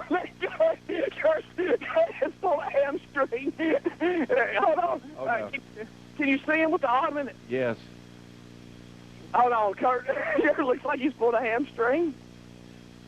Focus, Chris. Have you pulled a hamstring? Oh, look at this. Look, Rick's taking him off the field. Rick, Kurt got you. I mean, Kurt got you. Well, right now we're reacting to what it was like in '82 when I had him off the field, but he's faster at this age. Really? No doubt about it. Hey, Kurt, come here, buddy. Kurt, come out here. Everybody's really hurt. Come on, walk off the field, Kurt. Don't let anybody come carry you. This is why I was trying to stop the competition. Kurt? Well, it was a tough challenge, but finally, I've come out on top. I will admit I'm not used to being here with Rick on top. It's, you feel like you've been vindicated here? No, I mean, what's up? No. You feel good about yourself? No, I feel like I need total reconstruction on my knee right now. So it's your knee, not your ham? Yes, it's my knee. Well, your knee will feel better then. Rick, do you feel like the Merrills is what did it? You feel like you were in real tennis shoes, you would have won? Well, clearly, but here's the thing. He can't walk. How about Kurt's in pain, by the way. So in other words, I lost the race, but I am still clearly in better shape. Yeah, well, because of Advocare.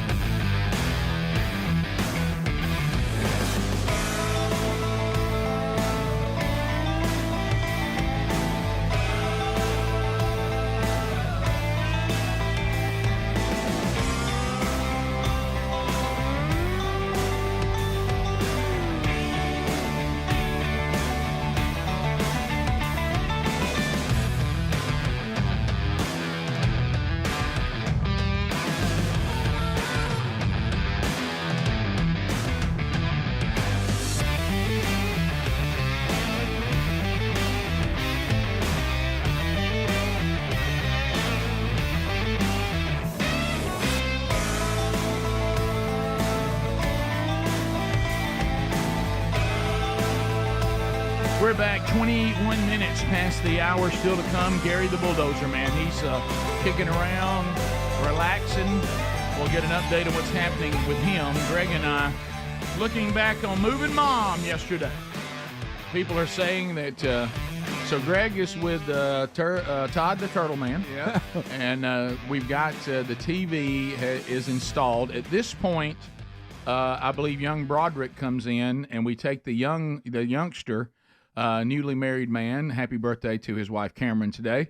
And he will now be in charge of getting the streaming going on the TV, and he's going to attempt to find a streaming service package that we've talked about on the show over and over. Helms is our local expert, to where Mom can get her local channels but not have to get cable.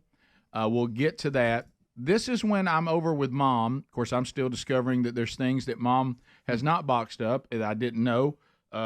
Things like I'm sitting there thinking the movers are moving, and all of a sudden my mom looks at me and she goes, "Well, I got to get my jewelry." And I'm like, "Where's your jewelry? Is it not in some of this stuff?" "No, you got to get my jewelry." "What? Where's your jewelry?" Yes, and so I go in the closet, and there's all of her jewelry just hanging. And I have to take it, walk it out to the truck, and lay it in the back seat. I'm like, "Mom, your jewelry." "Oh, well, I want that thing that I use to clean my hands in the bathroom." I'm walking out with some soap dispenser. It's shooting all over me, and it didn't make it. Easy, Greg. Easy. So, and then I start seeing the first things, Greg, from all of you that are at the most important place, and that is setting up the new place. And I get the first word. About the air conditioner. Yeah. What happened? I look over there, and the thermostat says 80. Right. In the new apartment. And when they had been there, they knew it, and they were working on it. Why are they just now working on it when they knew we're moving in on the 31st for about 3 weeks? Yeah, I guess they didn't know to the extent. I don't know. They had a breakdown communication maybe. But I will say this. Terrell, the maintenance guy, now he's fantastic. He went and got this portable air condition, basically. Yep. Rolled it in there. Hooked it up and everything. He said, "This will, How about it's that? not going to cool the whole place, but it gives you a place." And like he was thinking, like last night, if it didn't, work right, she could just put that in her That's room. the kind of service you were looking for this morning when you were looking for a Band-Aid. No, this is excellent. This guy was fantastic. Now he kept coming back, and in fact, he called it the guy that had fixed it, had thought he had it fixed and left, and it wasn't fixed, and he called and made him come back. Oh, and he would go up and check. And see and go, no, it was something to do. Did you with understand what was going on? I didn't understand it. It wasn't. Came loose or something? Yeah. I don't know. But anyway, so it came down to when they fixed it the second time. Here's the thing. Okay, we got it, but you don't need to run the air for 6 to 8 hours. We got to let whatever we've done something dry. But you had the portable one that helped a little. If you were in that one room. Yeah. If you were in that one room. And don't forget our doors still open out in now. the main place. It was like and still 80. You don't forget it's 1,000 degrees outside. Yes, it is. And the now- doors open a lot with movers. Yeah, and the movers there, so you can't shut the door because they're always coming in with something. And Greg's holding boxes in there. so the AC But thing, yeah, that thing they brought in was really. Yeah. I mean, and like I say, Terrell, he.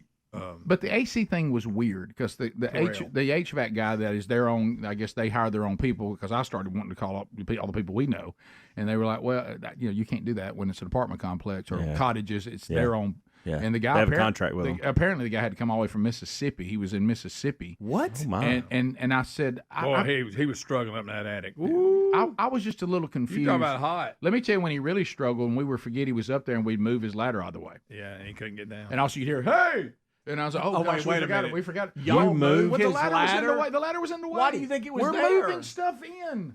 It's tough to have a 6-foot step ladder right in the middle of the hallway when you're bringing stuff. Well, don't forget when my my sister, who by the way, holler when you need down, we'll bring it back. Don't forget my sister went in and the apartment was hot to begin with. We didn't know the extent of the trouble. She said, well, here's the problem. The attic's open. And she shut it. Yeah. Luckily, he wasn't in there. Yeah. And the guy came back. He said, who shut the attic? And what if it had been up there? But I just don't. Christmas vacation. I don't understand. Well, he had the worst job. It was hot in there. And he told me though he was a little frustrated. He said, well, I didn't find out that you got somebody moving in till today. I'm like, well, they've known we're moving in for a while. But anyway, so the air condition was broke. Something to do with the ducts. We don't know what it is. They think they have it fixed, but we cannot use the air conditioner for 6 to 8 hours to be sure. Yeah. What he got it back. I don't know enough about this stuff. What am I even talking about? Yeah. Something that they did to fix it needed to dry. There we go. Right? Yeah. Yeah, and so if we put the air conditioner on, apparently it wouldn't dry. I just kept looking at that thermostat and it went to 85. I yeah. said, oh, so it's 85. Going up. So you get the TV installed perfectly, and you and Todd the Turtle Man. Yeah, he was all over it. And of course his Silent Warrior. Yep. And that was done pre-furniture being moved in, right? Oh, okay. yes. Yeah. Because Mom had made it clear that was Greg was on the most important job. Believe that or not, it really was. She said, I can get stuck here without a TV. Yeah, and then young Broderick comes in to get the Wi-Fi going. I actually have audio of the TV being hung. If you guys, you have. Okay, yeah. Here we go. It's right after he's here, he is lifting the TV and then he hangs it. Okay.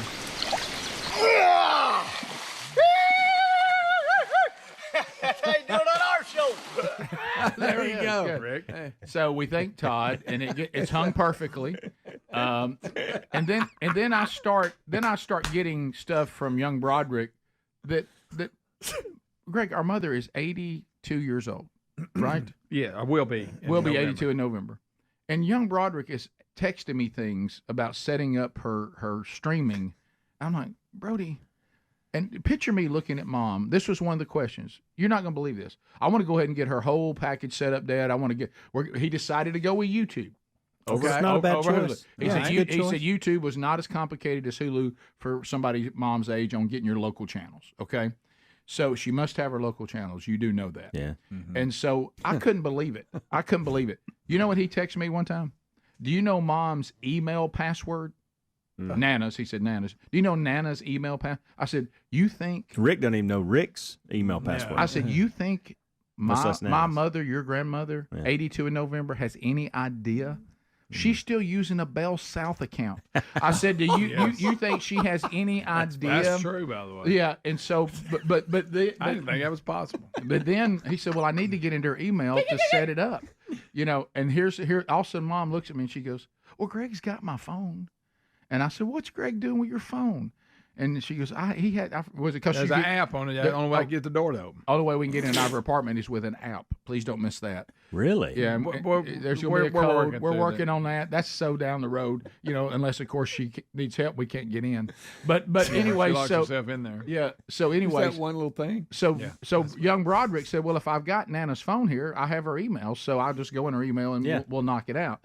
So he got it going, and we had everything mostly done, and then last night you did turn on the AC right before you went to bed. It's working good. And Greg stayed there. There's a guest room, so it's a good, it's a great location. We love the place. So they've got, and I don't want to jinx it, evidently maybe the air thing's fixed. Well, it did good Maintenance guys gonna come by today and check on that. That's right. Mm-hmm. And everything's not completely in its place, but mostly. More than I thought we would have got. Yeah, Sherry and Lisa and Sissy, they got on fire getting stuff put up, tearing boxes up, and you know, we're down now to hanging pictures. And stuff like that, but it's functional. Greg, you gonna hang pictures, Greg? No, I'm not. That's not my thing. Can Mom operate YouTube TV? Can Mom operate YouTube? It's going to take a minute. She's going to have some questions. Brother's going to do a little maintenance. I'll be honest with you. I was about to say, let me tell you who I don't want to help her with it. Is you. You last night. Put it this way. This is how bad everybody was weighing in. Listen, everybody was weighing in. Greg got frustrated. Guess who got the Olympics on? I did. Accidentally. I said, do it again. Well, I don't know how I did it, but I stood up and handed it. I said, there you go, Nana. There you go, Mama. Primary it's going to take a little while. Yeah, primary solved it. Bubba, Rick and Bubba. Well, I didn't want to buy anything from you. I wanted you to work for me. That's right. And I was going to have to lost the race, but I am still clearly in better shape. Yeah, well, because I don't care. Well, I didn't want to buy anything from you. I wanted you to work for me. That's right. And I was on Advocare today. Doesn't help you with speed, but you notice I'm not limping. Hey, Kurt's really in pain, y'all. I'm really worried about Kurt. So here's my prediction: ACL. It's an ACL slot tear. Really? All right. Well, look, let's go to break. Go ahead and start the bed music if you would, JT. And Kurt is laying down in the lobby right now. He is actually laying down in the lobby. I'm going to go check on him. And Rick, we'll back upstairs, catch your breath. You came up a little short, buddy. Well, he's faster. Yeah, he is faster. We'll be back.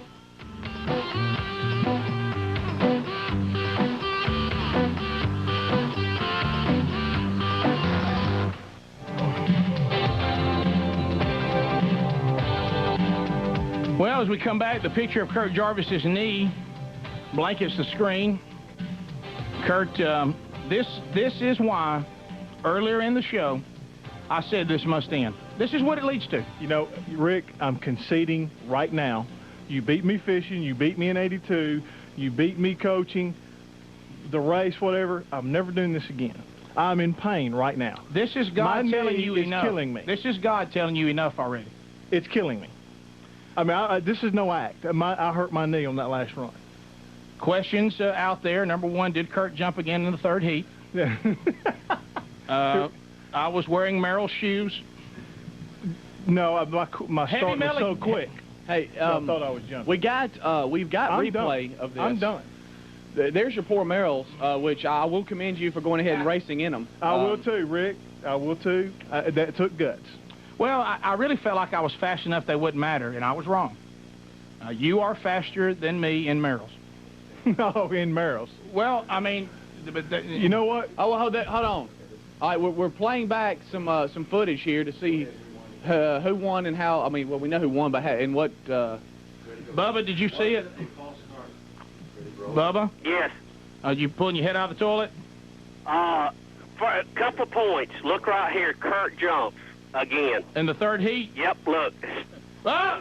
That's not true. How do you know I jumped, Bubba? Did you hear the start? I was looking at the tape.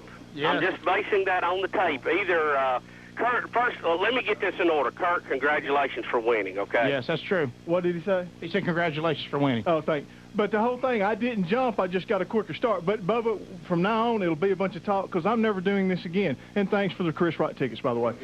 Hey, least I could do for you. Rick, here's the thing I don't understand from your standpoint, That's okay? Yes. His knee pop. Because I have raced you several times. Yes. You let Kurt control the start. You were watching him. You're right.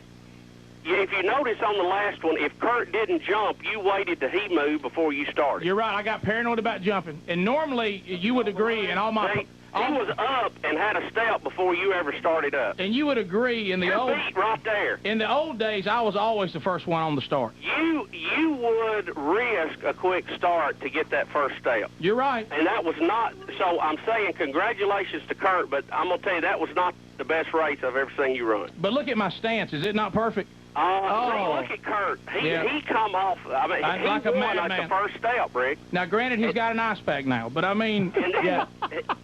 Now, granted, he tore his ACL, Bubba. Right there, where did it go? Yeah, Kurt? right there. Right when you start seeing me slow up. When he slows down, I could tell when he pulled up. Yeah. Hey, And then right there, when he crossed the line. Hey, Bubba, did I see you on the Valleydale Road this morning? Yes. I knew that was you. So it did happen again. Did you Well, you hate to stop right on the interstate. Yes. Yeah, I thought that was you. Well, gentlemen, thanks for the entertainment, and Kurt, congratulations, and Rick, my goodness. I know. I know. Well, but... I mean, I'm gone for a few hours. I know. You would have never let this happen. All right, y'all be good. Have a good vacation, Hey, hope you feel better, bud. Kurt, congratulations, you big old blue toxy, very quick bear. Thanks, thanks, tell Betty Lou I said hey. She's moved on JT now. Stephen Gadsden. Steve?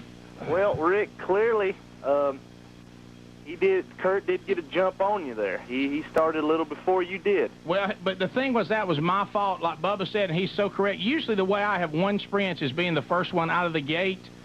And normally I don't go against fellow linemen, so I'm always able to beat them out of the blocks.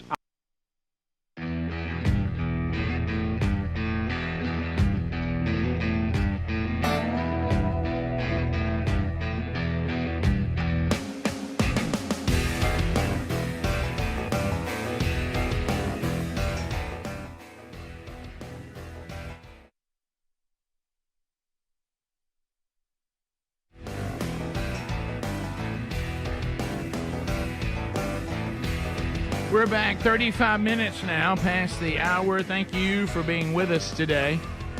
We do have much to do on the program today, and we're kind of working our way through it. I want to thank you for joining us. All right, so a couple of items I want to share with you. I know a lot of you are like us. When you hit a certain age, you go to the mailbox the first time, and here comes the AARP stuff. Oh, my goodness. And, you think to yourself, there's no way that I can be old enough to be, pursued by AARP. But you know what? We were. But then, of course, you start looking and you start looking at the benefits, and you get kind of fired up. And then all of a sudden, you start watching their lobby in Washington, and you're like, oh, wait, whoa. I can't be part of this. They're leaning to the left. They're out supporting things that I'm not for. Well, I guess I'm out. Well, not anymore. The Association of Mature American Citizens is the answer. So many of you and us have made this switch. Same benefits, get the travel benefits and the discounts, and you get insurance discounts. You get free advice with Medicare and Social Security. But you know what else you get? You get a lobby that represents our point of view, your point of view. So if you'd like to find out more, get the award-winning AMAC magazine with all of its insights. You can go right now and get a one-year membership for only $1. There you go. That's a good opportunity to give it a shot. amac.us/bigvox, BIGVOX, for 1 year for $1, or just find the link at rickandbubba.com under the sponsors button. Well, I told you that Gary the Bulldozer Man was in a country mouse has come to the city, and he always drops in. And the Mississippi River's here rolling dry. Hey, I mean, a country boy can survive. I ain't worried about it. Hey, you can't even have it. And the stock market's down. And you want to give you a go downtown. Hey, I got my turkey coat's been outlawed in Mississippi. I've been back in the woods, you see. Woman? That's little Gwen, my woman. All right, so Gary, welcome back. How you doing? I'm good. How you doing? I'm doing pretty good. Yeah, me too. I'm sorry, I can't stop doing it. All right, so Gary, what brings you to town? Because I know you don't come out of the woods much. Do you have errands, or you just stopping by for a fellowship? A law that I can't come up here, or what? No, of course not. I just know sometimes. Well, I watched Greg, who's a bit of a country boy himself. Oh yeah. And Todd the Turtle Man, and I saw them yesterday in one of the more active traffic areas of our city, and both of them said the same thing. Hey, just too many people. Oh, it is really. I just come when I want to. I don't. how's the heat? That's great. Now I know I cleared it up. I know that. Is that clear enough? Yeah, it is. All right. I know a man like you that does bulldozer work, bush hogging. You know, I tell you what, it's been hot. it's hot out there. Isn't it? How hot is it? It's really hot. You really don't want to know. So hot. You got you a tan, I see. Yeah. You know, arms are blazing. Well, I don't know. Tell them about that bumblebee. Nah. They had a What bumblebee happened? inside? What happened? I thought there was a bumblebee in the house yesterday, and come to find out, I walked around trying to find him. He was in my shirt. Really? So I had to. He gets stung me on the arm. Wait a minute. You could hear. Yeah, I could hear him. He was and I- trying to find it. It sounds like he's right on me. Yeah, I kept looking up, but It got you. I finally found him. Did you? He got Yeah. you. He huh? got you. Oh yeah, How'd that feel? it's all right. Ain't nothing like It wasn't that. too bad. I had to pull the stinger out. I rode around your shirt for an hour. But if you're bush hogging right now, Yeah. what you're trying to do, and then it comes a flood just about every afternoon, and then on and off throughout the day. Oh, it shuts you down. So how, I mean, are you able to even get anything done? No. I've been working on some turkey calls. Well, I knew that was trying to get ahead of the game. Trying to get out in front of But it. I'm telling you what, they like to work me to death last year. Did they really? Well, when you're making them in your wood shop, I mean, can we not get yeah. a big production facility or something? Well, it costs money. Right. I had to going up a little bit on them on account of that Bidenomics. Oh, really? Oh yeah. Boy, everything's going up. Sure it Supplies. I bet you're excited about Kamala Harris. Oh, I don't even want to talk about that. Okay, so you go Yeah, up. I had to keep stuff like that, Right. To myself. Okay. You don't want to be targeted, boycotted. Yeah. They don't want to be. The Spurmaster don't want to be boycotted. I don't want to be. So honest. It is, and so real. I understand. I don't know why. What is this? Gary has a soft underbelly for dogs and cats. Oh, really? Yeah. And sometimes deer, but Goats. unless he's hunting, which is weird. But are you with kittens again? More Yeah. kittens? I stay with kittens. I was going to say that's I common. mean, How does it's this happen? just, What do you do with all I've got them anywhere from that tall to grown. Can you not They just spay roam the around. female cats? Are they strays? What is this? Well, I've spayed a few, but You didn't. The veterinarian did, I hope. No, I sprayed them. He's really talented, Rick. He does a lot of things. No, but yeah, I got some kittens. If anybody wants any barn cats or Barn cat. they You got to have a good you barn know. cat. And they got on the roof. Yeah, old Ben, he come by and got two for his kids the other day. One that done the video for us. Yeah, how's old Ben doing? He's doing all right. So- He's kind of weird, What? I didn't say that. What, Gary. What? Well, But he got the weird guy. nah, got he's a kittens. good guy. Yeah. Just a little weird. Yeah, just a Wow. little weird. A lot of sometimes. fidgeting over there. You're just glad Yeah. he took two of them cats. Yeah, I'm just glad he got two. How many of you them. got total? He's probably 10 or 12. What?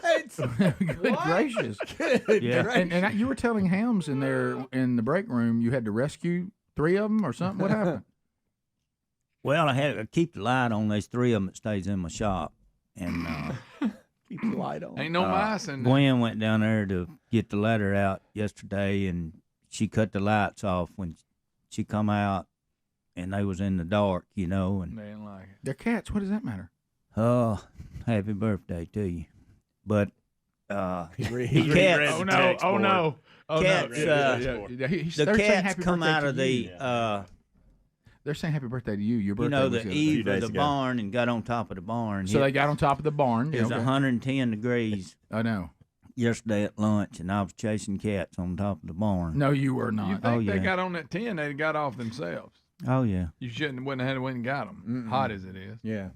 How do you call them down? no, do you I talk to them? Like yeah. call for them? How do you do it? I had to get Gwen to hold the ladder for me. I said, "You University. see some of the things that you do that just really irritates me." Oh, You said that to her? Is she the one with the? Oh, yeah. She Did you brings say the it like cats that? in. No, she left the Yeah, light. she let them turn the lights off. And So they- that's when they went on the road. They Oh, didn't that's like right. the dark, Yeah. so they They won't don't- talk. yeah. Do you say like here, kitty, kitty, and stuff? I mean, Hey, how do you come talk here, to little them? kitty, kitty. I say, "Kitty, kitty, kitty, kitty." Is that how you do it? Just like that? You get down and Let me hear well, it. Let me hear it one more.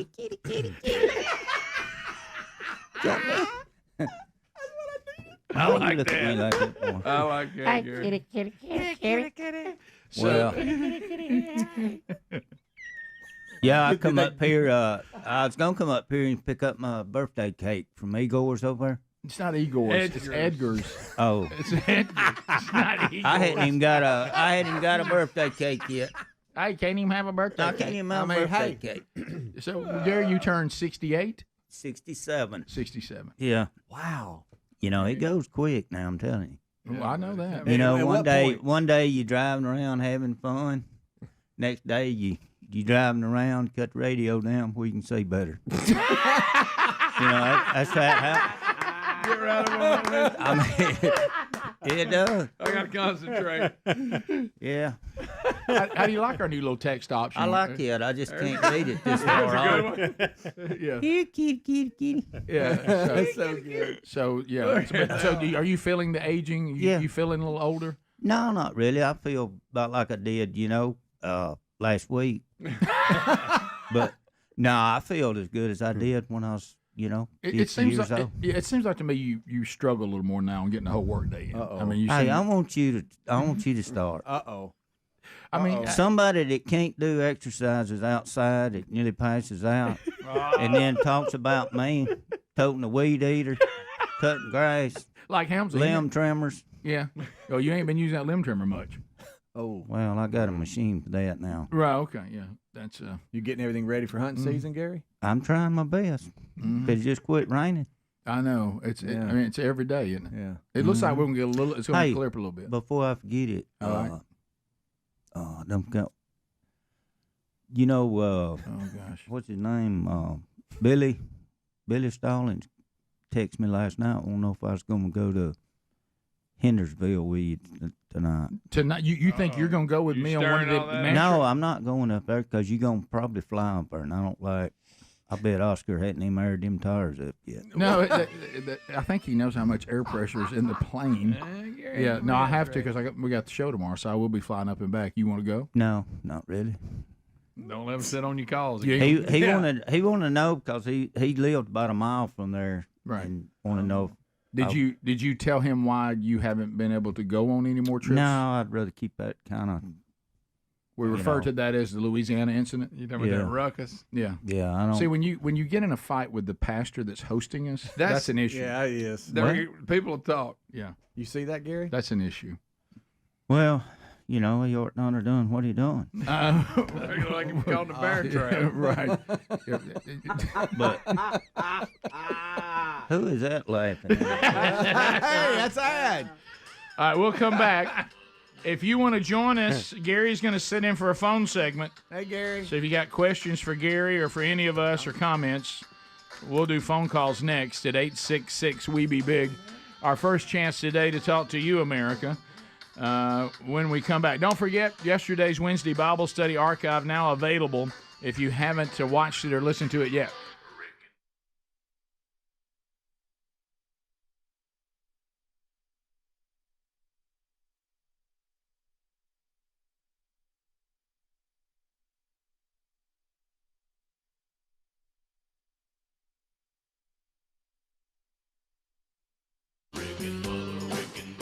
This is the Rick and Bubba Show.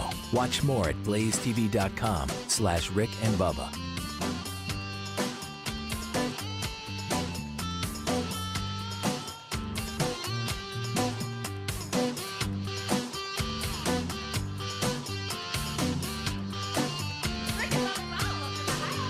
Rick and Bubba, Rick and Bubba.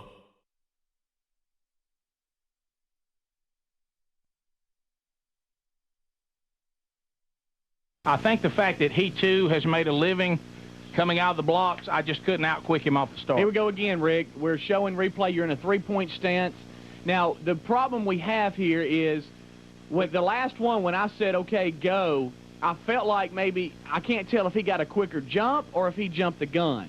He came out of the blocks right on go, as I should have done. Yeah, that's what I was thinking too. Yeah. He's got about a 1 yard advantage on you right here. Yeah, I'm beat right there. Yeah, and you came out a little high. He came I was out. high? Yeah, Look, it's been a long time. Yeah, and so he stayed low, which is key for the first couple of yards. And so when I say go, he takes off. He's low. Now he's got about a yard on you. Now you have got a lot of background, a lot of ground to make up, and that's where right there his knee goes out on him, but he makes it through the finish line. Yeah, but I see he's hurt at that point. And so it looks a little bit like Rick is struggling to keep the Merrills on. Yeah. Yeah. Steve, I can't believe he raced me in Merrills. I mean, Steve, what do you say about the Merrills? Well, her end result, heat of competition, everything you got out of it. You got the win, but you do got some excuses on. You got the Merrills. You got, you started before him. End result, you hurt your knee. Yeah. I agree. That's why from now on it'll be fishing tournaments and coaching. None of this anymore. Seriously, are you okay? You're an athlete. You know if you're hurt. Are you hurt? Yeah, it's going to be okay. All right, Mickey Dean has called, who I beat in a sprint. He said since you won, he'll give you a free sea-doo. I think that's well, the spoils go to the winner. I appreciate that. Dale and Coleman. Rick. Yes, sir. I was trying to get through to you to save you that embarrassment about that race. You know, I coached Kurt out at Gardendale in '82. Yes. And he raced every bag that we had. And we'd kind of prompt him on, hey, I think Jarvis can outrun you on a 40-yard dash. You know what's sad, Dale, is I, too, ran with the backs and the sprints. Yeah. And here it was. Now, since you brought up 82. Yeah, I'm going to tell you about that 82 game now. Yeah. Thank you, Coach Cook. Before you go, thank you. I hadn't heard from you in forever. Great coach right here. This is no kidding, a guy that I owe a lot. I mean, I owe tons to. He was my position coach in high school. And this is from the heart, Coach Cook. I really appreciate what you gave to me and what you did for me, and I owe a lot to you. Well, I'm going to my cry. whole career. I'm going to cry. I mean, no, I've never had a chance to do this for Coach Bruce, for Coach Cook, for Tommy Morton. Those guys, I've always said, everybody goes, oh, you did a great job. You went to the top. But, it was there. I mean, the good Lord gave me ability. I had two great parents. I was surrounded by excellent coaches. That opportunity was there for me to lose. Well, I appreciate that, Kurt, and you're probably the best football player I've ever been around. Well, but I'm gonna put a little dent in your ego here. I'm gonna tell Rick how the '82 game, how we planned for that. Okay. Can you put Rick back on? I'm here. Yeah, go ahead. We're running out of time. Got about 40 seconds. Okay, Rick. Here's what we did. We were going to reach block you. We found out in about 2 plays that Kurt couldn't do that. No, you know what, Coach? I found I found out in the first play we couldn't do that. But that's anyway. right. So now we're going to down and around. We're going to bring that tackle down and pull Kurt around. Well, we found out about one play that when Kurt pulled, Rick was going to step across that tackle's face.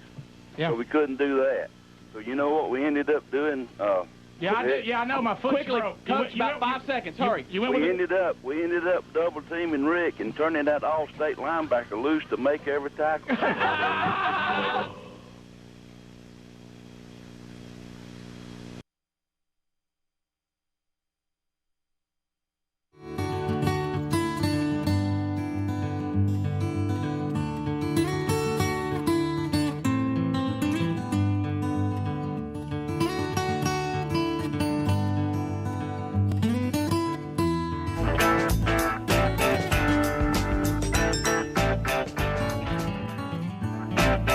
Phone troll of the day. You can reach us 30 seconds a pop. Largest number of people in the shortest amount of time. Joining the panel is Gary the Bulldozer Man. We got an update from him today. If you have Gary questions, you can ask those. If you have comments on stories that we've already talked about, you can do that. Only thing you can't do, meaningless shout-outs or shameless plugs. Those will get the instant buzzer. Helmsy's got a timeout, as does Speedy. If you want to join us, the real Greg Burgess takes the phones. You can dial us now at 866-WE-BE-BIG, and the next segment belongs to you. Gary, one of the things we are getting a lot of stuff on the text line and also in emails is people wanting to know about the turkey call. What is the latest update on the world's greatest turkey call? Well, I've been working on them for the last 3 or 4 weeks. It being raining. If you really want one, you better probably put your order in over at Houndstooth. Mm-hmm. Now, what does that mean, Houndstooth? Is that a website? Houndstooth. Do you know the website? Turkey calls. Do I need to put that in show notes for you? Well, if you want to. If you don't. What is it? Matter. I mean, you're just saying Houndstooth. What does that mean? Houndstooth. .com, .org? Houndstooth game calls. Okay, let me look it up. I think that's it. I don't. We're going to find it for you, Gary. We got you. We got He'll you. probably send me a text in a minute. You're right. Right. But that's where you get them now. It is. And you're making Well, them. you What can if get I've 'em- got an order in? I've been wondering where mine is. You just out in the shop working? Well, if you don't know where it is, you don't know. Well, I mean, hey, is it coming soon? Oh, Well, some of them come, some of them don't. It's quite a long website. It is. A little disturbing. That's fine. well, I've got it in there. I'm just going we'll put it in show notes today. Make it Because real Gary easy. doesn't know Now, what I'm supposed to deliver some over there next week, so it's going to be next week before it gets any. But it's going to be. It may be limited number this year. There you go. I'm telling you, you better get them while they're there. Every one of them might be numbered and special or something. Well, Frank in Alabama. Frank, 30 seconds. Go right ahead. Hey, y'all, good morning. Hey, I just want to start off by saying that I am a full Trump supporter. I'm a little afraid that he's ending his campaign with what he said yesterday. Yeah, that was I agree with pretty you. sad stuff. I'm voting for him anyways, but, man, the last couple of weeks, it is not trending well. The Democrats, they seem super aligned, and I'm getting really worried about the state of the Republicans right now. I agree with this guy 100%. All right, I don't know what he's talking about. Yesterday he got to talking about Kamala Harris and didn't know she was black. And Rick, we'll play it later. I'm sure Adler's got it. Was it one of those rambles? Yes. And it just keeps getting worse? Very disturbing. Just be coachable. Oh, man, we've handed you the win. Yep. Just take it. Man, you were shot at, for crying out loud.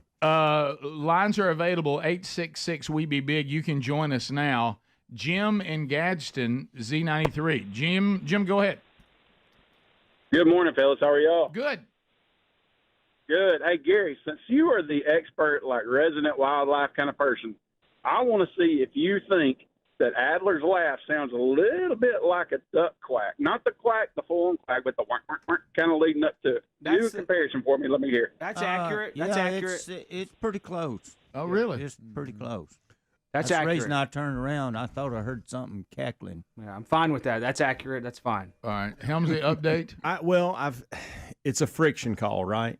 Yes, it is. Is there a particular name? Because they have several friction calls in here. I want to make sure I'm pointing people to the right. They don't have direction. them on there now because they don't have any. So you're sending somebody to a website that don't have your turkey call, but they have other friction calls. Gary, Yeah. what are I you probably doing? don't need to do that then. Gary, it's not even there. How do you even order it? How do you order Well, it? let me ask you this. When it is there, what is it going to be labeled as? Gary's Vine's turkey call? Spurmaster? What? Original Spurmaster. Okay. Okay. All right. And I don't see it there, so you're saying in a week or so it'll be there? Oh, yeah. Gary. Or you can just email me at goodness. No, my gvines goodness. Here we go. 1957 at gmail. All right, I'm taking that off the website. I also pulled up Gary Vine's SpurmasterTurkeyCall.com. Well, you ever it's seen there. that one? Yes, it's on there. All you Gary gotta with do- 2 R's. All right, Gary, somebody's asking off the text line, ask the Spurmaster, move your head a little bit, Speedy. Yeah. If the grain on the scratch surface of the box call should be from 1/4 inch sawn material. What does that mean? See it right there. Can you read that? What does that mean, Gary? I can blow that up for you if you can't Gary, see it. you're hung in like a stair. What are you right doing, now. I don't Gary? know. You don't I don't know. even I don't use that type. Oh no! I've pulled up Houndstooth game calls. Gary, it says there are no products in this collection under Spurmaster. You're killing Yeah, us. yeah. You're killing us.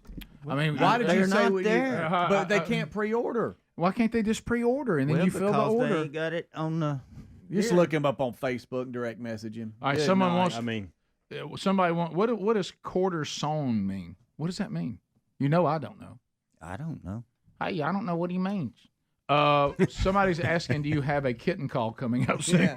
Yes, I do. is that Houndstooth as well? Yeah. Yeah. Gary, you what? Buddy, this is all. Hey, This ain't good. hey, Gary, help me to help you. Okay. Gary, people aren't going to email you at AOL.com, okay? You need to update your stuff. Right. Right. So let's see. If I go that route, Mhm. could I message you? Oh, contact us. Contact. That's Let's all see. you got to do. Huh? Okay. Why didn't you say that That's to better. start? That's good. I hear.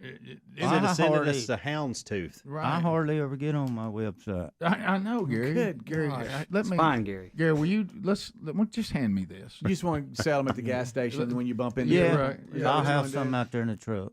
Right. That But Gary, do you share your recipe of fried pies? Yes, I've got on my YouTube channel. I've got the recipe on there and shows everybody how to do it. All right then. Quarter sawn is the way the wood is milled. I don't know much about it. Did you know what that means? Do what now? Hey, What does it it say? said quarter sawn means that's how it's milled. I don't know. I don't know. It's what not your that area. means. Yeah. Sorry, Texas. Yeah, I seen a picture of my dog. I got to get out there and let her out. Huh? She's out there in the truck. Oh my goodness. What? Gary. She's not out here. No, I've let the windows Windows down down? a little bit. You ride around with the dog with you? Nah, I just go. Have y'all seen Okay. those people that have left their dog in the car, but there's like a message on the window that says, "Hey, air conditioner's on." They're listening to Oh, Leonard yeah. Skinner. They're good. They're fine. There you go. Gary Gary. is hanging out here today. We'll come back. Where do they meet for kittens? That's a question too, right? Yeah, where do they get your kittens from? Go to Houndstooth? Nah, you can just email me. South the hour. Rick and Bubba, Rick and Bubba.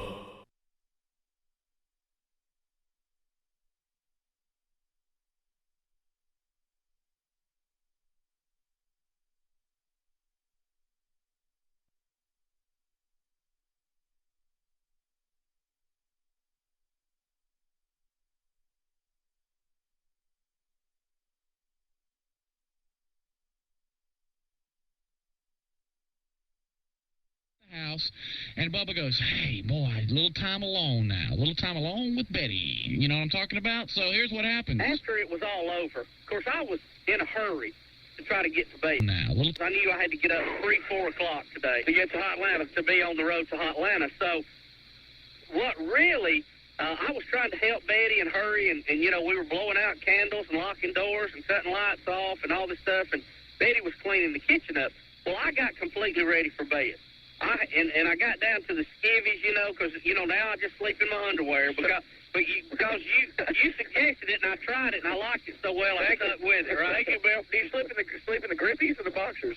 Grippy? It would be grippy. One time by accident, he was taking a nap. I didn't know it in his house. We were going to a stupid parade or something. Oh, don't tell me y'all got... No, I threw the door open before I thought, and there he was, sprawled out on his bed, sound asleep in skivvies. And I said, you about that. You want to see that? Anyway, okay, so... Okay, I bet it looked like a bikini bottom. So listen, Betty is still in the kitchen, cleaning up, okay? Oh, wow.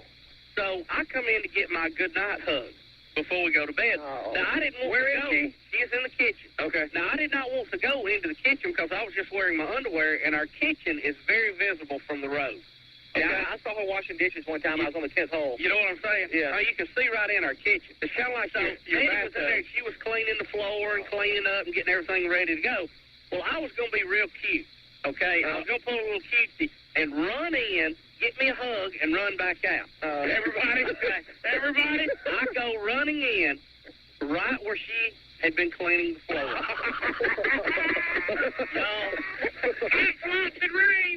How you call them, mop and glove? Listen, folks, our kitchen has got one of those center islands in it. Oh, yeah. But I go by the center island about the time I lock the brakes down. And I go 90 miles an hour into the cabinet.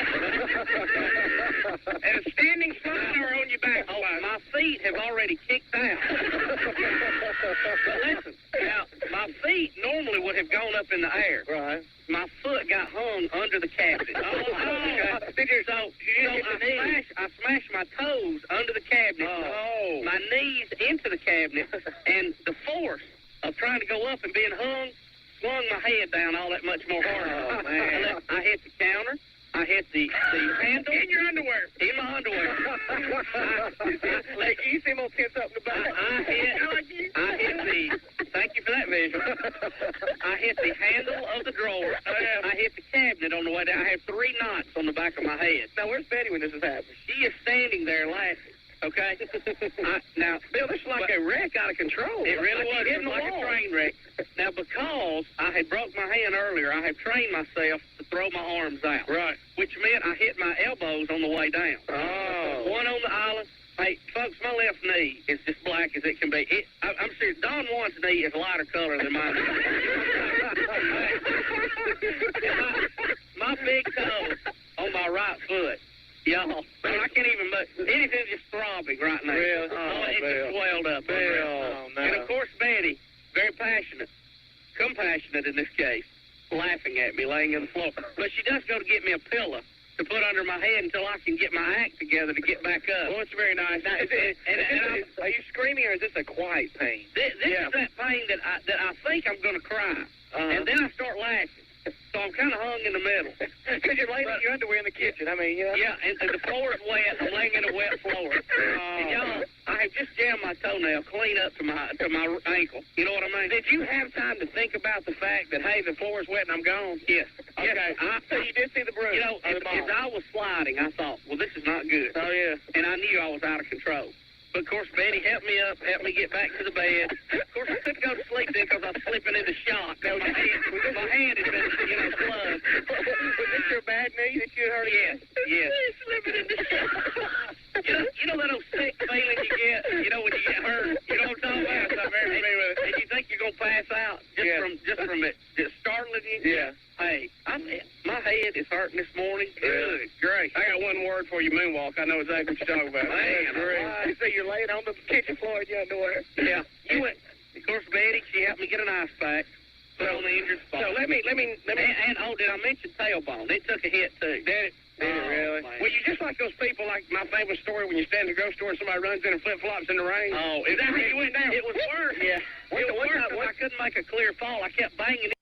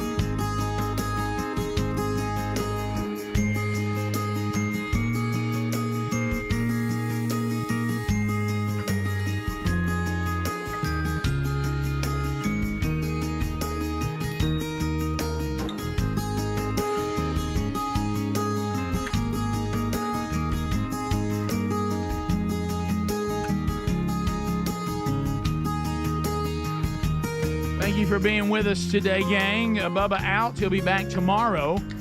So golden ticket seats, we believe that Bubba should be here, so I think he'll be okay there. And hopefully they're getting everything done they need to get done yesterday and today. All right, so we got Speedy, we got the real Greg Burgess, Helmsy, Eddie Van Adler, Gary the Bulldozer Man, all here hanging out today. Another Rick and Bubba University. The podcast will be recorded today. And we're gonna dig deep into the situation in Israel with someone that has been there over 38 years and can shed some light on that. And I will say this: if you're someone who maybe shares our faith and you are thinking about, you're intrigued with end times and of course Israel, the center of the universe, on all that as well. Interesting. We'll have some interesting conversation about that as well with Herbie Gear. So that'll be coming out this weekend. All right, so as we start this hour, one thing we haven't done, we've talked a little bit of Olympics. We've done Greg and I moving mom yesterday. We've updated you on that. We also have had Gary come in and weigh in a little bit on things, including the continued pursuit of where is his game call and how can you get it. We call that pulling a Derryberry. And speaking of Kevin Derryberry, if you go to show notes today, Kevin Derryberry is going to be in concert out there. This is a cool thing that he's doing. He's going to it's going to be a kind of an evening with Derryberry, and you get the opportunity to hear him and all the incredible music that he's done throughout his life. And if you want to be part of that, it'll be in Alabama. They're in it's an area called Shelby County, and if you're in that area, they have a great theater set up there that Kevin will be there. If you want tickets to that, they're in show notes today. They're at rickandbubba.com. So today, Kevin Derryberry actually has correct information, which he normally doesn't, and then Gary is pulling a Derryberry by not having his. Yeah. So that's an interesting concept today. But I guess the one thing we haven't weighed in on. A caller in the phone troll said, and I haven't seen this. I kind of am uncomfortable about seeing it. I like to act like it didn't happen. Yeah, well, Bubba has said it. We've said it. The whole team said it. We said it again yesterday. No matter what's going on, please, please, please, America, do not forget November is actually a very common sense, easy choice. Right. We cannot continue on the road we're on now. And the person who is apparently likely, not officially, but likely going to be the nominee for the Democrats, if you think a swing to the left has hurt this country, she's as far left as you can possibly go. Yeah. Mm-hmm. As we played, I think, yesterday, she is a San Francisco Democrat, a liberal San Francisco Democrat. And we cannot hand the country to that ideology and that view. Trump is going to always be problematic. You're going to wish that he would just take the win easily, humbly be grateful, which he was for about 2 or 3 minutes, about the near assassination. I know. Now listen, I know the base that's going to vote for him no matter what. That would include us, okay, in November. None of this bothers you. You don't care. And that's great. But the people that we need to win, they care. They do. Yeah. And so that's why we have to go, come on, man. I mean, it's just this is not necessary. As Speedy said in the break, we've said on the air, I just wish you'd be coachable. Mm-hmm. Just like the day that he talked to the beautiful Christians, the simple message is I will defend your constitutional rights as the church. We need a free, healthy church. Our nation needs that. I will make sure that the constitutional rights you have, which means no interference by the government, you vote for me, I'll give that back to you. Mm-hmm. And I'll protect it. That's all you had to say. Okay, and so... And I do respect him for going and sitting down and answering every question, no teleprompter. I'm just going to sit there, and, Kamala got out of it and claimed she couldn't come. But, so you respect him for that, but then there's sometimes you're just like, oh, dagnabbit. Well, he could have just simply said some very quick, small, simple answers that doesn't get you in this kind of trouble. Yeah. So here we go. What is this? I didn't see it. This is a conversation. It speaks for itself. You could roll it and just let it go. Yeah, it's NABJ, I think. Yes, the National Association of Black Journalists Conference in Chicago. Trump appeared with ABC's Rachel Scott. Yeah. This is how Rachel Scott opened the interview. Mr. President, we so appreciate you giving us an hour of your time. I want to start by addressing the elephant in the room, sir. A lot of people did not think it was appropriate for you to be here today. You have pushed false claims about some of your rivals, from Nikki Haley to former President Barack Obama, saying that they were not born in the United States, which is not true. You have told 4 congresswomen of color who were American citizens to go back to where they came from. You have used words like animal and rabid to describe black district attorneys. You've attacked black journalists, calling them a loser, saying the questions that they ask are, quote, stupid and racist. You've had dinner with a white supremacist at your Mar-a-Lago resort. So my question, sir, now that you are asking black supporters to vote for you, why should black voters trust you after you have used language like that? Well, first of all, I don't think I've ever been asked a question so in such a horrible manner. First question. Put him on defense. Hello, how are you? Are you with ABC? Because I think they're a fake news network, a terrible network. And I think it's disgraceful that I came here in good spirit I love the black population of this country. I've done so much for the black population of this country. I'm going to jump to another clip here. All right, let me stop. Okay. That's not even the worst part of it, Rick. Here, I'm perfectly okay right now. I do think that Rachel Scott, because some of the things she put in that tirade are not accurate. Correct. Right. Some are, but some are not. Now, but anyway, so I agree that the way she set him up would put him on defense, which is probably what her intention was. She knew who she was dealing She knew he with. would She sure did. explode. But a lot of what she said, in all fairness, isn't factual. And he could have professionally brought And that I thought up. that's what he was going to do. I did too, Rick. I thought he was going to go, all right, first of all, let me take the things that you just said that are not One by accurate. one. You're one by one. But anyway, all right. This is right from that where we left off. So this is still his first answer. Population of this country, including employment, including opportunity zones with Senator Tim Scott of South Carolina, which is one of the greatest programs ever for black workers and black entrepreneurs. Done so much, and and I say this, historically black colleges and universities were out of money. They were stone cold broke, and I saved them, and I gave them long-term financing, and nobody else was doing it. I think it's a very rude introduction. I don't know exactly why you would do something like that. And let me go a step further. I was invited here, and I was told my opponent, whether it was Biden or Kamala, I was told my opponent was going to be here. It turned out my opponent isn't here. You invited me under false pretense. And then you said, you can't do it with Zoom. Well, where's Zoom? She's going to do it with Zoom, and she's not coming.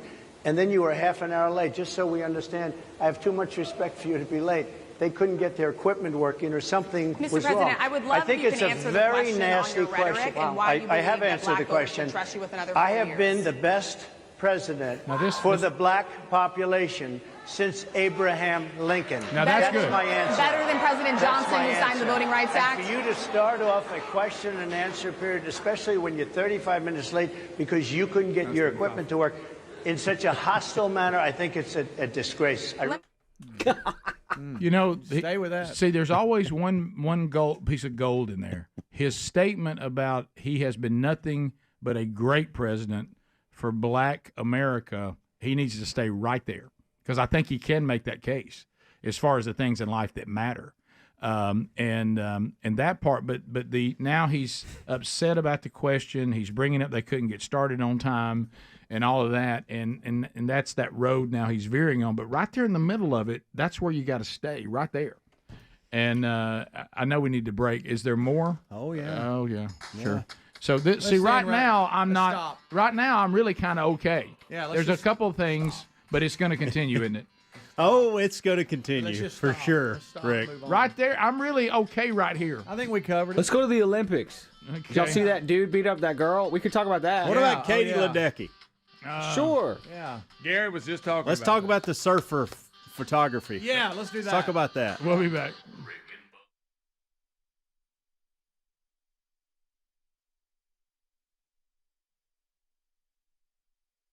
The Turner South family, and we are flattered to be part of it. Welcome to all of you viewing the program, and we're going to take a segment here and kind of try to introduce to you what the Rick and Bubba Show is all about. Now, granted, we won't be able to do that in this one segment. No. But we will lay a foundation, so hopefully you can catch on as quick as possible. We will let you know right out of the gate that this ain't like every other radio show you've ever listened to or seen. Yes, and sometimes that's going to be painful for you. I'm not saying that that's always going to be good. A lot of what we think you're going to like about this show, there will be times that'll be exactly what you hate about it, and that is we are who we are. And we talk about what we think and what we believe, and sometimes you're going to love that, and sometimes you're going to go, wow, why did they ever put them on? So I just want you to prepare for that. So we really need to kind of start out because there's a cast of characters that work here on the program. Those of you that are already listening to the show, you already are familiar with it. Now you're just seeing it. That's fine. And a lot of you will see right out of the gate I've been working out a little bit. But we'll also... no extra charge for the gun show. But anyway, so that's a new one. I just added that to the repertoire. That's me cocking the old pump there. So, Green one never saw that one coming. Right. But I'm just glad you wore sleeves today.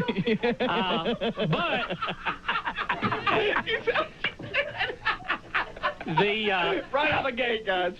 The show, as you can probably tell, is not scripted. It is just kind of a stream of consciousness, and sometimes, as Rick said, that consciousness will worry you. Sure. But all we ask is you don't make a snap decision on the program, that you give us 30 days, and then you can decide if we buy it or not. Yeah, well, our show's also we interact with callers. You can call us anywhere in the country at 1-877-WE-BE-BIG. Our website is Rick and Bubba, spell out and.com. You can go there and find out a lot about the show very quickly, beginning there. Should we introduce everyone? Yeah, Rick, I think we should start with you, old number one over there. Hi there. My name is Hey, buddy. My name is Rick Burgess. I like horse riding. I'm a Libra. No, I'm Rick. Old number one. Number two here, of course, is the pride of Cedar Springs, Alabama, Mr. Bill Bubba Bussey. Hello, and well, Rick, you didn't tell about your family, and we're gonna go all that? Give the rundown. Let everybody know where you're coming from. I think I love football. I think soccer's a communist plot. I have 4 children. Brandy is 12, so almost a teenage daughter. That's going to be great. I have a son who is 11. I have another son who is 3, and then another son who is 16 months old today. So really? Yeah, all of their names start with the letter B. They're called the B team, and the 2 little ones are called the Killer Bees. They'll give you lots of material. You'll enjoy them. And then, Bubba, tell a little something about yourself. Well, I am known as Bubba here on the show, old number 2, Bill Bubba Bussey, and I am married to the lovely Betty Lou of 13 years. We have 2 beautiful children, Hunter, who is 4, and Caitlin, who is 2. And currently, I'm under attack from a group we call The Answer, who are the soccer players of America. We both desire to raise our sons playing what we call the Big 3, football, basketball, baseball, and I'm under attack right now. Now, there is a nasty picture on our website that looks like I'm at a soccer field. But as that picture went up, and my argument was, hey, with digital stuff now, you can do anything. Sure, you can tamper with pictures. And there's all kind of pictures up there to prove my point that listeners have sent to the website. So I invite you to go and look at that and see how I'm being attacked by this group we call The Answer. Also want to pass along my wife's name is Sherry. I left that out, and I'll hear about that for the rest of the day. Boy, Rick. Sherry, I was listing. I didn't know we were going to list. I'm so sorry. I love you dearly. I've married up. I'm in over my head. I can't believe it. God bless you. Yeah, and before all of you start emailing and going, Rick and Bubba, you're fat. We know that. Yeah. Just save that email. Yeah. We are aware of that, okay? We're known as the 2 sexiest fat men alive, and I think now on TV that's pretty obvious. But, hey, we're tubby. We know it. So leave that email off, and we know our heads are big, too, okay? Yes, and we have, as a matter of fact, I have the largest head here on the show. Yes. I have to struggle to find a size 8 cap that will fit. And y'all missed that at the Braves game yesterday, trying to find Bubba a Braves hat. How about this? They have 8s. They have 8s. I got a hat, though. Can you believe that? Those of you that grew up Braves fans and watched them in the 70s, let me tell you how bad it was. We tried to get Bubba a hat yesterday. The first thing they brought us out was the old headdress from Oklahoma. Yeah, so I mean, it was it was really, I'm done. It was really embarrassing. Also, our producer for the show, we call him Speedy. Look over here. Old number 3 here on the show. There he is. Please welcome Speed Racer. Hey, how you doing? Nice hair, buddy.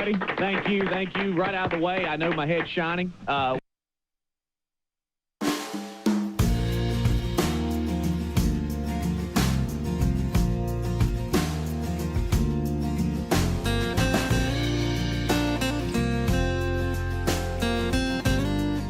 21 minutes past the hour, the Rick and Bubba Show. Thank you very much for being with us as we work our way back, unpacking the Trump attempt to speak to the National Association of Black Journalists in Chicago. Bold move, and think it's great.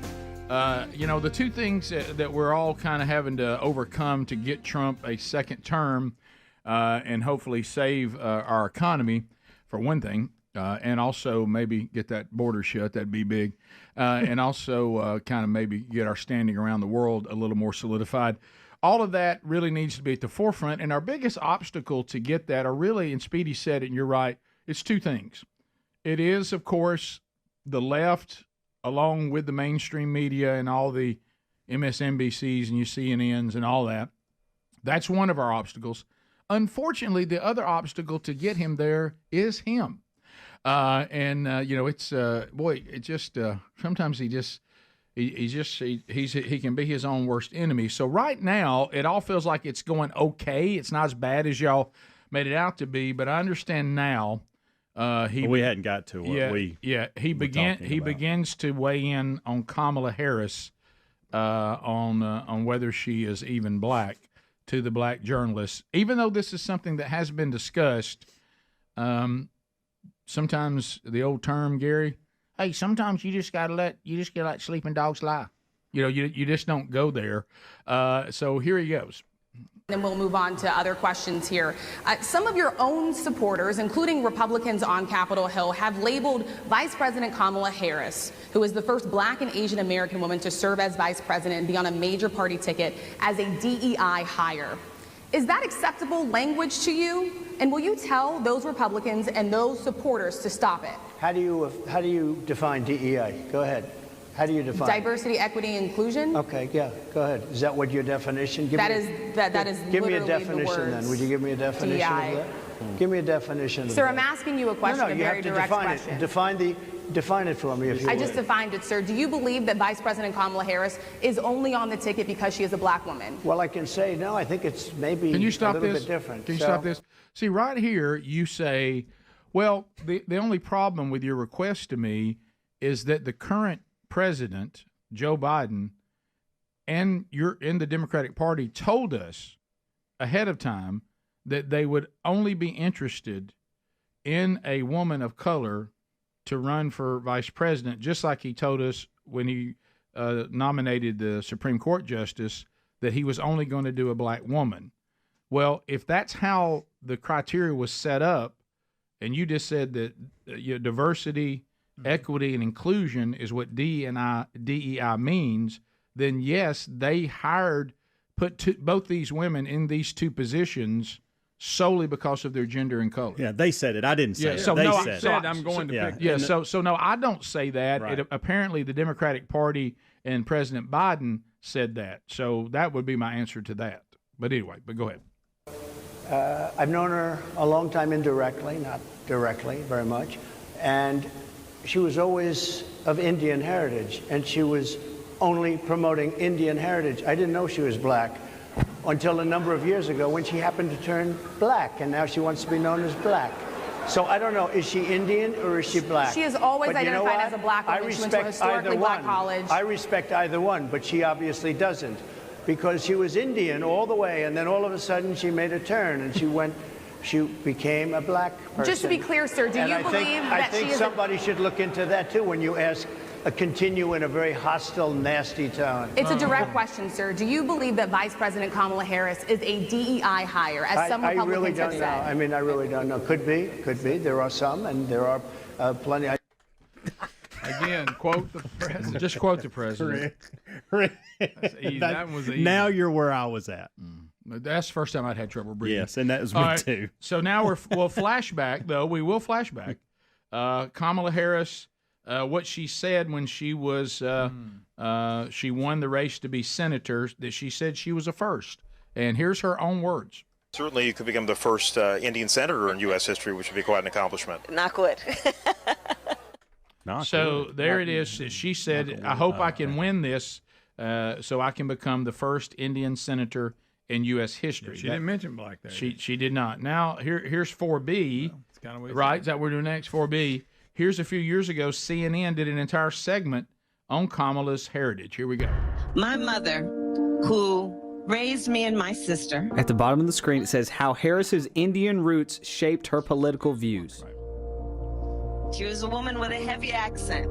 And her mother, Shamla Gopalan, was also the biggest influence in Kamala Harris's life. The answer is absolutely yes, Joe. After the big announcement, Harris's sister wrote in a Twitter post, "You can't know who Kamala Harris is without knowing who our mother was." In 1958, a precocious 19-year-old Indian, Gopalan traveled thousands of miles from her home and family to pursue a doctorate in nutrition and endocrinology in America.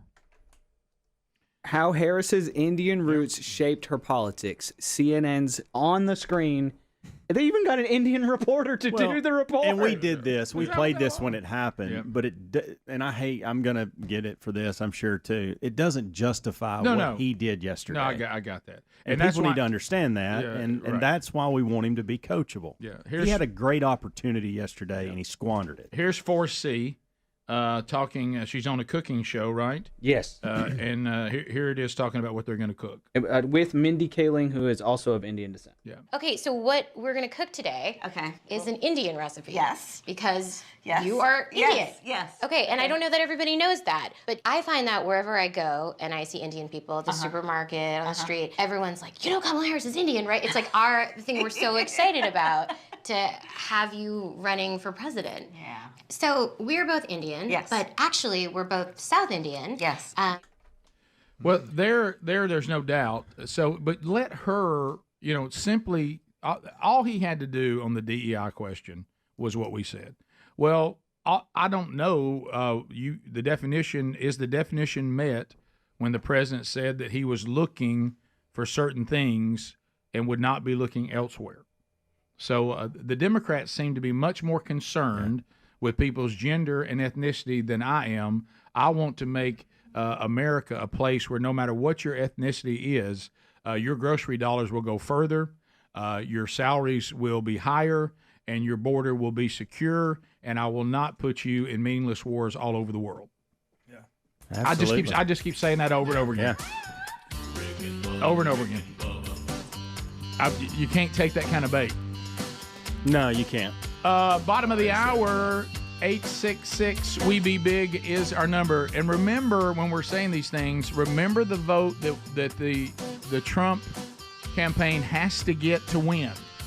Don't think about that doesn't bother you. Think about who it might bother. Rick and Bubba.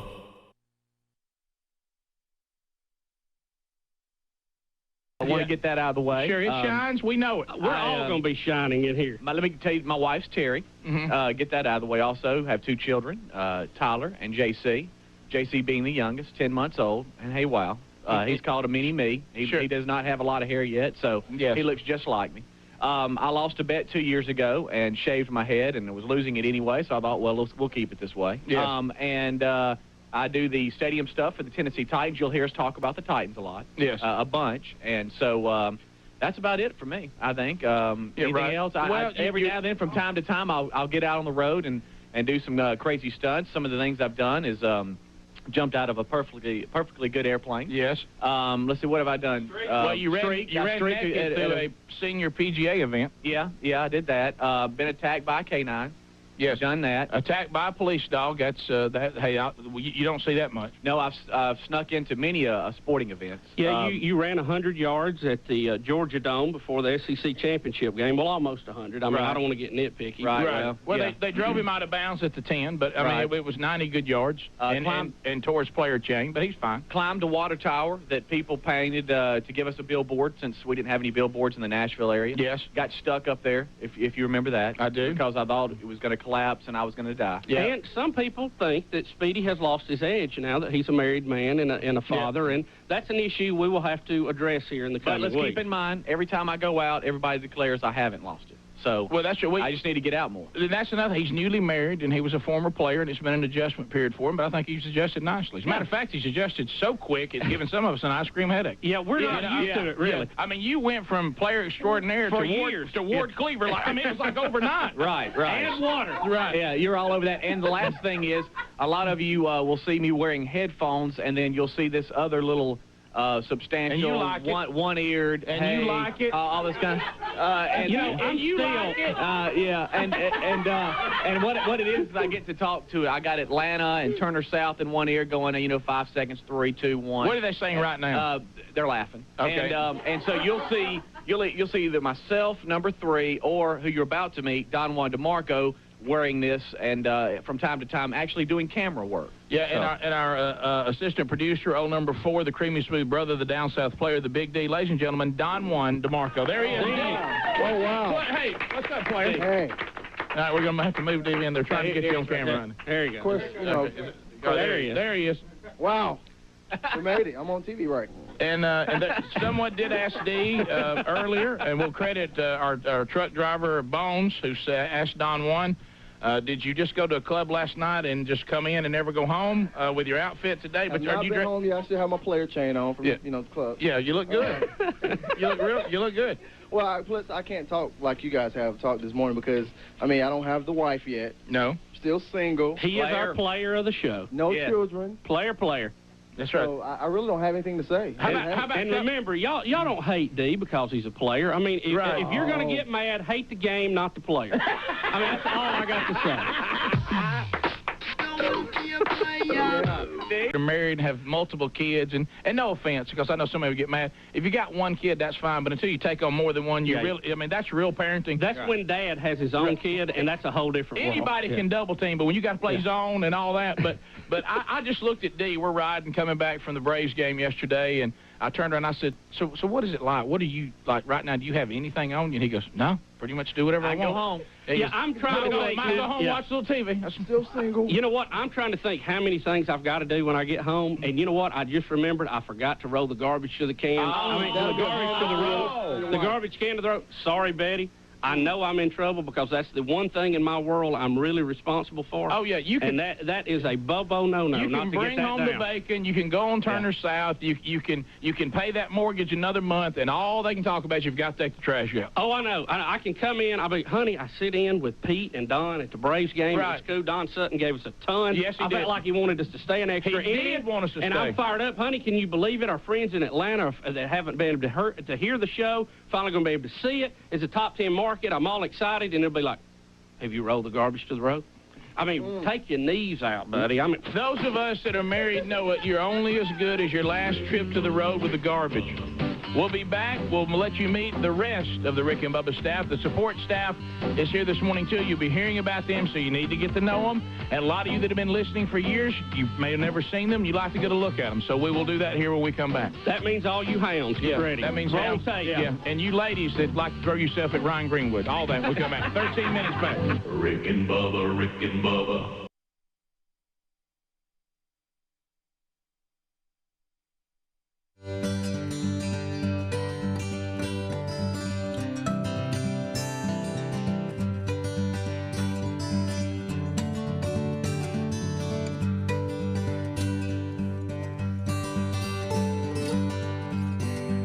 Thank you for being with us today. 35 minutes past the hour.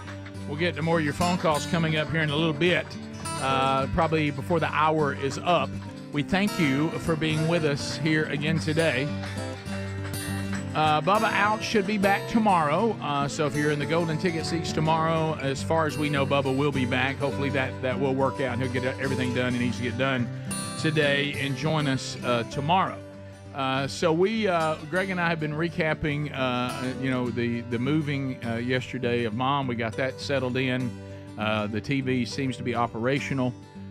We hope that and one of the things y'all were telling us, the TV package we finally landed on was $70.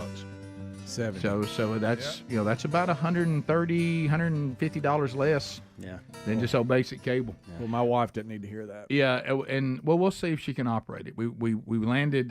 Young Broderick said we should go with the YouTube package. That it's the simplest to operate. Yeah. And from what I gathered last night, Greg had a little trouble with it. I was able to do it. Greg. And I think Mom can figure that. She's a little more savvy, high tech Nana than a lot of folks. So can she send video and pictures and text? Yeah. Then she is. Yeah, she's, how about that one over there? How about old Gregory?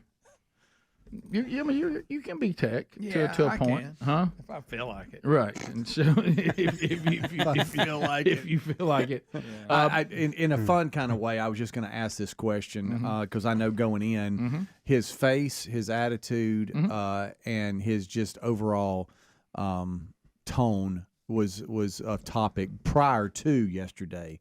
But I understand he did pretty good. He did according to the wives. Because moving can be frustrating. Yeah, it kind of goes back what we were saying before. according to the wives, now Lisa did not say this. I'm talking about according to my own wife. Okay. Lisa may have said to Greg what my wife said to me and changed our names. But according to my wife, Greg's attitude was superior to mine. She was like, I tell you, he was getting a little hangry. Is you? And I said, no, but I'm hot. You know how I want to get. I don't like to be hot. and she goes, hey, thank you very much. None of us had to wonder when you were getting hungry. And I said, well, I thought everybody would want something to eat. I was just willing to make the food run. And until Greg stole my wife's dinner, everything else was great. What? That was on me. So Sherry, for some reason, and by the way, this isn't true. In my opinion, she says I'm wrong. I love, and I don't know if we've talked about this on the show before. I love the Greek food. To me, Greek food places are my number one go-to. I eat that more than anything else. And I love all their food. I love the Greek restaurants. I'm all in. Love it. Before I was white, I was actually Greek. A lot of people don't know that. And now you're back. Now I'm back to white. Talking about being honky now. Yep. So anyway, so Sherry, somewhere along the way, and we've eaten at these places so many times that we know there's only about 3 orders that we rotate around, each of us individually, Sherry and me. Well, somewhere along the way, she says, anytime we do anything they put the chicken on going forward, I want the chicken kebabs. Okay. I said, it's the same chicken as just getting the grilled chicken strips. No, the kebabs are more tender. I'm pretty sure it's the same. It's just got a toothpick through it, baby. I don't. And she's different, Rick. And she's like, no, it's either toothpick or not toothpick. No, she says no, it is more tender. So please, anything we order now with the chicken, I would prefer to have the chicken kebabs. Mm-hmm. Okay. Well, that gets a little complicated when it's one of the salads. And you're trying to tell the person, now the chicken you put on it, put the chicken kebab chicken on it. Yeah. And then that person says what I've been saying, well, it's all the same chicken. And I said, no, apparently the ones with the giant toothpick through it are more tender. Okay. So anyway, so when I got everybody's order, Greg was kind of new to it. So he just kind of said, I said, give me whatever you get. I said, I'm getting chicken feast. And Greg said, yeah, just get me one of those. Well, Sherry, of course, says, I'll take the chicken kebab feast, but no salad, just the straight up. And then Mama likes the shrimp. Okay. Are you saying feast or feet? Well, it's saying feast. Feet. Gary's one more Greek feet. Now, let me tell you this, Gary. I do have, you know how, I was the guy that tried to tell Dippin' Dots that they weren't the ice cream of the future. Oh, yeah. I was the one that said there's no such thing as boneless chicken wings. It's just chicken nuggets and wing sauce. Lawsuit. These are little things I've tried to correct over time. I've been at war with it, not war, but I have tried to consult this restaurant that they got their words reversed. They call a feast the serving for one person. They call the large serving for a family a dinner. I said, you should reverse that. The feast should be for the family and the dinner should be for the individual. And they've acknowledged that I'm right. They just won't change it. Okay. And so anyway, it's feast, not feet. Oh, okay. And so when I brought them in the styrofoam carryout things, they have all the meats in foil, and you take it out and you have your rice, your fruit, whatever. Yeah. So I opened up one of the foils trying to get Mom's shrimp and just saw it was chicken. So I put it off to the side and then gave Mom and fixed her plate the shrimp. So Greg comes in, and I said, just take that one. That's a chicken one right there. So that was on me. Yeah, he pointed. I was actually going to the bag. He said, no, that one's a chicken one. So I took it and ate it. So we're sitting down eating. That did have because you like chicken. Yeah, we're sitting down eating. I wish I had some right now. And so so she looks over at me and she goes, so they didn't have the chicken kebabs? And I said, well, yeah, sure. That's what I ordered. And she's eating. She goes, well, that's not what I have here. I have just the regular chicken. And I said, you're talking about the ones without the toothpick through it? And she said, yes. And I said, I don't know. I guess they didn't. I guess they messed the order up. I'm sorry. I did order you the kebabs. And then Greg gets this look on his face. Well, I started to lie. Yeah. You quickly pulled him off the toothpick? Yeah, I was like, threw the toothpicks over my shoulder. I don't know what you're talking about. Yeah, and so Greg had to But he clearly pointed me to the plate. He said that's yours. I didn't know that was on me, but I mean, I didn't know what I'd ordered. I wondered, and maybe you didn't know enough about it to say, "Hey, I got kebabs. Is that what I'm supposed to have?" Well, I didn't know. I thought everybody had the same thing right, I had. and that's fair because you don't eat there a lot, so you would you would have thought because I don't think they have them in Pleasant Valley. No, they don't. Yeah, they don't have them where you're from either, do they, Gary? What is that? Greek restaurants. No, we Huh? got a lot of Mexicans. A lot of them. A lot of Mexicans. Right. Yeah, and all of them are. Which I like them, you know. Yeah, I know. That's good, Gary. That's good, buddy. Do you like that new one that we got? This relatively Y'all new. do have your share of them there. Yeah, there's one about every corner. I mean, how many you need? Did you worry though when that new one came up that it might be the end of Mr. Tacos? No, it didn't bother me. Is he hanging in there? We ate there the other night. It was okay. I mean, yeah. We sat at the bar and it was kind of loud in there. So get you going. You getting a little rowdy in there. Yeah. Did you get you a little Gwen and margarita? No. Okay. Yeah, she might have had more. We'll see him change it. Yeah. So I got asking uncomfortable. Keep going. So Greg actually says to Sherry, "Well, I haven't eaten all of it." And Sherry's like, "No, just stay with what you got." And I see on the text, I think they're right. I think Greg was excited when he saw toothpicking. Yeah. Oh, I think you thought, "Wow, this is too good to be true." That's it. Chicken That's and it. So what was your question? And I want you to be honest on this. Yeah, Okay. sure. Did you volunteer to go get the food so you could be in an air-conditioned truck and not have to be in that heat box, that sweat box that they were in, and kind of get away, maybe take a 20-minute break, just kind of easing off to get some food? Yes. Come Cool back. down a little The bit. only Cool thing, down, in that nice AC in the truck. the only thing I could have been more excited about is if the only place I could get food was Atlanta. I'll be back, y'all. I was so happy to drive away, and that air condition was. I mean, it was. At one point, I'm not gonna. I'm just gonna let you know this. At one point, I had the food much longer. And I had it in the truck. I sat in the parking lot for another 10, 15 minutes. I was just made some calls, answered emails. I was like, this truck is so much more comfortable than that really hot apartment right now. For those of you who didn't hear, the new place didn't have AC working. Don't know how that caught us off guard. Yeah. But anyway, I thought that might it's be been the case. resolved. It's been resolved. And you wish when you got back more was done. Right. Expected everything to be in order. Ladder still in the way. Thought I'd see my family just sitting around watching TV. What took With you the so air long? conditioning fixed. You wouldn't believe traffic. I'm sorry it took me so long. Boy. We'll go phone calls next. 866 We Be Big. We'll chat with you when we come back. Rick and Bubba, Rick and Bubba.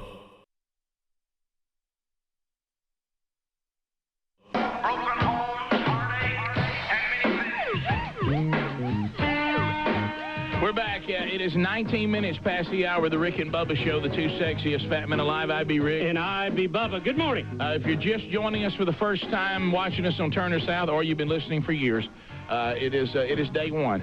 Those of you that are new to the program, you want to find out more, just go to our website, rickandbubba, spell out and.com. All the information is there to try to catch up quickly. Our show, kind of a stream of consciousness, where Seinfeld is a show about nothing. Ours is kind of a show about anything. We want to introduce you to the characters on the program because it's kind of an ongoing soap opera. And those of you that are joining us via Turner South that may have never heard the show before, you're kind of in the middle of a soap opera, so you got to get to know the storylines. So that's kind of what we're doing today, bringing you up to date. And if you are a listener to the show, there's somebody new that is being brought into the loop by the Turner South program. You need to, bring them up to date quickly. Bring them along. That's your job. And the next, Bub, I guess we go. Blair and Karen. Blair and Karen is up next. Blair and Karen is a former intern. She is also one of our call screeners at 877 We Be Big and works part-time for us. Hey, Karen, how are you? I'm good. How are you? Now, Karen is very talented. Oh, she yes. has one of the most beautiful singing voices you will ever hear, and we're going to lose her to a big recording contract one day. But until then, she's with us. Yeah, actually, the plan I have for two of my children of the four going to college is for Karen to make it big, me hold it over her head that without us she wouldn't have made it, and get some money out of it. I'll be Just a little bit of an override. Yeah, I'll be that guy you'll see it on Behind the Music. They'll show my picture, and they'll go, and when we come back, my face will be stuck up there. Karen meets Rick Well, more Burgess. important than that, I do think that the mullet could be the greatest haircut ever known to man. Too, She so loves mullet. that- Loves I mullet. am a huge mullet fan. So that's pretty much me. I am a big girl. Let's go on and call it. It ain't like you can't see me, you know. Let's not pretend. So I mean, we all have mirrors out there. Ain't no shame in it. Big girl, big love. So. And Karen, don't forget, once you go big, you never go back. That's right. I mean, everybody knows that. And I'm single. Okay, well, there that is. Yeah, there. Here's a shot of a mullet. Here. Okay, we have a mullet here that Karen has. It's a doll of a mullet. Yeah, that is really neat. And when you get done with that, I hope that's mine, by the way. Yeah, it is. As a matter of fact, our producer of the TV part of this, John Perry, has brought this in just for you, Karen. Really? It is a statue of a guy, a little action figure with a mullet. Look at that right there. And Karen has every web page known to man that honors the mullet. As a matter of fact, if you'll look at this action figure one more time, he's got freckles, but if you just look at the hair, that was me in 1985, right there. See, they have mullet wigs at these Halloween stores, and I want Don Juan to wear one for Halloween, but he refuses. So. Okay. You would look. Of course, it'd look like a Mexican mullet. Mexican mullet? Yeah, Karen has a full breakdown of mullets. We have, and I don't even go into it today. It would take a whole hour. And next, this will take a lot. We can't get it all in now. Ryan Greenwood is our webmaster on rickandbubba.com. He also plays lead guitar in our band. Thank you. It comes in on the show from time to time. Best known as being the most obsessive Miami Dolphin fan, and we're not talking about kind of, sort of, in the history of the franchise. I'm just a normal fan, I think. Well, now here's the thing, Rick. We're going to tell people about Ryan, and they're not going to believe what we're saying. Yeah, and really, we don't have enough time to set this up, but he is the only person that I know that is under a doctor's care. Yes.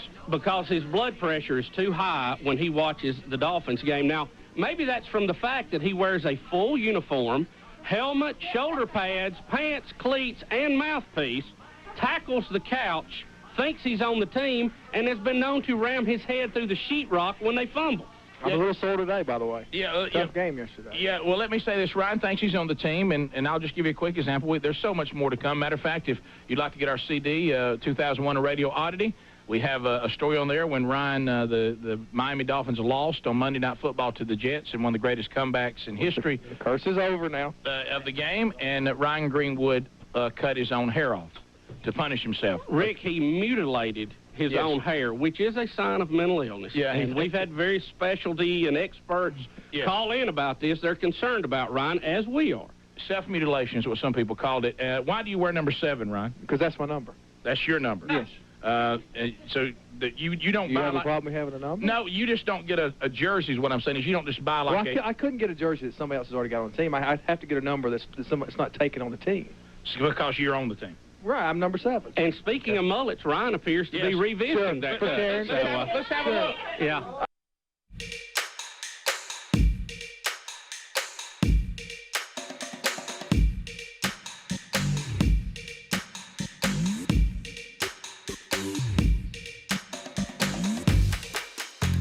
Speedy takes the calls at 866 We Be Big, and the lines are open. You can join us.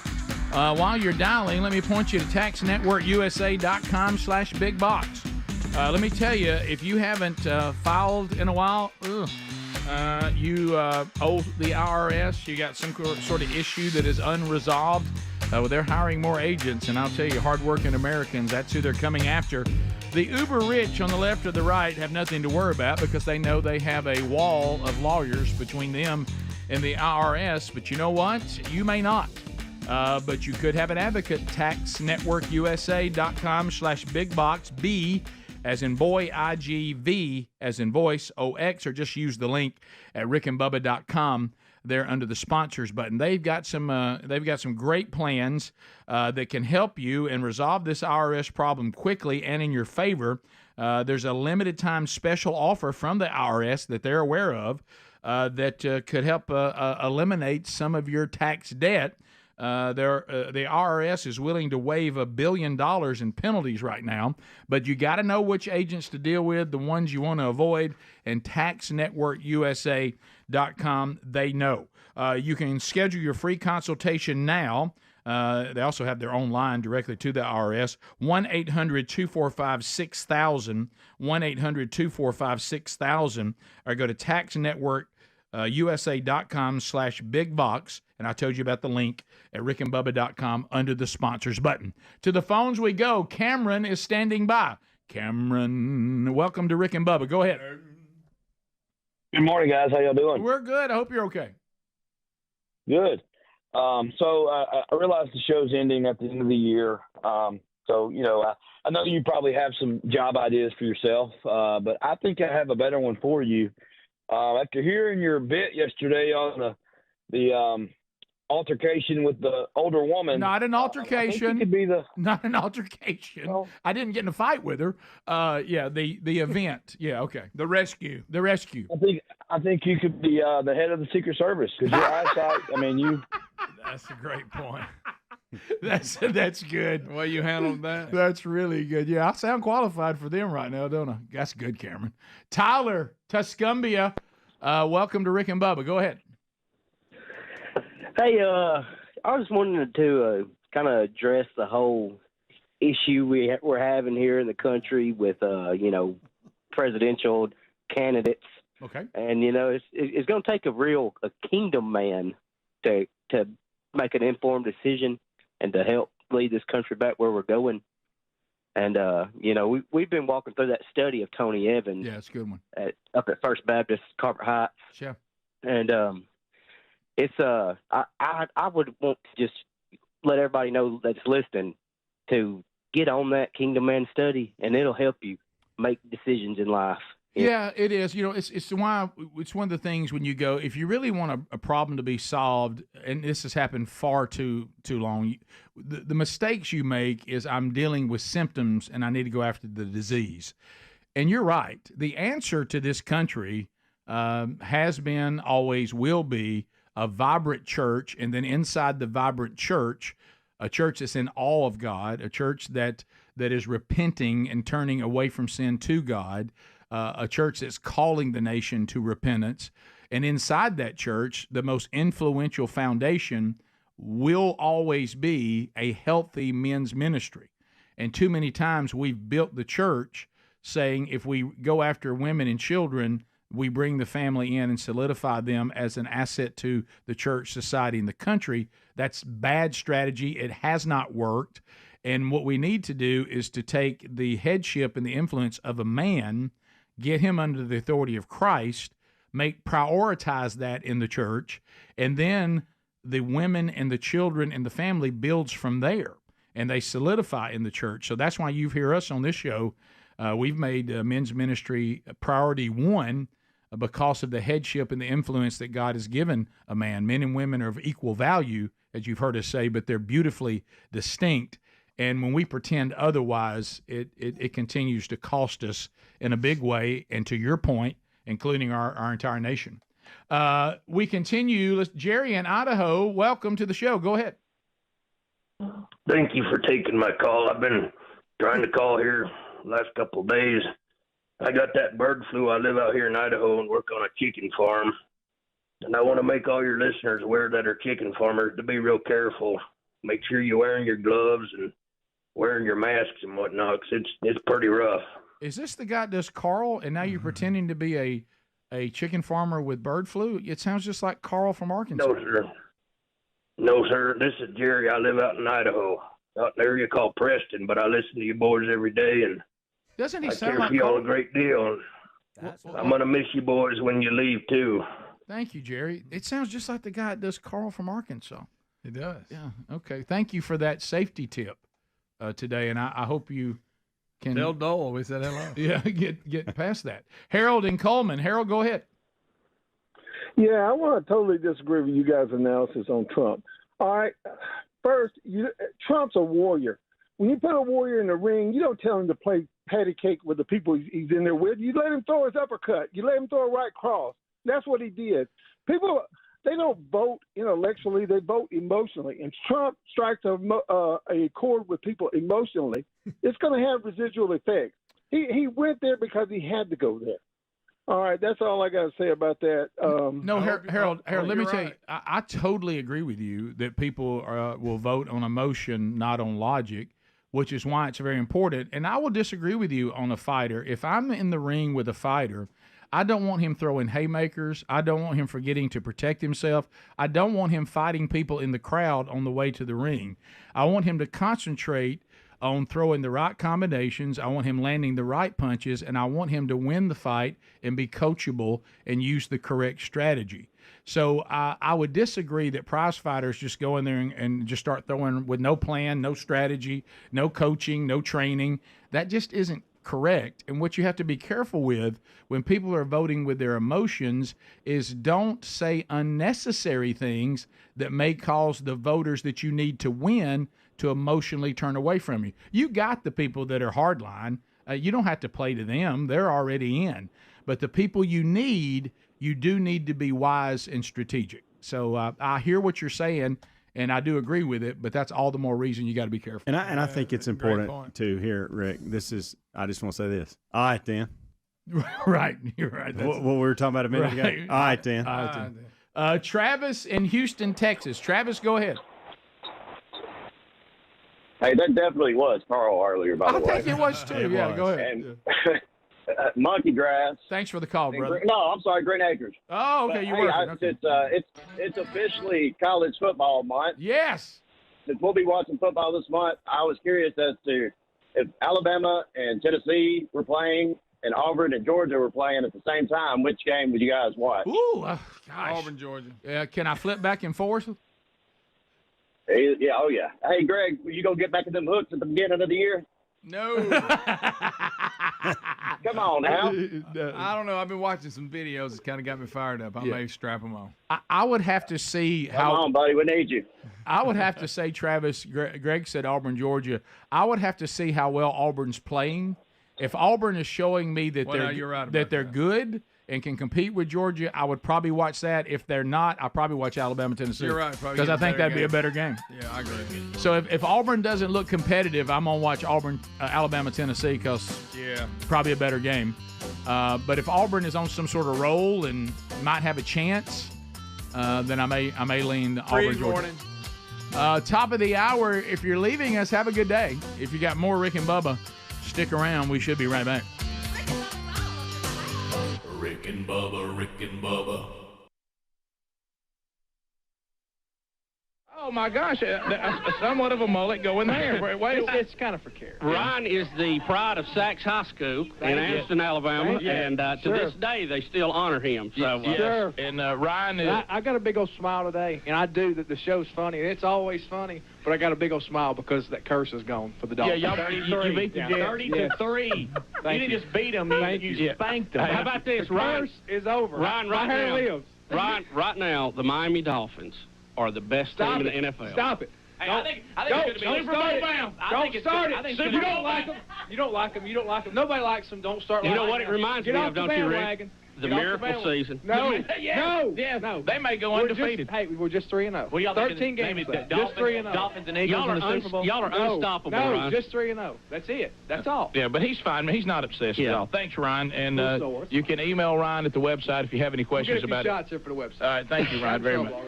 Thanks, Ryan. Next from the news department, this is our news person. She comes in from time to time to update us on what's going on, or just to kind of give the female perspective. Ladies and gentlemen, put your hands together for Roxanne. Roxanne, there she is. Roxanne, thank you, Roxanne. Roxanne is by far and away the most perky person here on the show, and she's just always glowing. Oh, yes. And she's hot for Bush.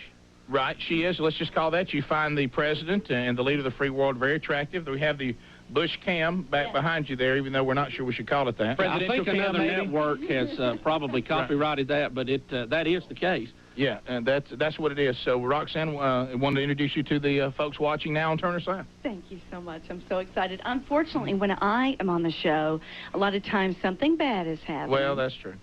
But I do love George W., so if you have any hot pictures of the press, I need them. You need to email them. Well, you know, I think, Roxanne, you were the first person that I heard just come out and make the statement, I'm hot for Bush. Yes. And the morning you did that, I mean, the phones lit up, the women started calling, and I had no idea. Right. I mean, we all knew that Billy C. was a player. Yeah, sure. But I had no idea that the women thought that W. was hot. I mean, the guys liked him because, you know, he's a Texan, and he calls it, and he says what he thinks and all that, but we just didn't know that he had the female appeal. Right. Apparently he does. Well, when he's super intense and he leans forward at the podium and he he pounds his fist, and he looks like he's going to go get it. I love that. How about the shot right now? They've got the president standing behind you looking at you. He's got his camera going. Oh, isn't that wonderful? Now, I love Laura, and everything's okay, but I do think he's wonderful. On the cover of Runner magazine, there's a thigh muscle jutting, so I'm warning you. You're all over it. It's okay. great. Roxanne, news person, there she is. Maybe this is a good time to tell everybody this is a family show. Yes, it and, is. I know a lot of morning shows Right. have gone the blue route. That's not the case here. Right. It is family. It's not Disney radio, No. but as you can tell. Anyway, not prudes by any stretch, and, Right. and there'll be some points you'll question whether we are as good people as we say we are. Because our moms are watching, and they will get on us. Interns right now, they'll roll through, have different interns at different times. Right now we have interns, Great Balls of Amy. Right here, she is interning with us to learn about the biz. She screens calls, and also Peaches. Right here, 2 interns that are working with us right now as they both stand here on mic number 4. And when you call the program, a lot of times they will be the ones that you'll try to convince to get put on the show. There are Monday, Wednesday, and Friday interns. Yeah, we have different interns on different days of the week. But these are the Monday, Wednesday, Friday bunch, Great Balls of Amy and Peaches. If you wonder how they got those names, we nickname every intern. And there's various. So ladies, welcome to the Turner South part of the deal. Thank you. Y'all didn't know y'all was going to get that when you signed up for the internship, did you? Yeah. Great Balls of Amy, known to be a big pageant girl. She is in various pageants. And you know, she is really, I think, the most bashful intern we've had as far as talking, or she just doesn't like us. Yeah, I don't know what it is. I mean, she may be unimpressed and just trying to get an easy A. Yeah. So there's that. And also Bones is here this morning, who drives the mobile assault broadcast vehicle. Jump over here, Bones. We have a vehicle that is a rolling studio. We'll be coming to different markets to see you and do shows on location. And Bones is the man who drives that and takes care of that whenever it's going out. And there he stands. Ladies and gentlemen, truck driver Bones. And you see why he got his name? Yeah. He looks just like he came right out of the Mr. Salty pretzel pack. And it appears Bones got a good night's sleep last night. and bright and ready to go. And old man Mickey Dean is stage left. He's hovering right out here. And Rick, he's turned it up. He's brought his red coat. He's dressed as Santa today. So international comedian Mickey Dean will also be with us this morning. We'll be right back. It's 29 minutes past. Rick and Bubba. We're back. It is 34 minutes past the hour of the Rick.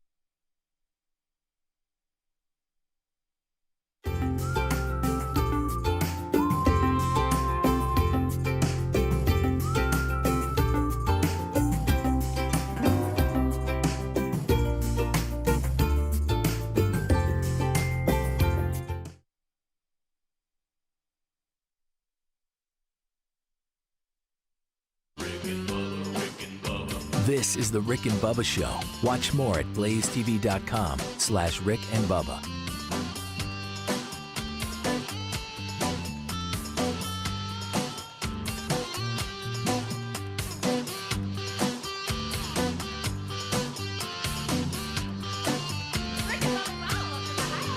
Rick and Bubba, Rick and Bubba.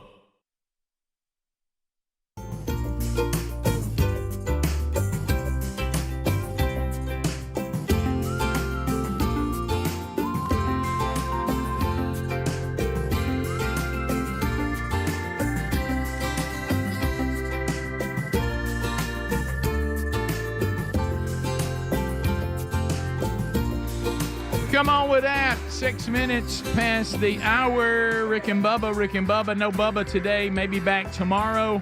That's the plan as we move forward. The real Greg Burgess, Helmsy, Speedy, and Eddie Van Adler here.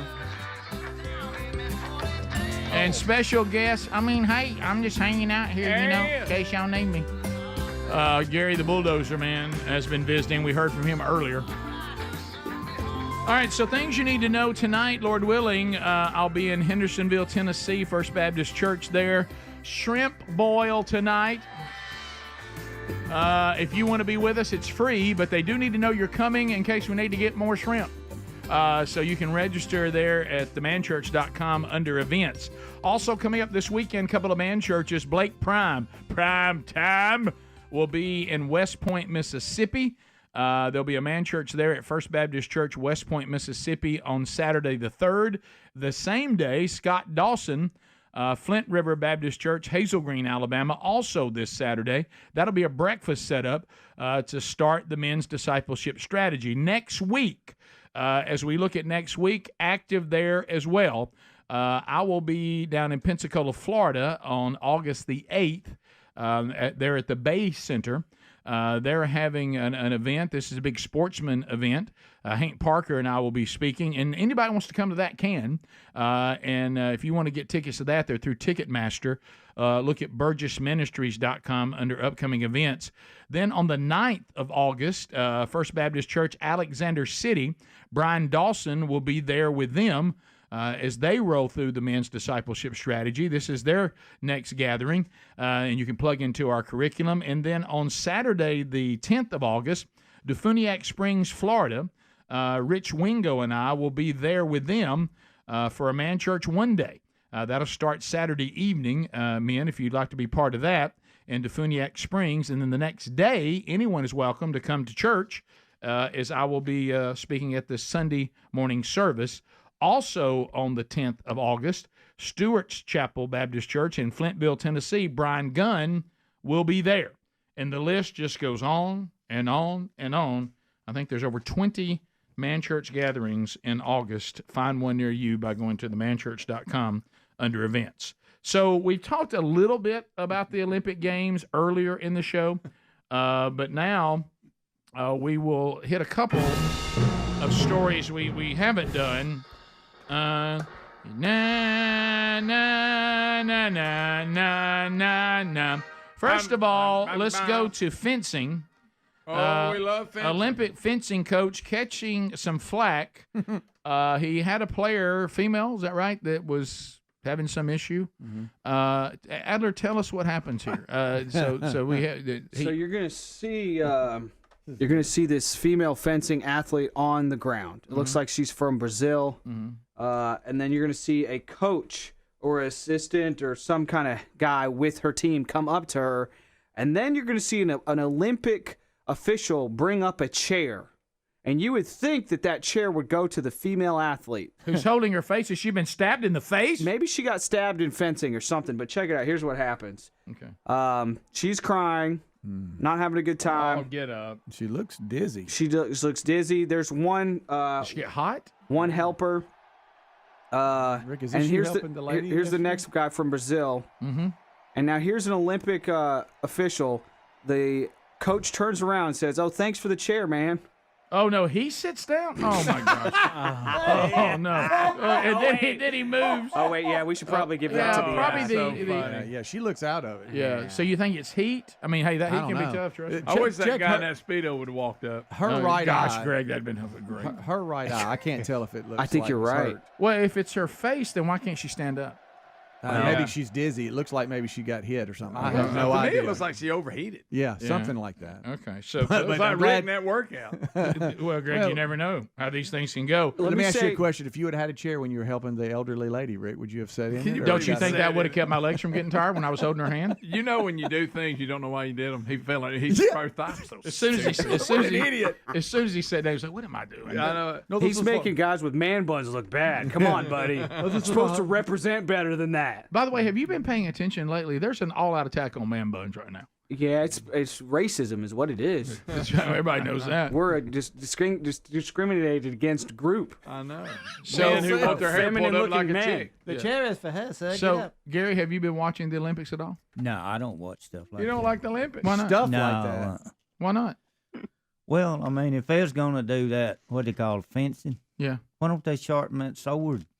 You know, be over in just So a minute. whoever wins, Be wins. over. You win, you win. It's not a fight to the death, Gary. Yeah. Well, that's What's the your only way to favorite? do it. What's your favorite sport in the Olympics, Gary? There's not really one. Well, there's You don't like any? You don't like any of it? If you were How about running? if you were How a about running? phenomenal athlete and people knew you as being an Olympic guy, what event would you participate in or you would like to participate in? Probably slingshot or something like that. Slingshot. That's a good one.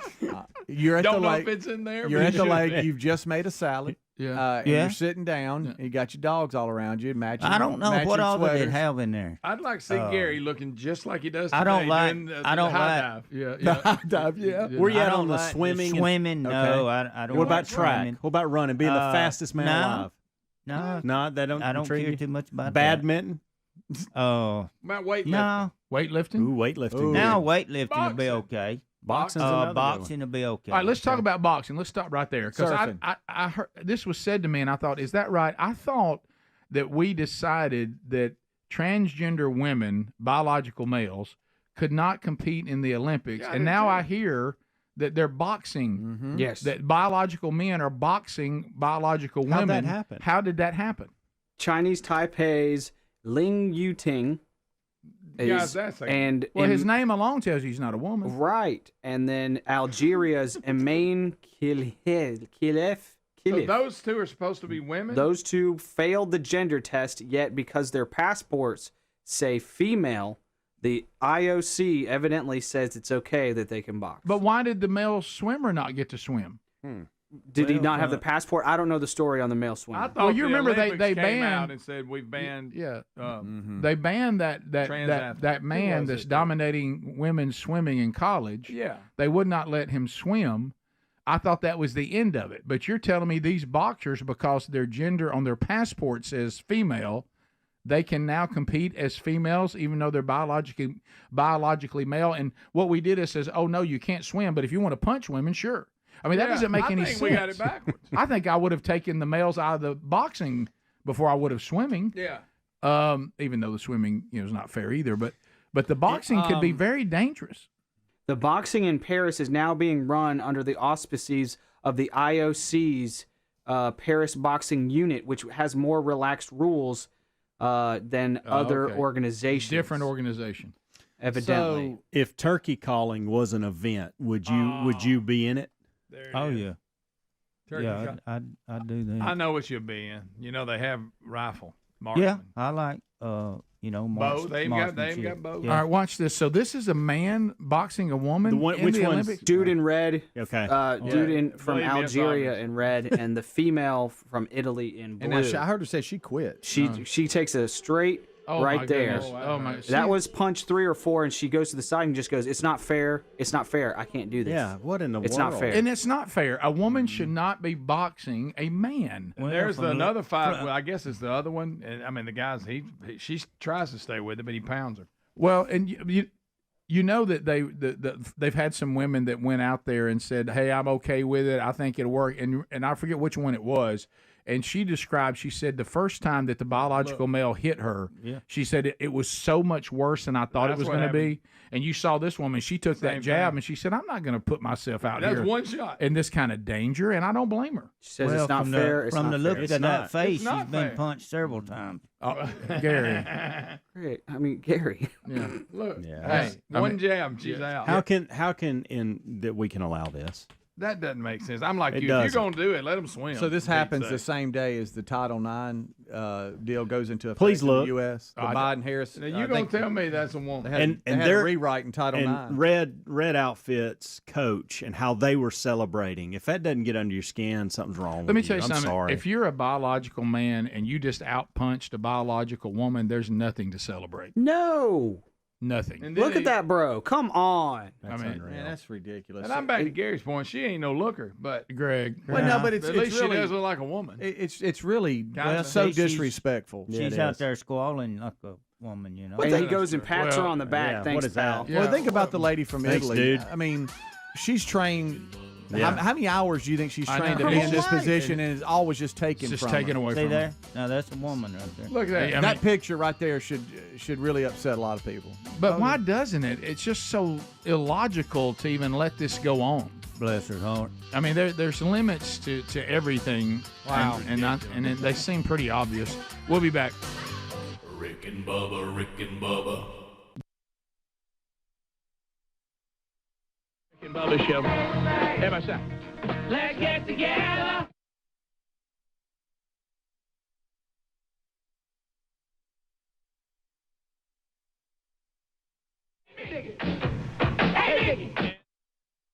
Are we broadcasting?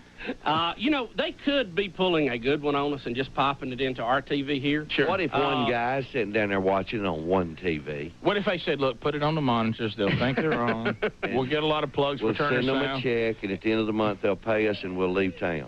Every time we do a show out on location, because you're a little out of your element, it's a little bit different. Absolutely. We're always panicked, hey, are we on the air? Testing, that is testing. And I'm going to tell you, I've got a touch of that feeling today. Well, Is see, it really going out? I know. That's the difference in radio and stand-up. I know whether they're out there or not. I That's can right. see them. Absolutely. I can see their reaction. I know whether they're laughing. I know whether what I said was just funny. I get instant feedback. Y'all don't. No, we don't. That's what I respect out of you so much, because I've heard y'all do some shows that I would probably quit after.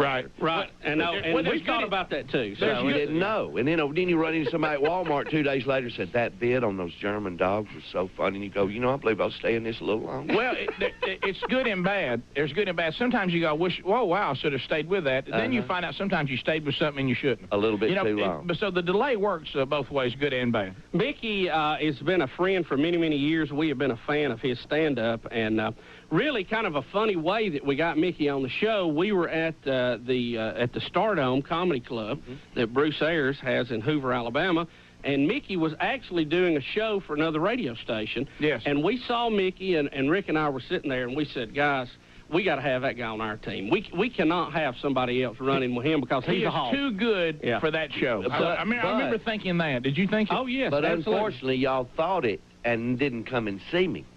Right. You finally made the move. Right. Well, my son, Matt, bless his heart, he called one day and said, Daddy, I'm gonna clue you in on something's fixing to happen. Rick and Bubba's coming to Birmingham. And I said, I got one question. Who is Rick and Bubba? Right. Well, they're in Gadsden. And there's a lot of people watching Turner South this morning saying the exact same thing. And shaking their head right now. Right. He said, Daddy, they're going to be big. They're going to be huge.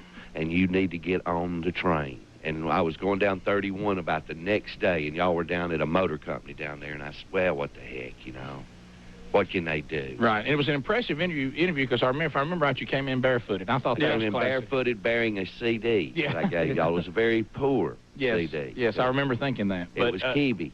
But we were fired up. I didn't know it at the time because I didn't know the word. We were fired up to meet you, though, Mickey, and I'm glad that you are with us now, and you like to come in on Mondays when you're around. I mean, you're on the road a lot. And well, I was telling Speedy, I can't tell y'all how much you've done for me. Speedy shows up at Nashville, and we pack the house, and I make a little bit more money, and I don't know, it just feels good, and I appreciate the heck out of y'all letting me be here. Well, look, if you wasn't funny, you wouldn't be here. That's right. I mean, look, we love you, but you're our friend. We love you, but we don't go into charity. We don't take on charity cases. Well, when than you Greenwood. it all comes down to the talent. I glance over, and the first person I see is Greenwood. Yeah, well, in most cases, we don't take on charity cases. Right. Yeah. Now, we'll be nice to you, and we can be buddies, but, don't mean you're going to be But on I the show. get to come on about once every 3 or 4 months. Yeah, so it's all there. Now, this is fun. John is in Pascagoula, Mississippi, on the phones at 1-877-WE-BE-BIG.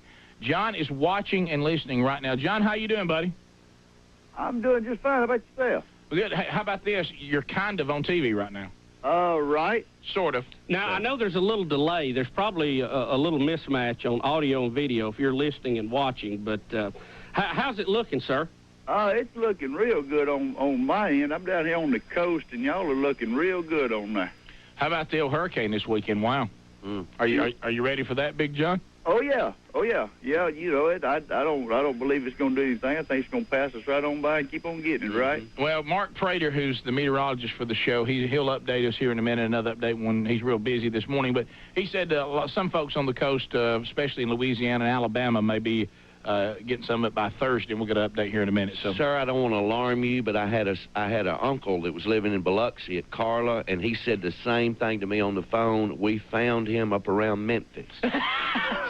Okay, well, that's okay. Just a heads up, John. Wasn't going to get him. Yeah, I would, hurricane, tornadoes can just come out of anywhere, Sure. and they're very destructive, and, they'll stand behind a hill. They'll stop and wait until you get off from work. But the good news is with satellite technology now, we know when a hurricane's coming. So, at least we can educate you. Now, granted, you may decide to have a party and stay, but... right. Some of you people, I don't... Pass the gravy, please. 22 minutes now past the hour. All right, so some of the people now on the text line are saying that they think that the biological male may have broke the biological female's nose just with that one jab. Yeah, she kept doing it like her nose. Yeah, and they said they've had to check on that. And people were asking what countries had the biological males. One was Algeria, right? And what was the other one? Chinese Taipei. So Taiwan? Yeah, is that what that is?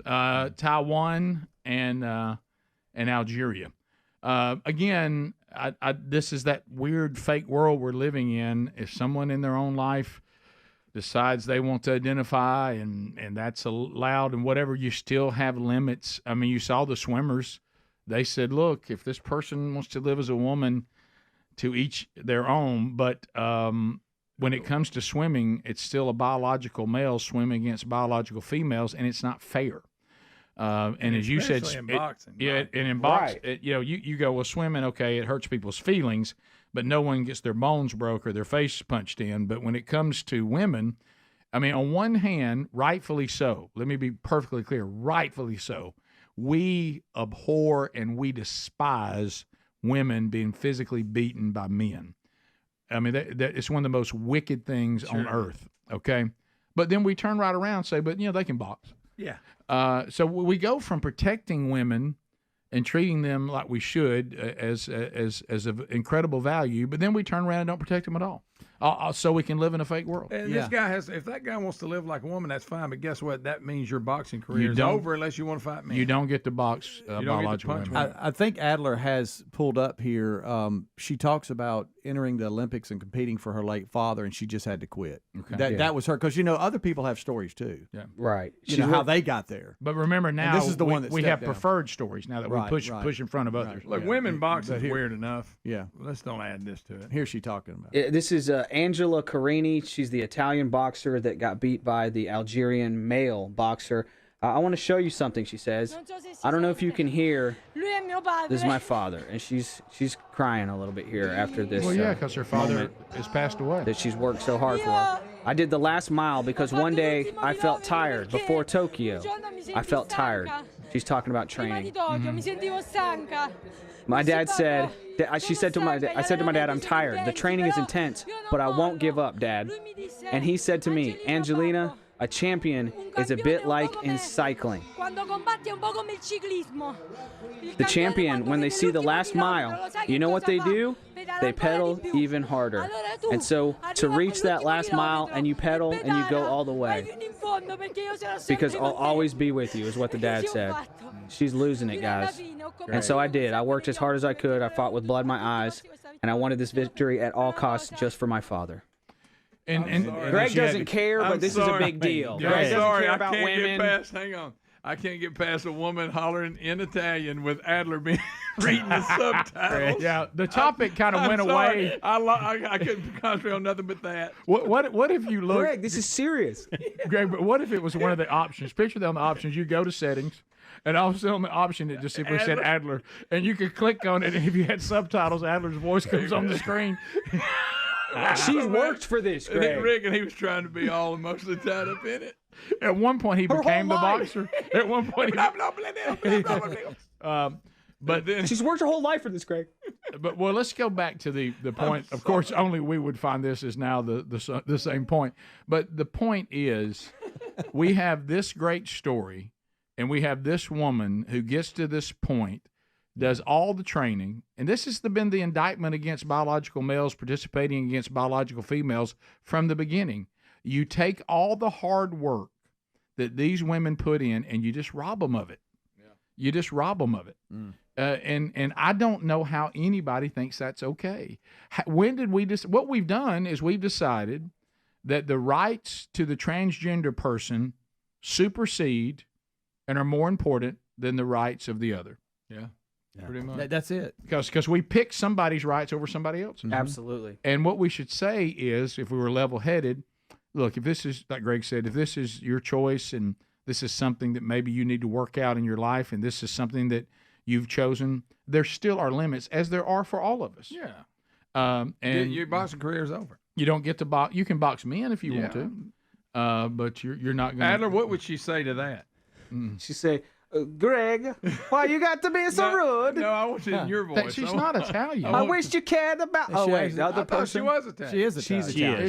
Is she? She is. Yeah, I was trying because a guy on the screen or a woman says they want Adler to be the male boxer now, so that's where I got the Algerian from.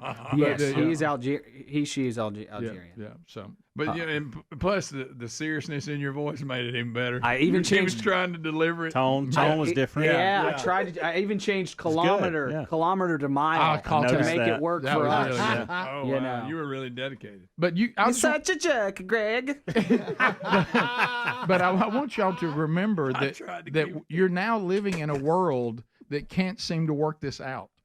That can't be, y'all know the Rick and Bubba famous conference room scenario. They can't be in a conference room and somebody says, we have biological males that want to live as women. Oh, okay.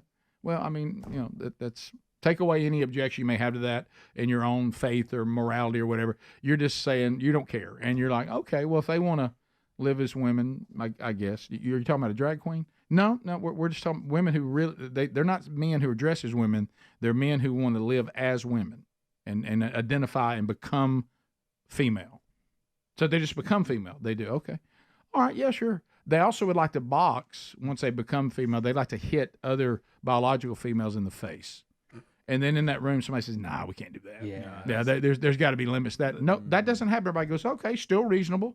And I don't know how that even happens. It's just so elementary and so illogical. I can't even. I don't understand I don't that even either. That's that much because of a both of controversy. these boxers were disqualified from the world championships or whatever because of them being male, and the Olympics still let them in. I don't understand that. I thought the Olympics were going to stop that, and I guess in boxing, you explained it. Somehow, there's another organization that they decide for themselves in boxing.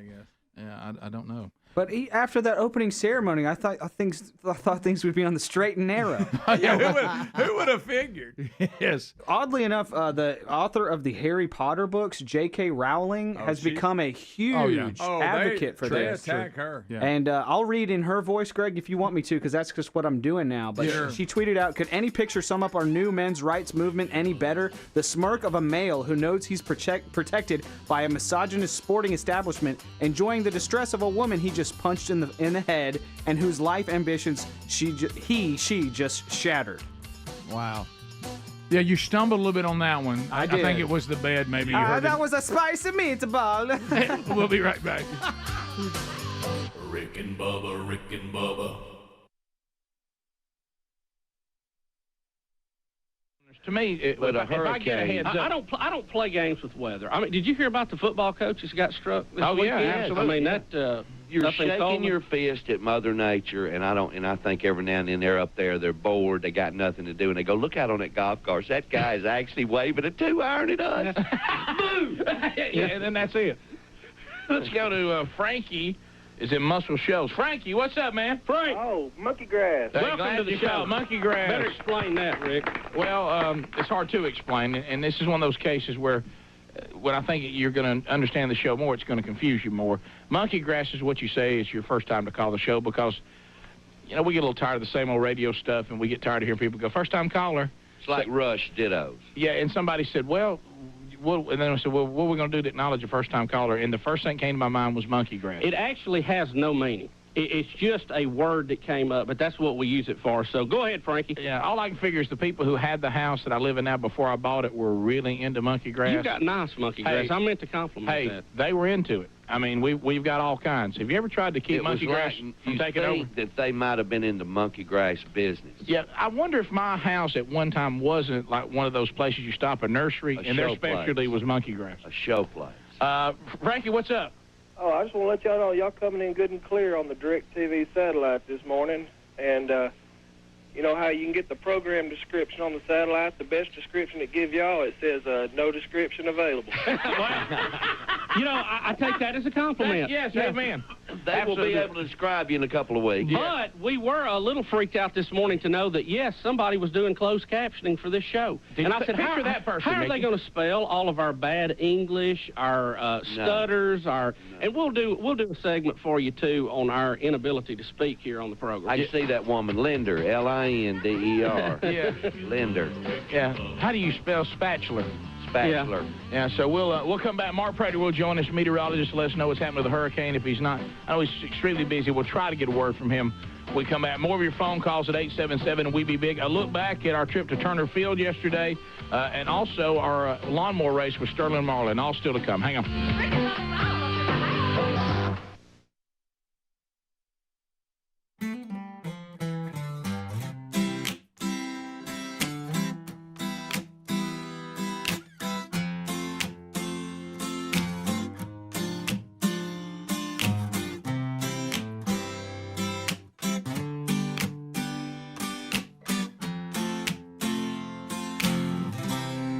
1 is going to trouble you a little bit. In the parking lot, Speedy is using the bush cam to show you Jim the Crazy Sign Man. There he is. Jim is a man who looks a little more like Ted Kaczynski than you want him to. He comes by and just holds up signs out behind the studios for no apparent reason. Now, I know some of you would think we should be worried about this. We don't think he is dangerous, okay? Right. We know he is a librarian. Right. And we know he is one of the top 100 Scrabble players of all, in the country. In the country. And, we... Wonder if he can spell weird. Now, granted, when you look at Jim, you think Ted Kaczynski, who's just got him a trim, a little bit. So... We're watching Jim very cautiously. We watch him. 18-point word right there. But he is called Jim the Crazy Sign Man, and whenever he's out in the parking lot with the sign, we'll show him to you. We'll bring it to you best we can. Heads up, Jim. Hobbies. Stamps would be great. Right now, meteorologist Mark Prater.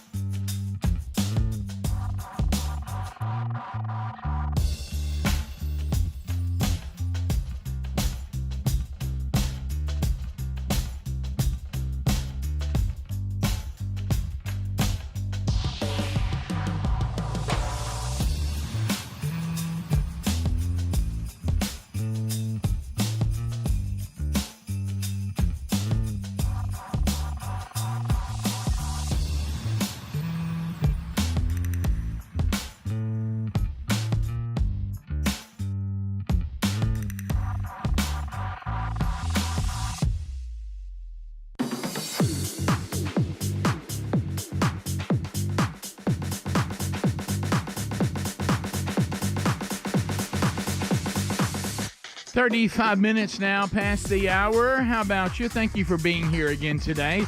As we roll through another one, Bubba out today, hopefully back tomorrow. HelixSleep.com /big box. Now, why do you want to use our URL? I'll tell you why. You can save money. Save money right now by going to HelixSleep.com /big box. B as in boy, IG, and V as in voice, OX. Get the perfect mattress sent right to your home and save 20% right now by using our code. You also can find the right link by going to rickandbubba.com under the sponsors. Now, why would I do this? Well, I'll tell you why. You can have this mattress customized for you, no charge for customizing it. The sleep quiz, Greg, 2 minutes it takes to do it? You and Lisa did this? At worst. Worst last night. And, of course, y'all got one that was customized. Did y'all see the difference immediately? Yes, we did. I didn't need 100 nights, Rick. Well, they give you 100 nights. Because they give you 100 They give you 100 nights. You know what that is? That's your guarantee. Yeah, you get 100 nights to make sure that it is the mattress that you want. If you come to the conclusion that it's not, then you get a refund. So You have everything to gain. The only thing you're losing is sleep right now. So they even have one for children that Parents Magazine has voted. Adler's getting one. Yeah, Greg. And Adler loves it. It voted #1 best mattress for children by Parents Magazine. So if you'd like to find out more about customizing a mattress for you, they have them big and tall if you need that. If they want to know how, do you like a firm mattress, medium, soft? Do you sleep on your back, your side, your stomach, that kind of stuff? So go to helixsleep.com/bigvox right now to get truly amazing sleep and 20% off. You also find the link at rickandbubba.com under the sponsors button. Somebody on the text and an email both saying the same thing, that this biological males competing against biological females and hurting them and not being fair and all this, it's not going to stop as long as biological women are willing to compete. At some point, and there's a lot of folks out there calling for this, the biological women are going to have to say, we are in complete protest. We will not get in the water. We will not get in the ring. We will not fill in the blank, whatever it requires in that sport. Mm-hmm. We're not going to do it if there's biological men competing against us. We're out. Yeah. And maybe the answer, as we've said before, is a transgender category. Where they compete against each other. But what we have going right now when it comes to biology and science, which the left will tell us to follow the science, and then they'll act like science isn't real if it doesn't give an answer they want. Speaking of things that have been, though, successful, we've talked about things that are not successful. My goodness, the numbers on Taylor Swift's Eras Tour. Ooh, good night. So at what point, has it already happened? At what point... I know a lot of the people that are really into Taylor Swift are not old enough to vote, but I guess enough of them are old enough to vote, or maybe they could pitch a fit just like they got their parents to buy them tickets to go out and vote. When did the Democrats bring in Taylor Swift on this? Well, they election? tried Megan the Stallion. Right. Well, that one. Ain't that her name? Yeah. I don't know. The Stallion. Yeah, I don't know. The Stallion. Yeah. Speedy the nail guy. Right, Speedy the nail guy. Taylor Swift's because you paid a lot of money. Taylor Swift's Eras Tour, they believe when it's said and done, it could bring in over $2 billion. $2 billion. Somewhere about that. They said it's already grossed over $1 billion, but when they're looking at the nightly take-ins, so here's a source that says, look, I'm involved in the production. They're averaging a gross every night. This is not net, but still it's a big number. I'm sure the net is still quite impressive. Gross each night, $14 million a night. Hello. Good gracious. Some nights are closer to $17 million. Good grief. So I guess what they're saying is this would be, because out there, some of you may or may not know how this works. How this works, and I even heard, and I know you did too, those of you that listened to the podcast he was on recently, Nate Bargatze. I can never get I think that. we're getting it wrong, but let's just flow with it. But they were trying to ask him what he does on these sellout arenas, and he was like, well, you have to remember, when you get down to the contracts, there's the risk that the promoter takes, and in some cases the promoter will say, I don't know how Taylor Swift works, but I know that in a lot of instances, if you're big enough, the promoter will say $1 million a night for you, and now I go and get all the ticket sales, so I go out and get my ticket price based on what I owe you so I can make a profit. Yeah. But Nate talked about this, and others do. There's also the promoter is responsible for what it costs to be in the arena. You're responsible for how much gear you want to bring in. You can make your show as big as you want to, but that's not on me. Backstage catering, I think all that comes out of the artist. Yeah, the artists have to pay for how big they want their stage to be, how big they want the sound system to be, the lights. So you got to take that out of the gross. But I'm telling you, if your gross is 14 to 17 million a night, I'd love to see how much of that comes off her merch, how much of that is the guarantee. She's not paying for the arena. The promoter's doing that. And, of course, we got to take out what her stage show costs, which is a lot. I mean, that's And quite the that's support. and the support and everybody on the road and the trucks. So and, she's paying all the hands. all that comes out of the artist. You know, you're the one that pays for the buses. You're paying for the drivers. You're paying for the road crew. You're paying for the stage. You're like paying say the catering. You're paying all the people who are dancing and singing. So then the promoter, I guess he goes in and makes a deal with the city to rent the venue and ticket sales and all that. That's the promoter. The promoter goes in and says, I'm going to guarantee the artist this amount of money. That's agreed to with the agent and the artist. I wonder what then they go in and they pay for the arena. They negotiate that. That's their cost. And then they kind of figure the ticket price. Now, there are some deals where they don't go with the guarantee and they want part of the tickets, but a lot of them now in which they reach a certain stage of popularity will just take the guarantee. In Munich, there were over 40,000 people outside the stadium because there's a hill in which you can see into the stadium. And so 40,000 people, that's outside of the sold-out stadium. That's outside of the sold-out stadium. 40,000 people gathered up on this hill. Can they even hear Adler? They can hear it. They got themselves a free concert, and some of them got to see it as well. Wow. There's 150 stops after a couple editions of tour dates on this Eras tour, and she is international right now. She'll be returning to the U.S. to finish the leg. All right, I want to ask the question. We've talked about this a lot, and that's FOMO, the fear of missing out. Mm-hmm. How much of this mania now tied to her is even tied to how good the songs are, how good the show is, and that's made me a fan. That I'm now part of I've been told that this is the end all, and I can't miss it. Yeah. I have to. How much of this is the fear of missing out? We're going to have to go to Adler for this. I mean, he's kind of he's on the front line. Well, I think Taylor Swift has put herself in a position that if you are a fan at all, you have to see the show. If you are a fan, you have to go. So to answer your question, all of her fans will have and do have FOMO if they miss it. And when you've got that many, it just leads to this mania of it's hard to get tickets. The tickets are crazy priced. They're scalping. She's extending the dates.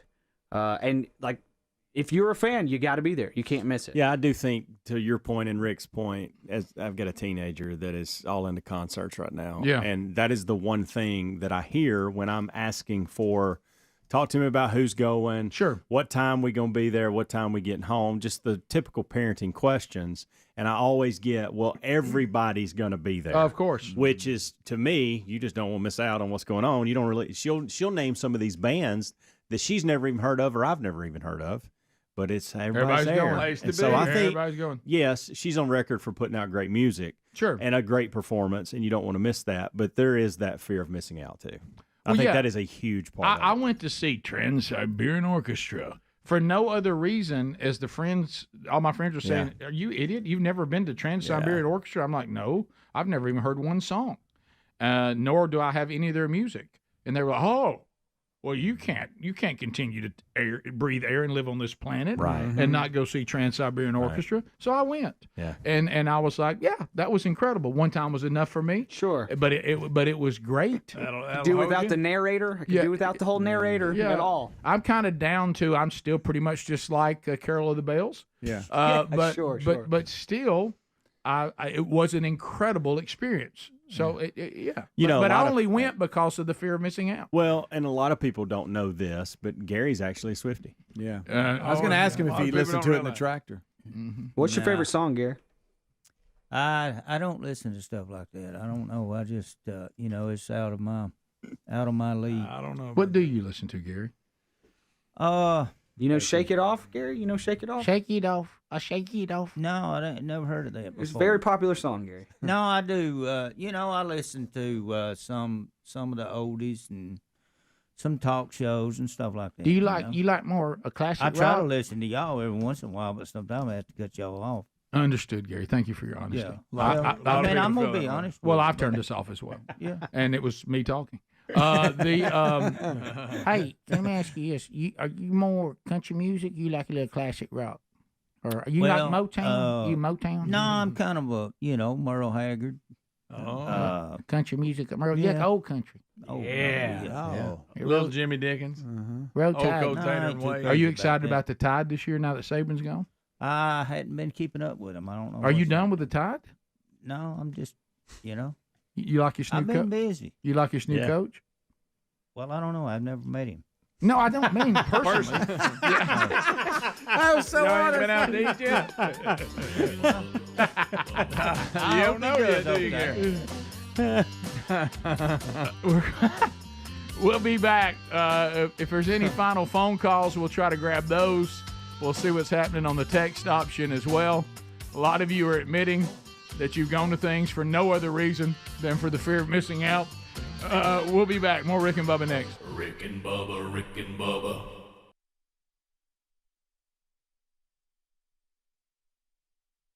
This, he's an infectious laugh. Mark, you're all over the new CD, by the way. She Commenced to Shaving, available in stores October 15th. Oh, that's huge. Oh, and that was one of the problems is they thought about Prater that we would get on TV and hawk stuff. And we told them we weren't going to do that. Take camera 2, please. Camera 1. Camera 1. That will never happen, Mark. And we're not going to hawk anything. Our new CD hits stores October 15th. Bubba holding a copy of it. Where could I get one of those? I don't know how they got it on camera, but there it is. I will tell you this CD I think is our best yet. Mark, you're all over it, by the way. That's huge. But I will say that really the price of the cover is worth this CD. Yeah, okay? And I'm having a tough time looking at Speedy carrying a camera right now. Yeah, it looks bizarre. And we've got a nice little signing page in here. That's our nurse, Lisa, and I believe it's Whitlow. Whitlow, yeah. Is her name. And there you go, Mark. Is that the nurse you got on the air? Yeah. You called in? Yes. We did a little contest to find a nurse. And you found the right one. Yes, we did. By She the way, really I'd like did a great to point job. out how nice Mickey looks this morning. Doesn't he look good? The He red jacket. I think that red jacket is a good look for you. Well, I've always dressed up for the show. You people had been listening and not been looking. I've always thought, my mama, when I got in the entertainment business, said, I just want you to promise me one thing, son, you'll look nice. Right. You can't be nobody if you don't look like somebody. Well, and then I look over at Greenwood. Right. I think, boy, was mother ever wrong. Now, granted, I am concerned some of the kids are screaming, Mom, look, Santa Claus is on TV. Right. With his summer cut. Right. You know what I mean? There are kids calling right now going, Mommy, is Santa Claus working out? Papa's on TV. All right, now, which one of them? 18,000 3-year-olds are going, Papa, it's on TV. Papa, going to the lake, Papa. Prater, I know that a lot of people are wondering about the hurricane. We talked with John from Pascagoula. Yeah. He says that he hopes it's tracking away from them. But earlier in the program, you told us Louisiana, Alabama. Is that still pretty much to the people on the Gulf Coast that need to be looking? Yeah, I think for the folks down there, these things are so schizophrenic. But with Isidore getting back over the Gulf, it's going to strengthen very quick going towards the Texas-Louisiana coastline.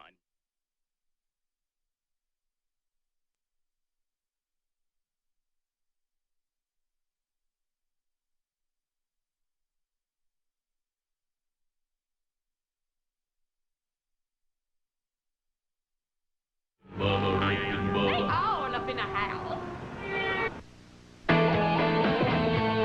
We're back. It is the top of the hour. You're watching and listening to the Rick and Bubba Show. How are you? The two sexiest fat men alive. I be Rick. And I be Bubba. Good morning. Our toll-free number anywhere in the nation is 1-877-WE-BE-BIG. All of you that have been listening to the show via radio on 23 radio stations and adding more every day across the Southeast, thank you. You need to welcome Turner South. We treat Turner South today just like another affiliate. We picked it up. I like Mickey Dean's phrase, internationally known comedian who's with us this morning. He said it's now kind of look and listen.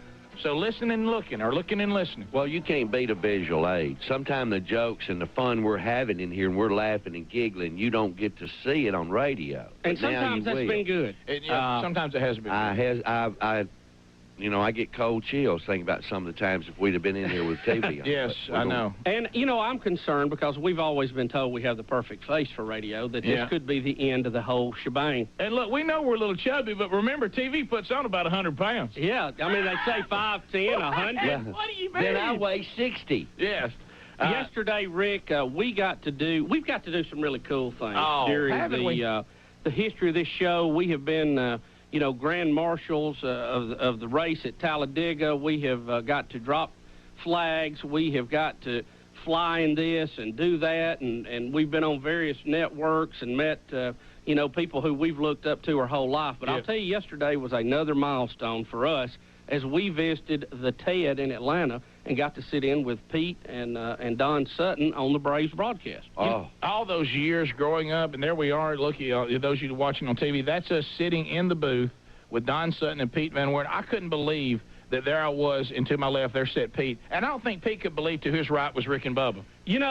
Too, I know that Pete was taken back a little bit by how much territory we took up there in the booth. It is a very roomy booth, but as you look at this shot, you realize, hey, the room was quickly going away.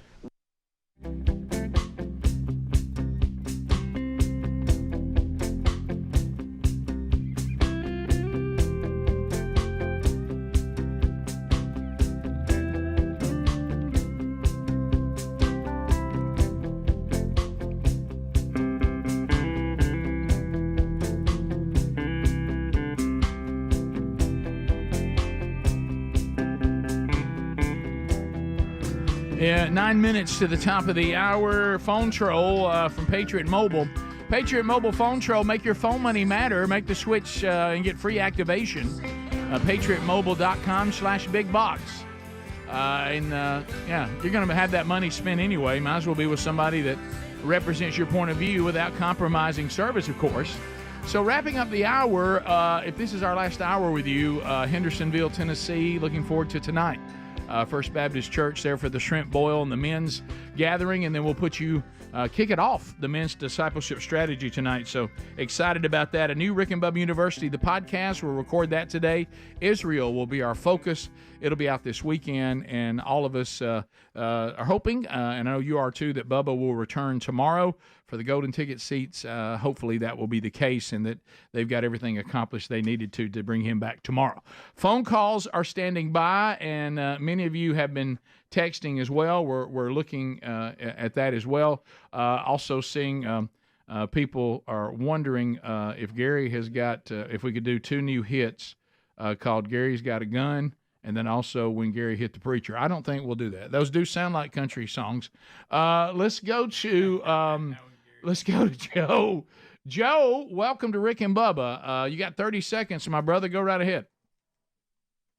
Yeah, I'll just my question was for Gary. I live in Clinton, good old Chilton County. I just wonder what his favorite restaurant was to eat at in Clinton. You got a favorite in Clinton, Gary? Yeah, well, most of the time it's down there at Lake Mitchell at where? My house at Lake Mitchell, because Lake I Mitchell? cook what I want to. Yeah. So you don't think restaurants? There's no restaurant you like over you just cooking down there? They just What about that? And you took me to that time it had them. And you got in trouble in there. Yeah, that was the main street. There you go. So yeah, it's good for meeting 3.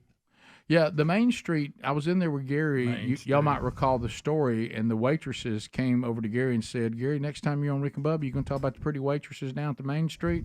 To which Gary replied, "What? Have y'all hired some new ones?" Well, and I thought, Gary, I don't know. So, but down at Lake Mitchell, I like to do a steak, and a salad. I like a steak and a salad. Potato. Little old salad. Oh, Travis, Chattanooga, Tennessee. Travis, go ahead. 30 seconds. Hey, I've always wondered why y'all call it bed music. Bed music? I use bed music. I use Marvin Gaye and Barry Manilow. Yeah, no. Wait a minute. The type of bed music we're talking about in radio, for those of us that used to be DJs. No, bed music means the bed is. The music is providing a bed for you to talk over. Like, the music itself becomes the mattress, and you're talking over the music. The bed music you're talking about, that's different. We continue. Let's go to Jason in Alabama. Jason, go ahead.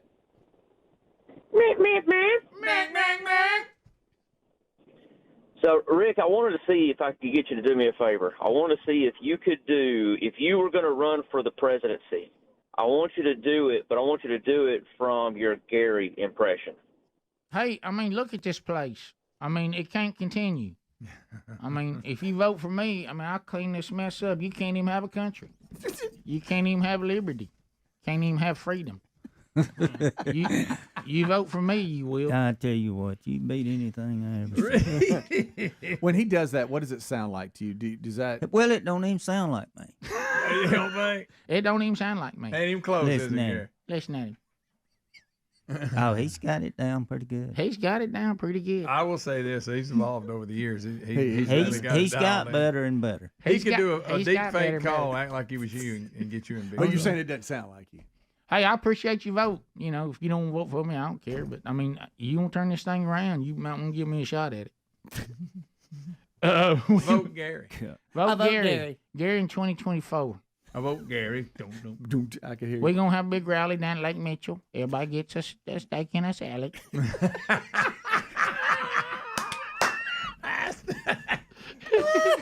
I mean, I like a salad. And every day I take Men Mutual. Keeps me regular. Yeah. It has, hasn't it? Yeah, it has, really. It's a good thing, isn't it, Gary? Shane in Pell City, ZZK, 30 seconds. Go ahead. Yes, y'all have had me two blocked, I think at least 3 times in the last hour. But my point is, man, y'all have been such an influence on me. I live 2 counties over from you. I live in St. Clair County, but I've laughed with you and I've cried with you. Thank you. I joined you in late 1995, and I know the dates of things that have happened to you, this and that. Thank you. I thought I was Speedy giving Soft Heart would have got a timeout right there. I mean, I think he kind of proved. I mean, he got what he That needed. was very, very kind. I know we only, we only got a minute and a half, so I was Very let's get kind. one more in. True. Let's go to Courtney. But thank you, sir. Out of Alabama. Courtney, go ahead. Hey, yeah, I just have been tickled because I'm driving and I can't even drive south on 65 without reading the exit sign in my head, Clinton and Lake Mitchell, because of Rick's impression. It's so good, and it's Lake Mitchell every time. Also, vote Trump. Hey, Hey, that was pretty good. That was pretty good. Yeah. Rick in Pelham, ZZK. Rick, go ahead. Guys, I know y'all are fixing to go out there, Rick. We need a Biden speech in Gary's voice. Biden speech, Gary impression. Go. My Thanks, goodness. guys. So basically, Gary with Alzheimer's. Well, Rick. Hey, Well, that's what it is. Hey, I want to just take a moment and recognize Mr. John Phillips. He's dead. Oh, I forgot about that. you forgot what you gonna say, didn't you? Hey, stand up, Chuck. Let him see you. What in the world am I talking about? You in the wheelchair. We stand up for you. Lord. Hey, I'd like to introduce you to my sister. I'm sorry, that's Gwen. So why? Yeah. Lord mercy. Hey, little shout out to Corn Pop. Yeah, corn pop. You know I got hairy legs. Next time, bring Gwen. Hey, bring Gwen with you one time. Ain't no way. No way you bring Gwen. No. Why? What are you talking about? Bring her. Nope. Let's have a talk. You can forget that. Come on, Gary. Hey, thanks for being with us, America. If you missed any Rick and Bubba, grab the archives today, either on the YouTube or our podcast channel. Rick and Bubba, Rick and Bubba.